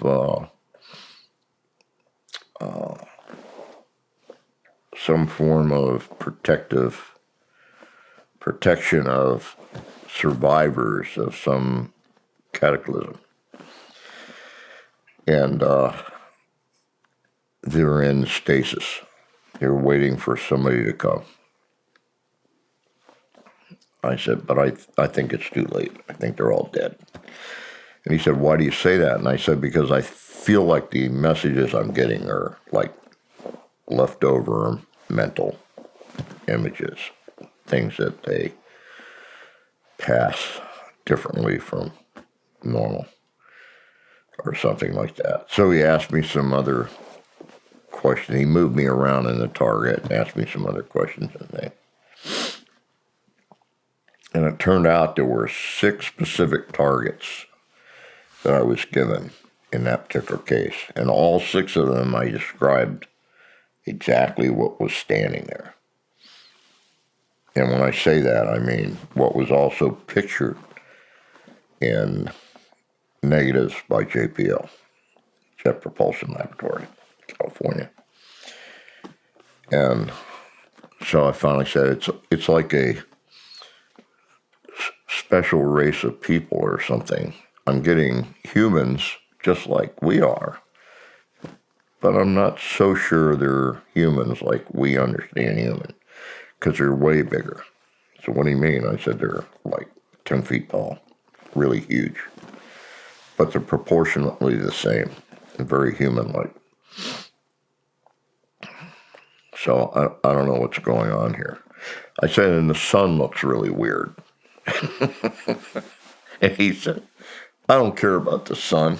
Tell me more what's on the ground. So he was being a pretty good monitor at the time.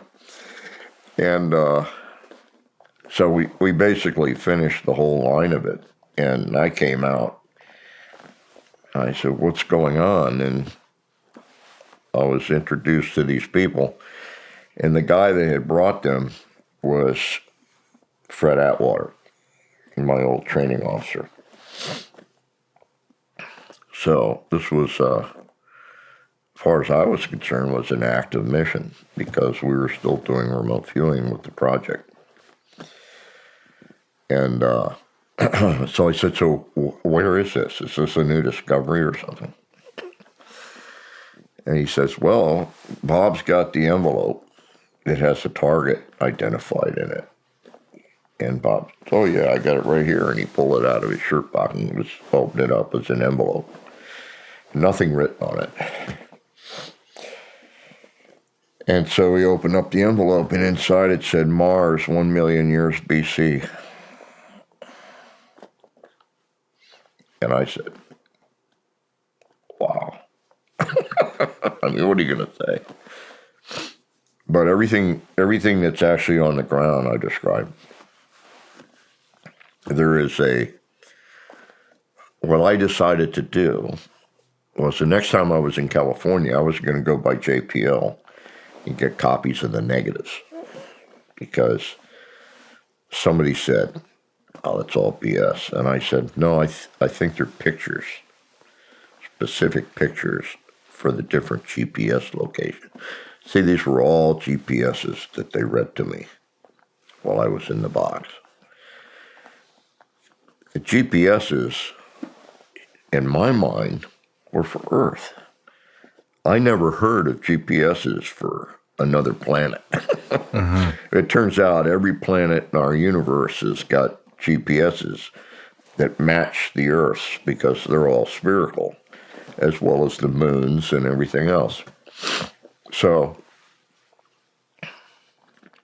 I didn't understand it to be off the Earth. I thought GPSs only worked on the Earth. So that's why I kept thinking it was a new discovery. But it turned out I went to JPL, and I walked up to the counter, and I had the actual card that had the GPSs written on it. 6 or 7 GPSs.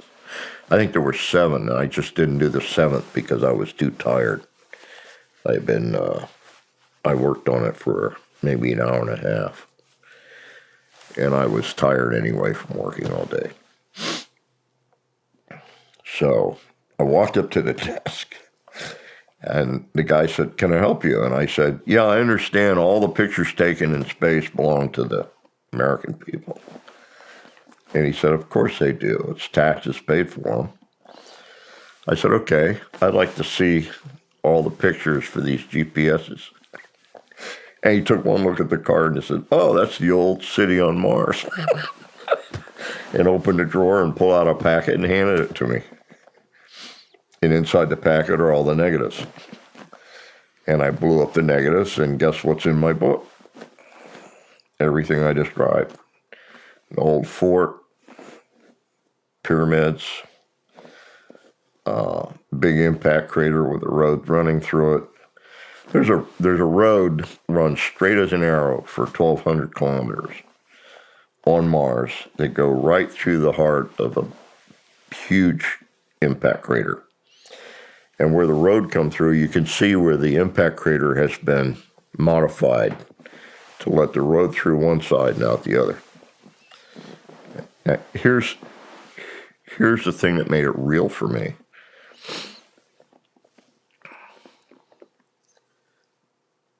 The outer edges of the impact crater, they know how tall the edges are of the impact crater because there's a half-inch of shadow line around them.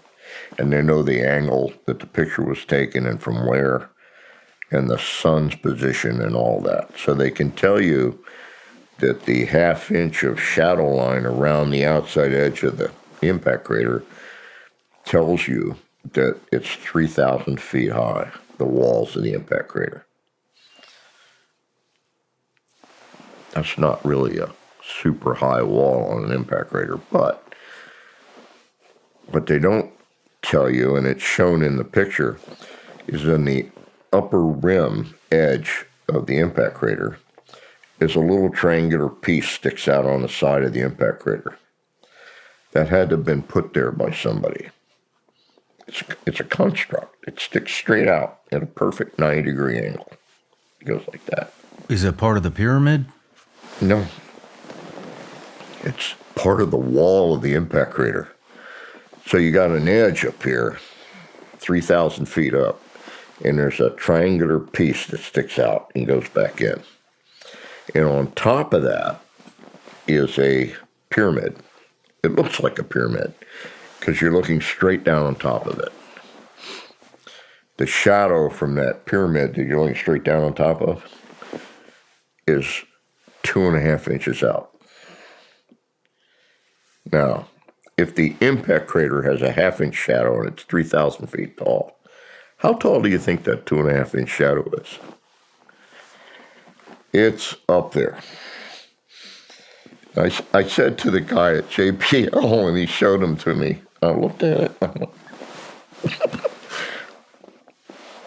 I said, how tall do you figure this is? And he said, really tall. And I said, well, okay, how did it get there?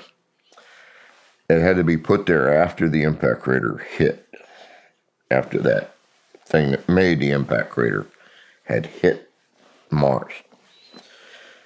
It couldn't have been put there before, because the impact would have destroyed blown it away. This thing is literally tens of thousands of feet tall. What the hell is it? And he said, well, a lot of people think it's a shard. It kind of grew there. And I went, I started laughing. It grew. Yeah, I'm sure. I'm sure this thing grew there. But who built the support for it on the edge of the impact crater? Well, nobody knows about that. It's anybody's guess. So there's no doubt in my mind that what they're saying about this old city is true, because that's true.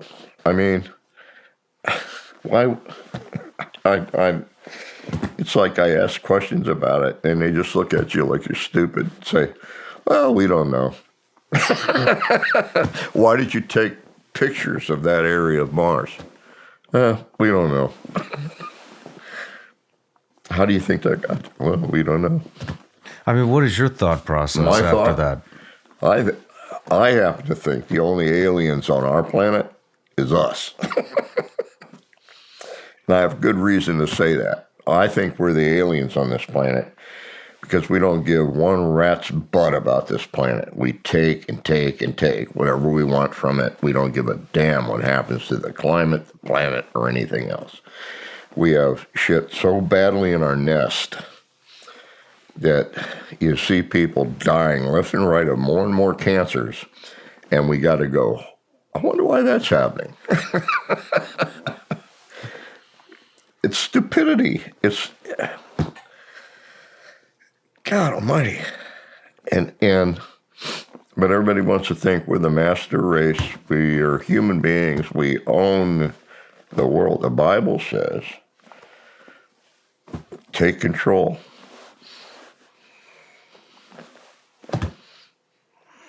Sounds apolitical to me.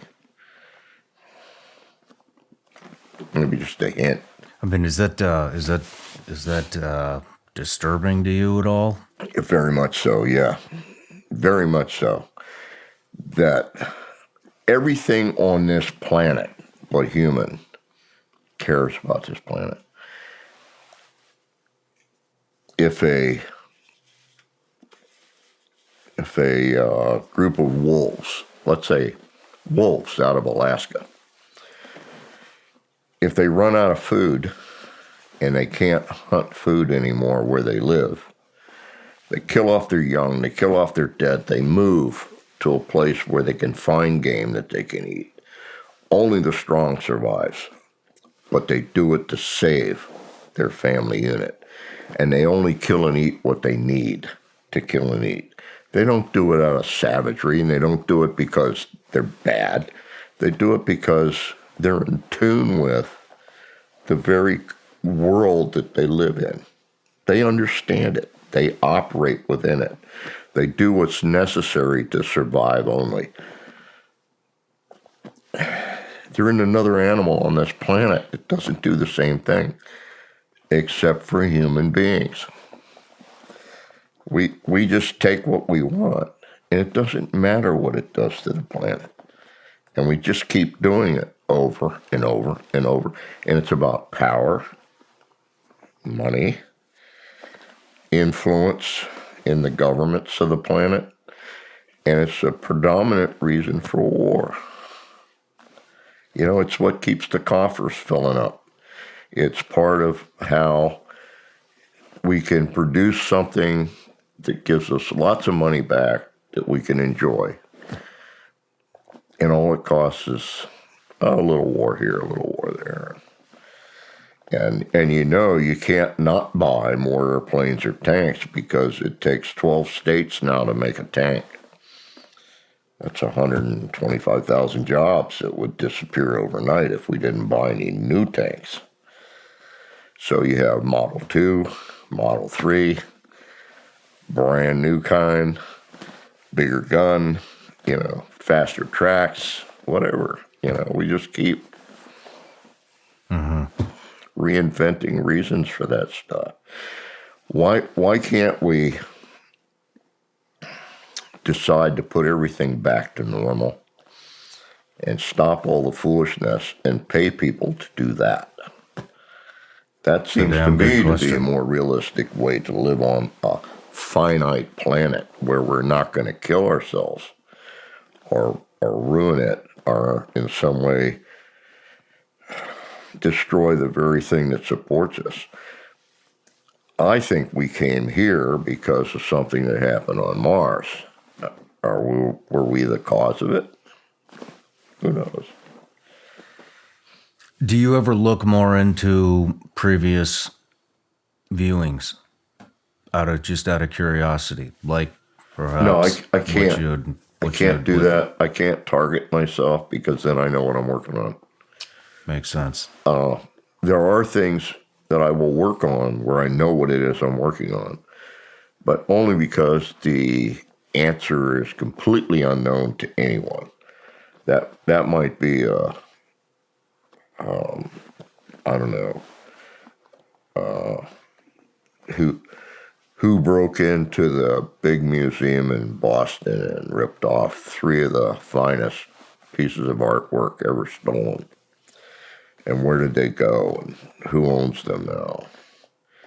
I happen to think they're in private collections, and they go into these vaults and sit in front of them once in a while and go, "Oh, I own it." Oh, you know, that kind of stuff. Mm-hmm.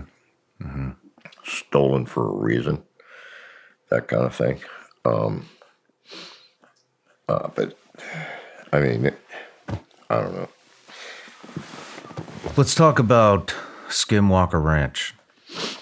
Did you have any affiliation with that? Yeah, I was asked by Bigelow to target Skinwalker Ranch when he owned it. I guess he owned it. I'm not sure if he owned it or... From my understanding, Robert Bigelow owned it previous to Brandon Fugal. Right. That's right. This is back when he owned it. And he asked me if I needed to go there, and I said, no, I don't need to go to Skinwalker Ranch. He asked me what was going on there, and I said, I suspect there's something bizarre going on there that no one's faced before. But then there's lots of places like that all over the planet. And it's going to take an involved amount of study. You're going to have to spend a lot of time there and do a lot of things you might not want to do. It's going to be expensive. And as soon as I said that, well, you know, can I hire you to come out and take care of that? No. Because I'll never live where you live. I'll put it that way. You know, I think he's an interesting guy. I think he's got a lot of interest in different things that he's trying to accomplish, and I wish him all the luck in the world. But I don't need to be part of it. And I kind of blew it off a little bit. I did some remote viewing for him, but I didn't come up with anything significant. So I think he and I just decided to go our separate ways. I think they're over excited and over exercising themselves over this ranch. I think there's probably some bizarre stuff happening there, but it has more to do with its location than it does anything else. There might be, I don't know, huge electromagnetic deformity there in some way that affects machines and cows and people and whatever. But I don't think it's anything UFO related or mysteriously related to anything. I've never really seen a really good mystery other than maybe the guy in the incredible armor in Thailand. But well, the city on Mars seems pretty off. That's pretty far out there. But I have no reason to think it's not real. Well, I didn't mean that. No, I understand what you were saying. I understand very well what you were saying. This is something I'll be thinking about until I die. I guarantee it. My problem is when you do remote viewing, I can't control what they target me against. Mm-hmm. And as long as some people are in charge of that, they want to get involved in that and know that I'm a very good remote viewer, they usually try to generate that kind of stuff. I can usually tell when I'm being fished, so I try to give as honest an answer as I can in terms of what I'm sensing. But if I feel like I'm being used in some way, they don't get anything. Gotcha. I just don't do anything. I just say, sorry, nothing's coming in. Have a nice day. Can you remote view into a different dimension? I suspect it's possible. The only reason I say that is because I've done some remote viewing on some things that were probably operational in other dimensions. Trying to think of there's one project that was going on. It had to do with a certain kind of transmissions, but I can't think of it right now. It was a form of transmission that could not be seen or picked up on in this reality. It was like transmitting sideways through our time space, but it couldn't be sensed or picked up on.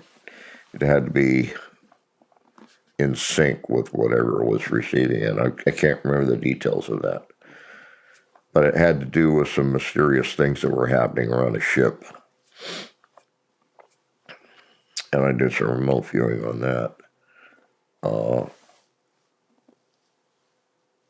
No, I can't think of a single target that I've been targeted on that was not doable.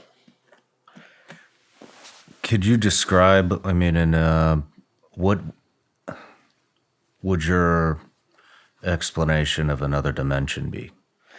My explanation of another dimension would be a place you would go to turn right without anybody knowing you turn right.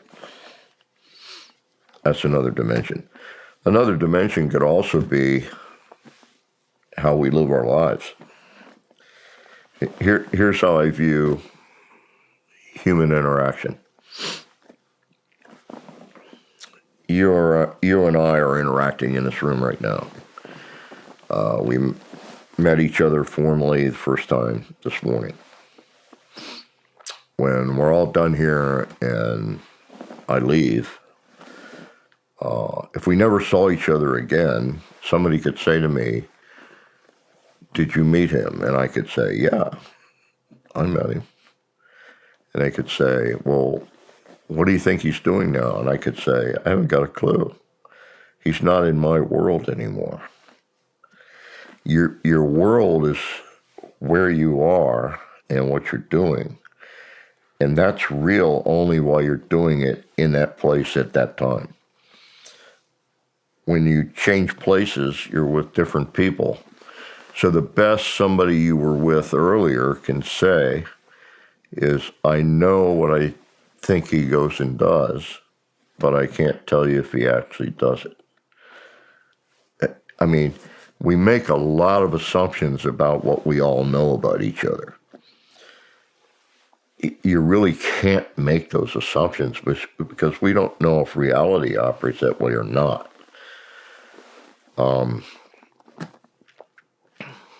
Two people who spend a lot of time together, like a husband and wife, share an almost known agreeable world that they operate within together because they have certain expectancies for what the other person's going to do, and they always do it. Like they always come home, or they always go to work. They always raise the money that puts the food on the table. They always do certain things. So that's a kind of a shared reality. But if one of them disappears in the middle of that, you can't say that they're in the same world anymore. They could be in a completely different reality. The best I could ever say is that when I would meet you again, you could tell me what you did, and I could say, I believe you. But I can never know that to be true. The only thing I can actually know about the world I'm in is what I experience directly. So, having said that, it's nice to be able to be with people and say, I believe everything you tell me because you have walked in many parts of the same world I perceive that I've walked in. Doesn't mean that we've had exactly the same experiences or we've been in exactly the same place and time, but it does mean that we've had similar things happen in our worlds, that we can identify them together and talk about them. There's no guarantee that we're not completely in different worlds, though.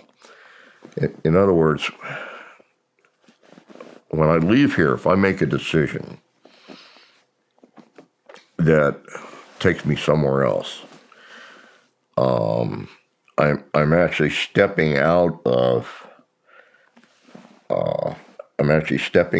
time space into a different time space. I'm finding it's very difficult to explain how kind of my belief structure works. We're doing a great job. I think that reality, we make a lot of assumptions about reality and people we know and people and things that happen and don't happen. And I think that that's not a good thing. I think we need to be more understanding about the things that we can relate to one another that may be of value to us versus what we believe about someone else, which may or may not be true. In other words, I'm more interested in sitting and talking with somebody and have them relate to me where they've been, what they did, that sort of thing. And it's not about saying, well, I understand that's true because history says that's true. No, I'm interested in what the person says was true because they did it. I want to believe them. Because they say they did it, might have been in a completely different world that stands alone from my world. In other words, there's an assumption that we're all on this planet. We're all sharing this planet, and there's no guarantee that's happening. In a construct of reality, you have to question whether or not people who go to the same place go to the same place, if you understand what I'm saying. Because there's no relation to two people going to the same place ideally. They might have experienced it completely differently. Or it may be in a different bubble than the one I'm in. In other words, I look at reality as just a huge room full of bubbles. And when I make a decision, I'm not going from this bubble to the tangent bubble. I'm going from this bubble to some other bubble somewhere else that's within the room of bubbles. When you and I are together, we're tangent bubbles. But when we leave one another, we go to different bubbles in the same room full of bubbles. You understand what I'm saying?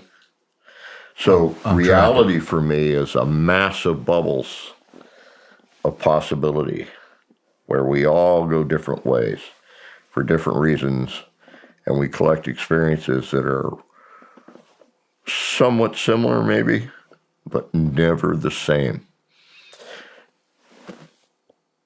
So it's hard for me. I can always say to somebody, I trust you, I believe you, I accept what you're telling me is truth. And that's the best I can do. I can never say I know exactly what you're talking about. It's I see what you're, I mean, it's like the argument, does a tree make a sound when it falls when nobody's around? Right. You can't ever prove it. You can't prove it one way or the other. Likewise, I'm furiously picky about this. I was sitting in a bar in New York, and they had Kelly on TV, My Lai, butchering people in My Lai. And some guy at the other end of the bar says, if that was me, I'd never do that. And I had to get up off my bar stool and walk down to the end of the bar and look him dead in the eye and say, you don't have a clue what you would do or not do in the same circumstance. And I'd appreciate it if you didn't condemn the man without knowing. And I walked back down and sat on my stool. And the guy got up and walked out of the bar. It's like, that's truth. What he was saying, that ain't truth. That's what he thinks. There's a huge difference between what you think and what you know to be true. And I can tell you, I've seen enough in this world to never want to condemn somebody for something they do when I wasn't standing there watching it. I would never do that. That's a damn good way to live. Yeah. Because we don't know what we would do in the same circumstances as other people. And it's the very reason why we shouldn't put people in jail for life. How long did it take you to arrive at this point? To this point? Mm-hmm. A lot of mistakes. A lot of understanding in my own very unlearned reality, or my non-functioning understanding for how things work. And when you find that out, you find you're more tolerable to some extent, less tolerable than others. It's, I think, the very reason why I really wish I didn't know things about people through the media, because it makes me form pretty hard rock feelings about some things that I shouldn't have.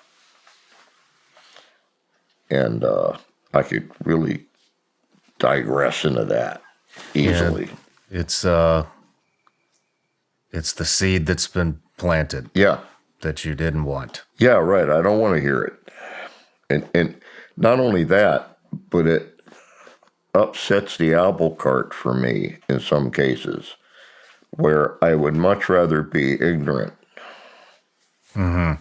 Because then I'm less judgmental about it. When you're not ignorant, you can afford to be judgmental.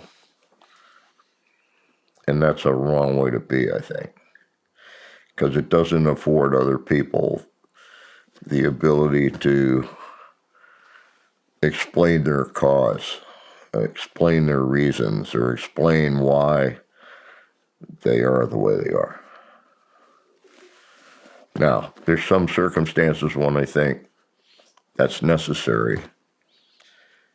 When would that occur? Well, I think it's necessary when you put someone in a position of authority over huge amounts of people. You have to have some truth from that person. If you can't get truth from them, they shouldn't be in that position. So they have to be answerable to some degree. So no one can have just pure authority over other people and not be challenged. They need to be challenged.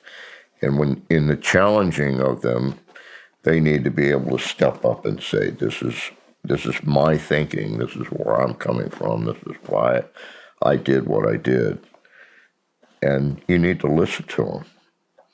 And if it makes sense, then that's fine. If it doesn't make sense, maybe they're just not giving you the whole truth, or maybe you need more information or whatever. But I think when people are in charge of other people with great authority, I think they have to be very careful about what they do. Otherwise, they need to be explaining it. Yeah, I'm with you. I'd like to go over another one of your viewings.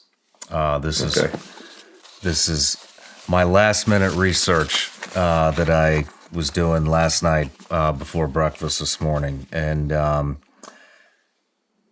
I'd like to talk about Mount Hayes, Alaska. Okay. That's it, Mount Hayes. I couldn't remember the name of the mountain. Again, I don't know when I'm remote viewing it. Okay. It's a totally unknown target to me. The fact that it's been applied to Mount Hayes, I don't have any trouble with. The trouble I might have with it is the interpretation of what I might have said. Is there some form of embedded base in that mountain? Probably. Is it well known? Probably not. If you were to try to seek that out in that mountain, would it be a good thing or a bad thing? Well, it could go either way, depending on what you find. Is it a specific kind of base? That's where I start getting into issues over what I say or don't say. I've been targeted on a lot of things, and this is part of a paper I gave at MUFON. When people target me on like a UFO, what they're really looking for is a remote viewing or a remote viewer that tells them there's an alien on board this ship and they're from Polygoglia star system or something. You're not going to get that from remote viewing. What you may get from remote viewing is, in this particular case, there's an entity on board. But I don't know what the hell they're doing, Well, okay, do you interpret that as an alien? Well, it depends on what it is in actuality, or what it is they're doing, if you want to make that leap. The problem with all of this is people have certain assumptions going in. And if I'm doing a target for them and I give them the raw input that I'm giving them, sometimes they can interpret it their own way, and that's what they do. Mm-hmm. Other times, they just keep the parts that support their belief or their theory, and they discard the parts that don't support it, that kind of thing. You're saying they manipulate the truth. Well, they manipulate take part of the truth, viewing, certainly, and leave other sections out. What did you experience? What I did experience is there's some kind of a hidden base in Mount Hayes, and there's probably 3 different directions of getting to it, and there's probably something going on there that we need to know about. I'm talking about the pregnant we, the media we, wouldn't it be interesting to know what's going on there? That kind of we. In terms of it being actually aliens, I wouldn't go so far as to say that, because I think we're actually aliens, but I gave my reasons for that. Mm-hmm. I don't know. I'd have to review the result to be able to tell you whether or not I even buy my own remote viewing. One of the problems with remote viewing is you don't know when you don't know. I don't know if that says much, but Well, there's some things you come up with that you interpret badly, that you're wrong about in remote viewing. Well, it doesn't sound like you're the only one that remote viewed Mount Hayes. No, there's some others too. And it may be that I'm just confirming their viewing. I don't know. It depends on how it was presented to me at the time.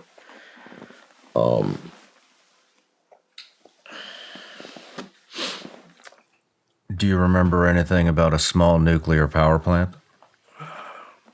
Yeah, I do, in fact. That's like a 55-gallon drum buried in the ground, maybe 160 feet down. They just take a tube, drop it in the bottom of the tube with 2 feeder cables coming out, and it produces power for 25,000 years or something. Goes inert, and it's buried in the ground 160 feet. In fact, I do know I remote viewed one of those once. More than once, actually. So that may be one of the ones where I did.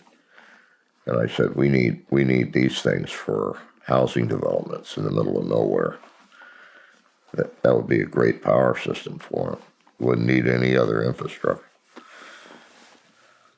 It sounded like you had also said something along the lines of on top of a dome, there was an emitter sending large amounts of energy into space.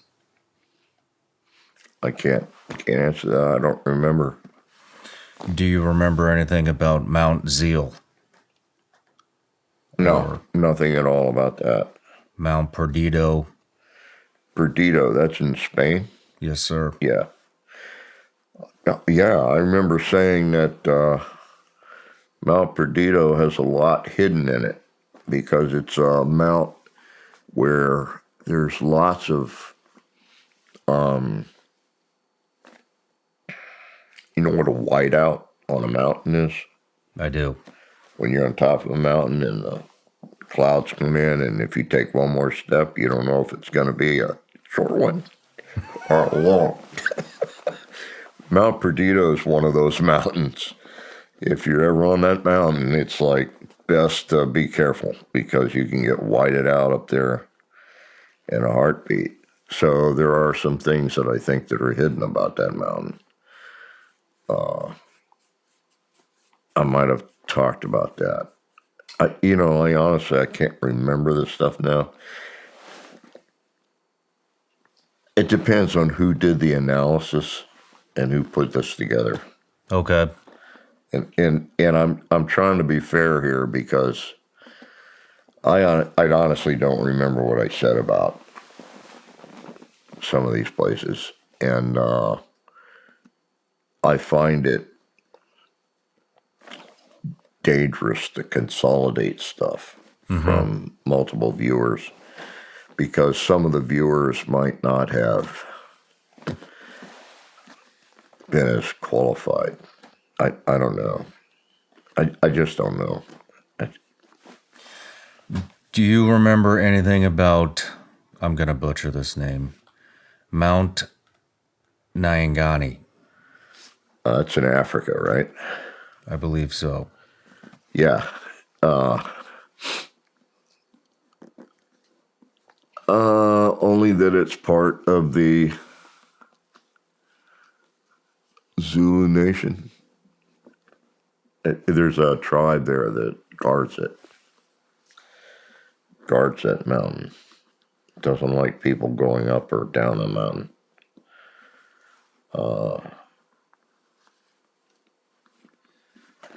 See, one of the problems here,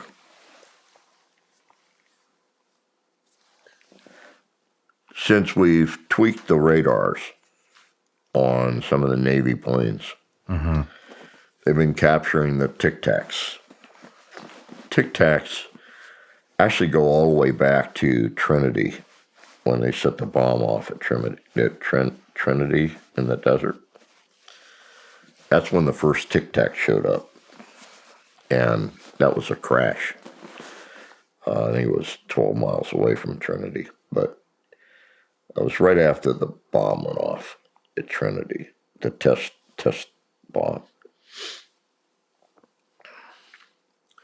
What they didn't tell people when they detonated that bomb, they didn't tell anybody that it was a nuclear weapon that went off. They told everybody in the area that it was a detonation of a huge ammo dump that the Army had been dumping stuff in for years. And that all the dust and crap in the air was from that ammo dump spontaneously going off. The problem is it spread radioactivity out for like 1,200 miles in one direction.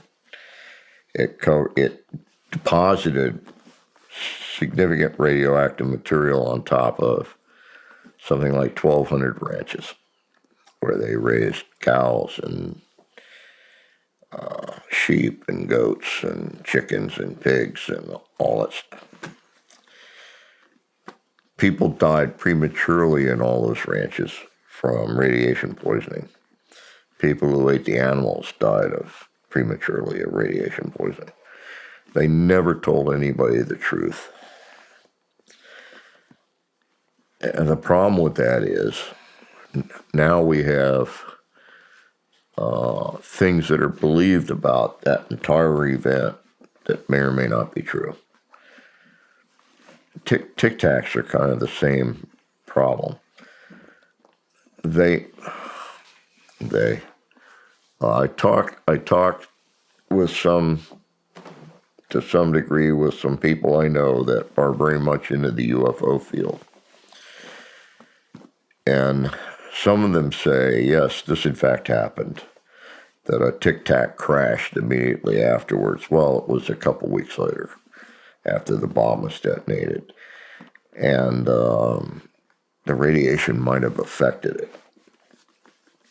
And this Tic Tac, by virtue of the way it was described by people who discovered it first, which were kids, long before the Army came in and spirited it away. Their descriptions are good descriptions for something that was manufactured, not flown in from another world or flown in from even a place somewhere out in our solar system. It actually is an object that was manufactured. Its manufacture was extremely advanced. And the kids who stole stuff out of the walls of this after it crashed, it was like hair-like stuff came out of the walls. And it tingled when you held it in your hands. And if you took it out at night, it would glow in the dark. And it did so. It glowed in the dark for like 25 years.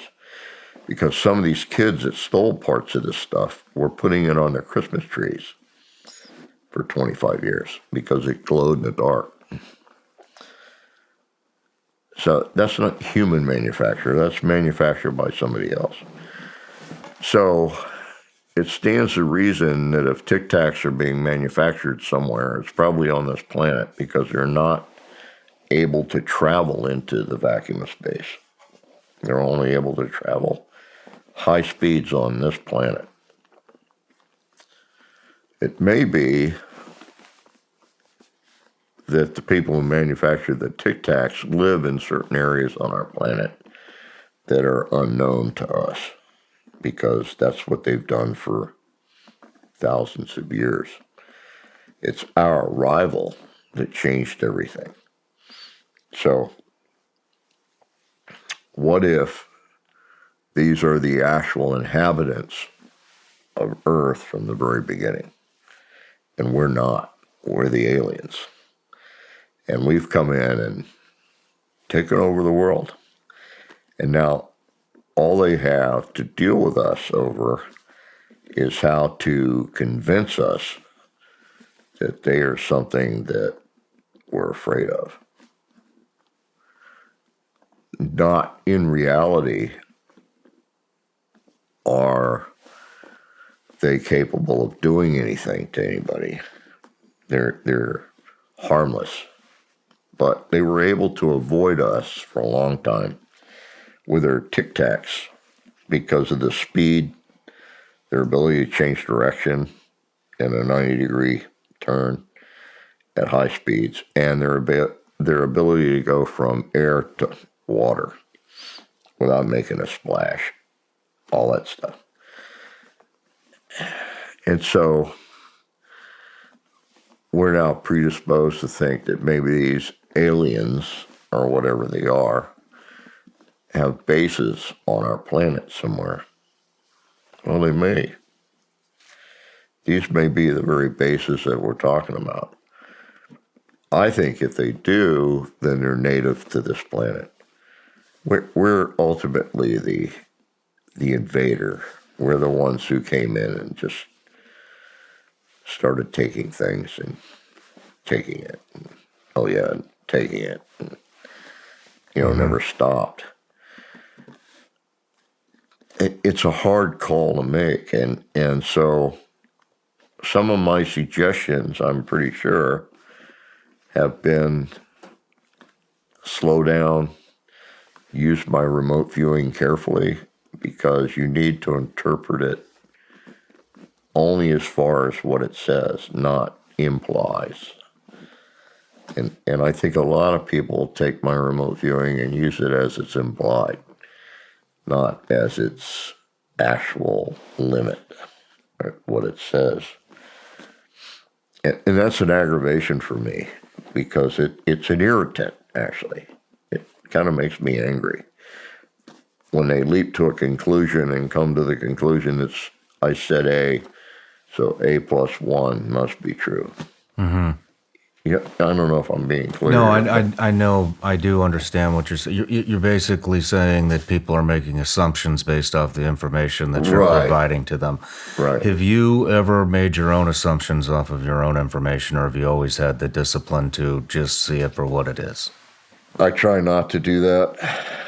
It's hard not to, but I still try really hard not to. Because like I said, I'm the only viewer that came out of the remote viewing program and went straight into a lab. I went right into SRI International.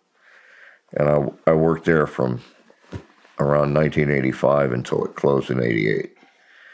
When they let me go in 88, I was hired immediately by Science Applications International Corporation. So I went right into that lab. I'm the only viewer that has voluntarily gone into all the labs and been challenged on my viewing, and I've done my viewing under maximum controls. No, one other person did that.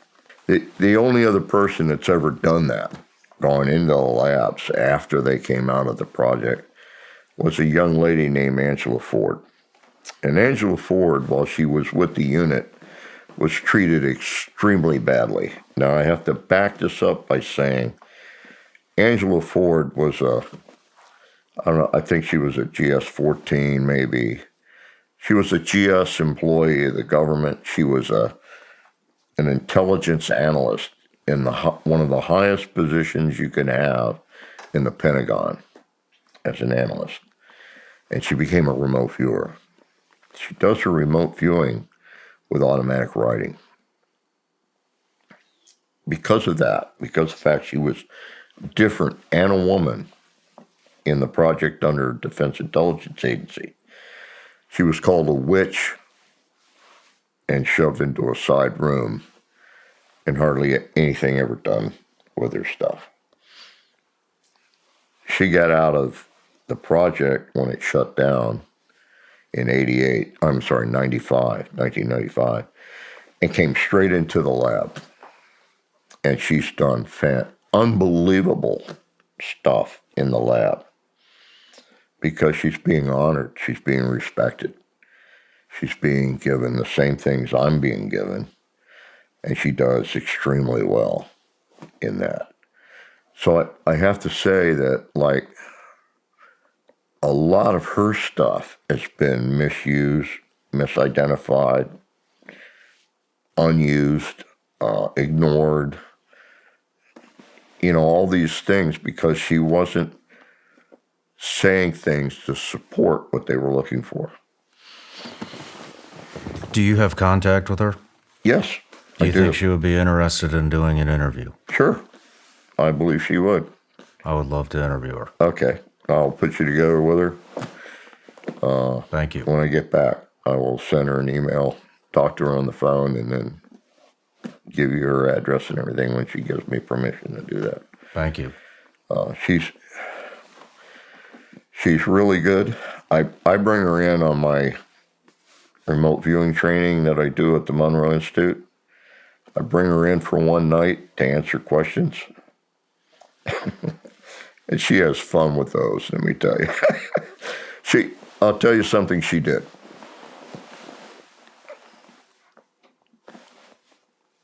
The first week in the lab, they had a U.S. Customs agent who took $2 million that was supposedly earmarked for something. He just stole it and disappeared.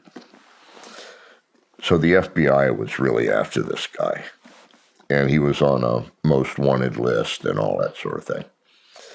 But it was dead of winter when this happened, and so they were absolutely positive, since he loved the Bahamas, he's in the islands. He went down there, he probably bought a boat. He's living in the islands. She comes up with the fact he's in, I don't know, West Muldoon, Iowa, or something. I can't remember now. It was Wyoming or something like that. So she says, no. He's way out in Wyoming or something. Nobody believes her. Every psychic in the unit is talking about the Bahamas, Bimini, Nassau, all these places. Because they're picking up on all this stuff. And she's saying, no, he's up north.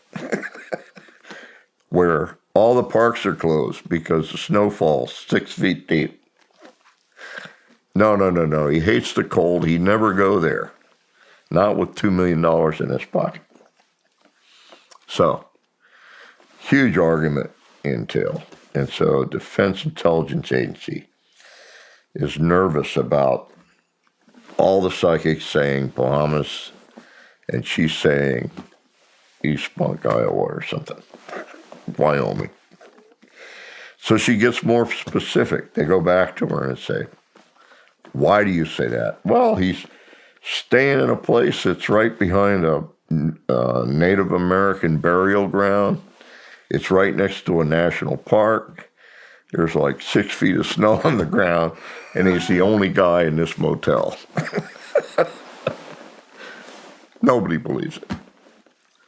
But just in case, the FBI sends a wanted poster out to all the park places in the extreme Northwest that's buried under snow.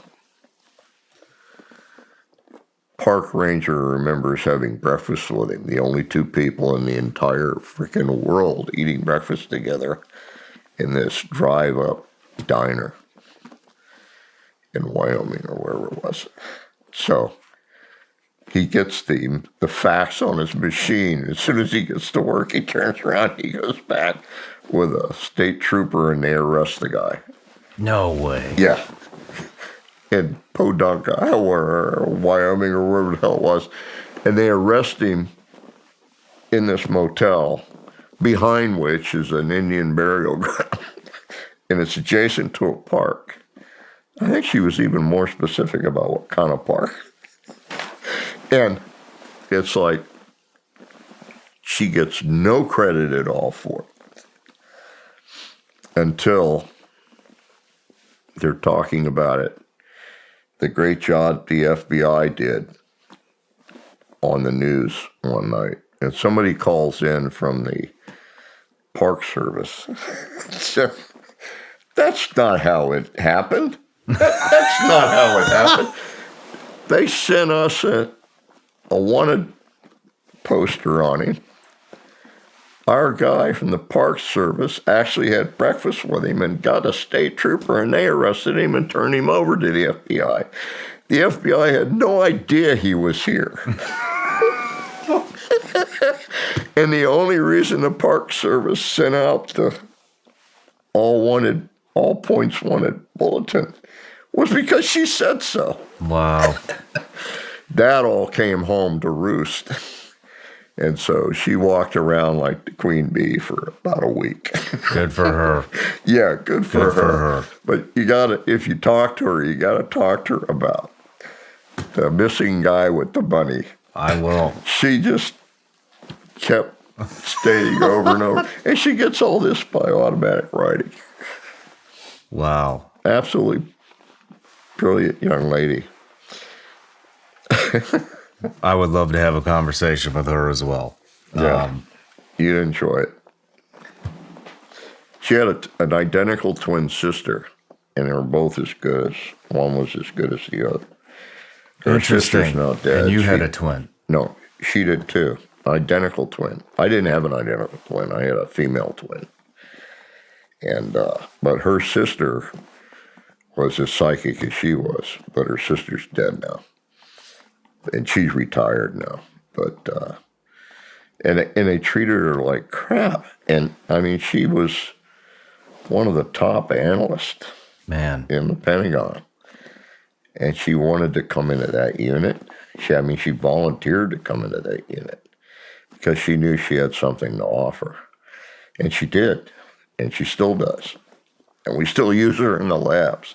She's that good. I mean, she's really a good person. Well, thank you for sharing that. Yeah.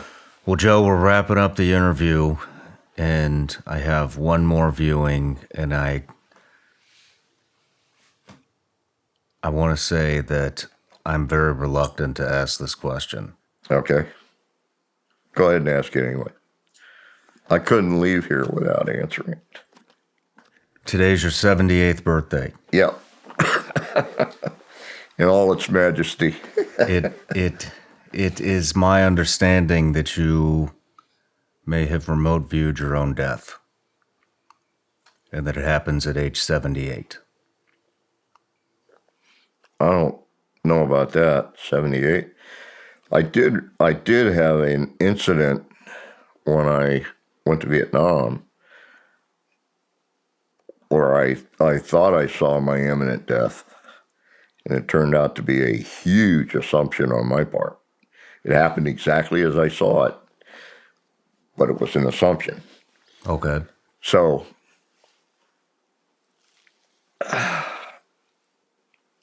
what I think might be misconstrued here is I had a problem with an infection from one of my hospital surgeries. And I went up to New York. This was when I was 72. I went up to New York because I got my degree. I graduated with this big crowd of young kids. But it was right after I had a back surgery, and my spinal surgery they had a lot of staples down my back, and one was inverted. It was backwards, and they couldn't get it out. And I think somebody was back there messing with it, trying to get it out. And I said, I hope you're wearing gloves so you scrub your hands real good. And she got them, walked out, and I never saw her again. She told me something. But anyway, the doctor came out with a pair of gloves on and just took a pair of pliers and jerked it out. So we went ahead up to New York, and I graduated. The next morning when I woke up, I had a really bad infection showing on the sheet in the hotel. So my lovely wife drove me straight back to the University of Virginia Hospital. And I went in the emergency room. And they couldn't find an open OR. I was in the emergency room a long time, many hours. And I was getting weaker and weaker. My body was just racked with this infection. Turned out it was a Staphylococcus aureus or something like that. Anyway, it was a terrible infection. And I was running out of energy, so they wanted me to do an MRI. And, just before the MRI, I was getting weaker and weaker. And I said, in my mind, I felt like I was standing on a pad of tiles and they were falling away one at a time. And I viewed that as my energy going out. And I got to a point where only my feet were standing on tiles. And I came to the conclusion that it would just be so easy to step across and not be there anymore. And so I was contemplating this because I was done. I felt this hand grab my arm. It was my wife, and she whispered at me. She said, "Don't you dare leave me." And I went. So I started stealing energy from as many places and people as I could. So they put me in an MRI, and halfway through the MRI, I started hallucinating. So I said, got to get me out of here. And the doctor chided me. He said, I thought you were a tough old Army guy, that you could deal with an MRI. And I said, I can normally, but I'm hallucinating. So I know my temperature is about as high as it's going to go. And he said, nevertheless, you should have finished your MRI. So when I came out of the MRI, the nurse came over and rubbed one of those temperature things on my head. And she turned to the doc. She said, he's not wrong. It's 107. They found an OR room immediately and reopened everything that they had done on my spine and washed it all out with antibiotics and pumped antibiotics into me for months and finally killed all that stuff. That's probably the closest I've come. Vietnam, when I got off the plane, when I arrived in Vietnam, and I stepped off the C-130, I come off that back ramp. When my foot hit the ground, I saw myself dying in a flash of white light. I knew that's it. That's how I'm going to go. An itinerant rocket attack or a mortar, big heavy mortar, or maybe a artillery round or something was going to get me. And I turned around and I told the guy behind me, and they just opened up a space behind me. Nobody wanted to be close to me after I told them that. So I go through the whole time in Vietnam and nothing happened. Well, I had a few close ones, but, rattled me a little bit, but I didn't die of a itinerant round. So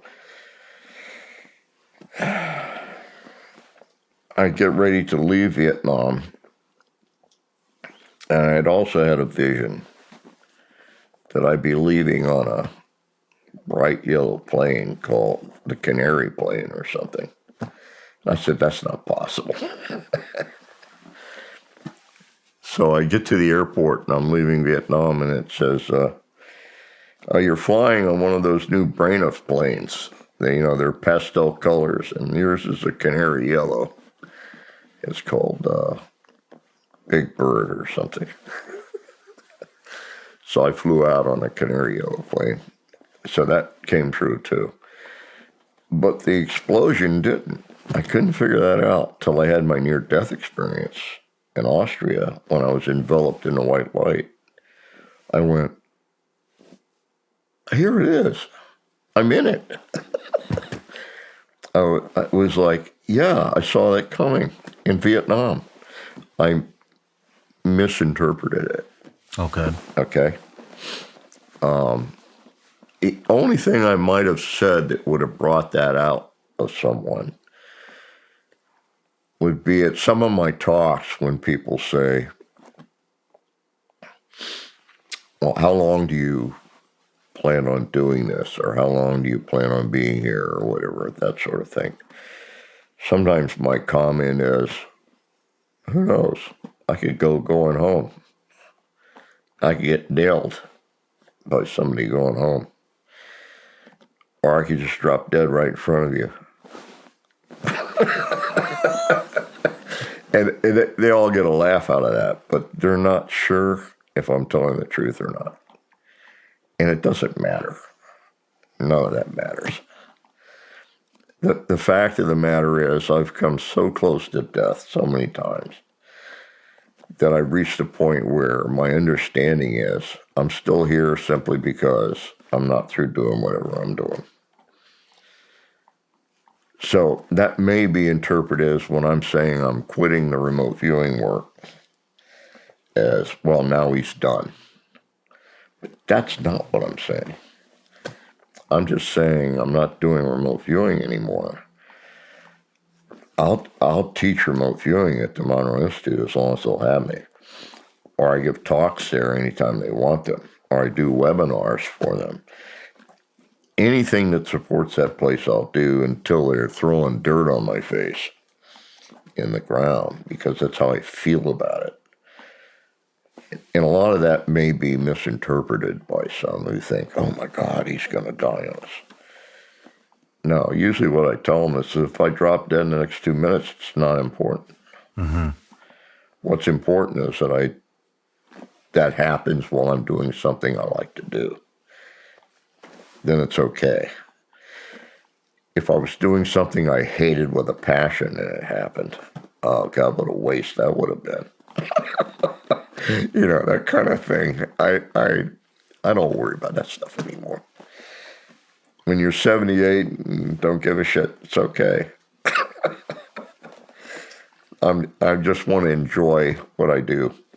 Yeah. Be relaxed. Somebody had told me that, and we have rescheduled.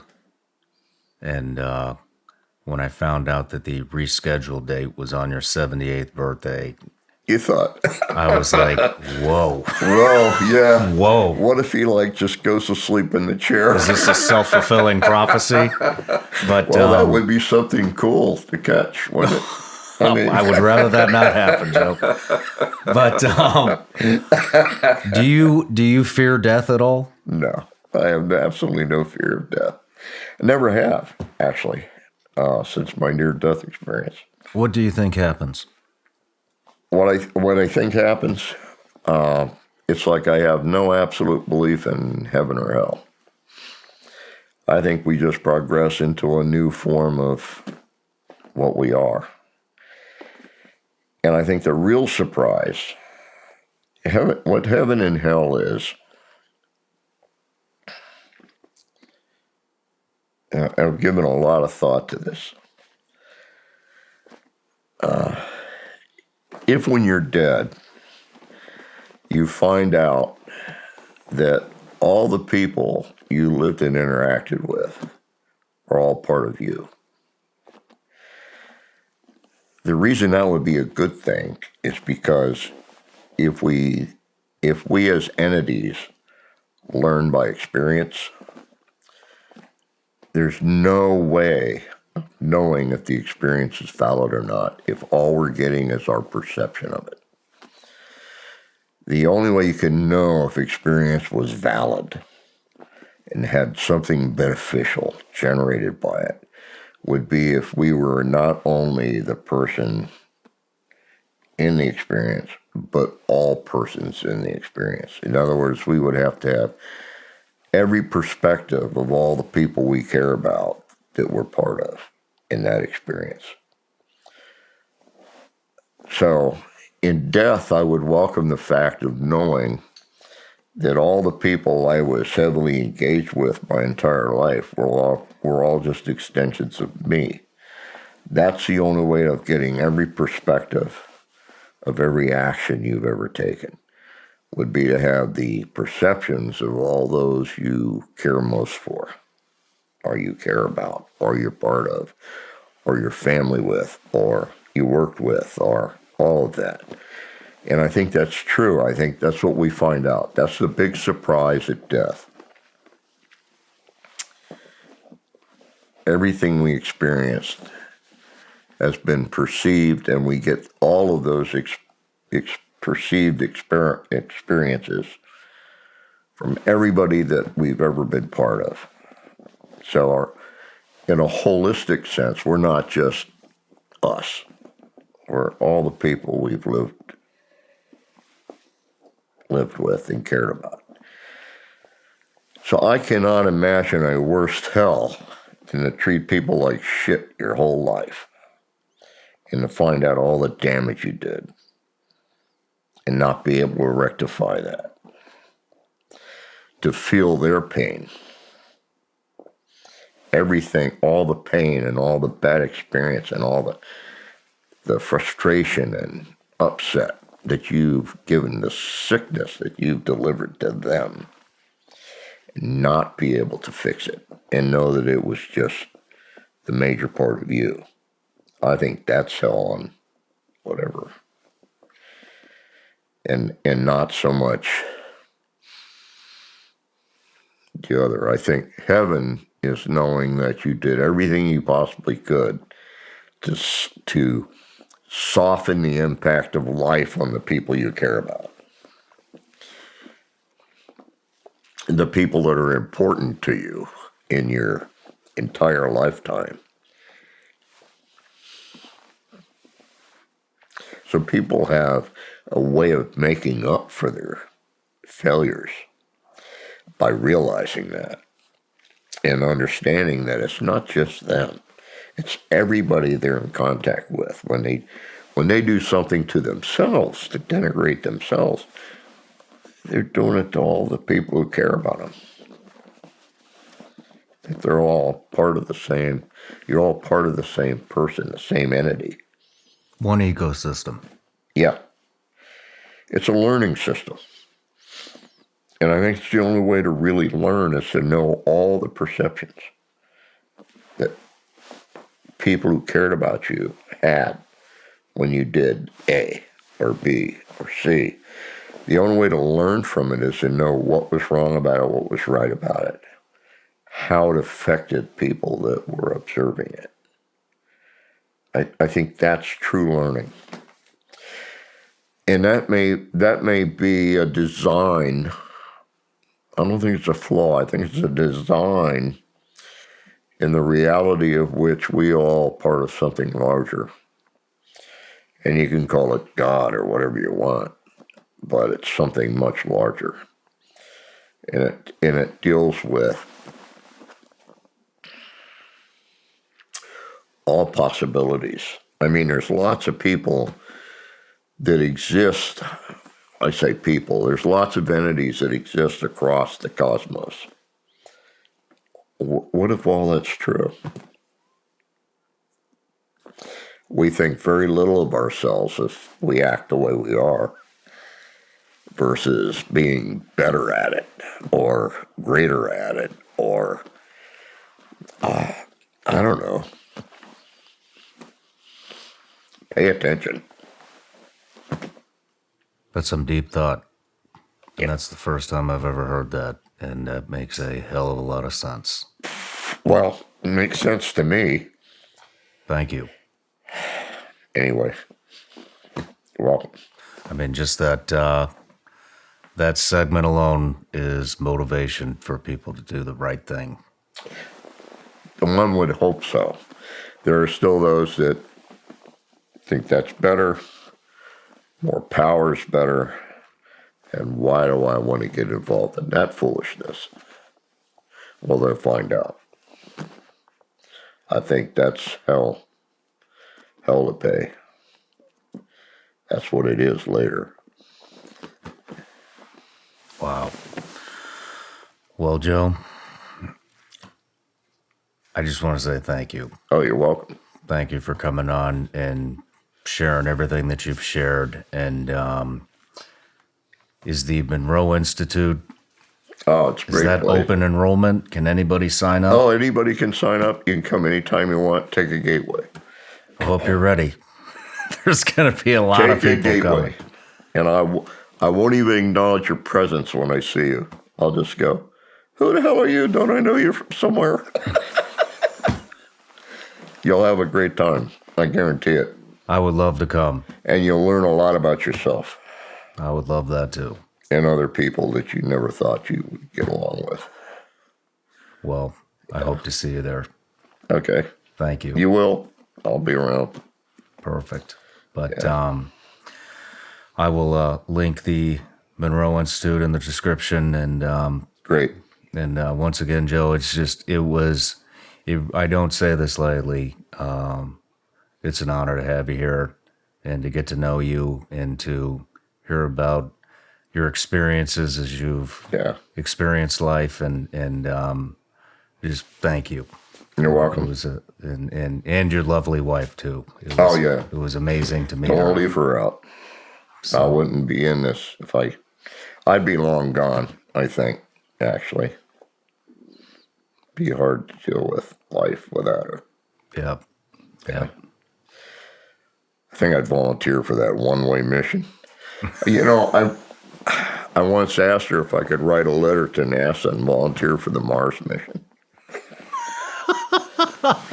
No, listen, I have enough artificial body now that I'd probably survive on Mars. She'll kill me for saying that, but Well, thank you. yeah, you're welcome. All right. Take care.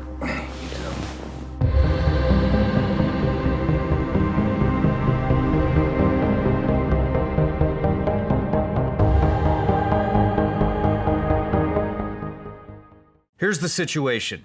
You've got China, Russia, Ukraine, the border. The banks seem to be collapsing. Plus, the Chinese just negotiated with Iran, Saudi Arabia, and Brazil to drop the US dollar. And most Americans, including myself, feel that we're in a recession right now. But despite all the evidence, I can't tell you what's going to happen for sure. Nobody can. Yet when it comes to your money, you should understand what's at stake. That's why I partnered with Goldco to possibly help at times like this. Go to ShawnLikesGold.com or call 855-936-GOLD to get your free gold and silver kit. The kit shows you how to defend your money with precious metals and how listeners of the show could get up to $10,000 in bonus silver. Go to ShawnLikesGold.com or call 855-936-GOLD to get your free gold and silver kit.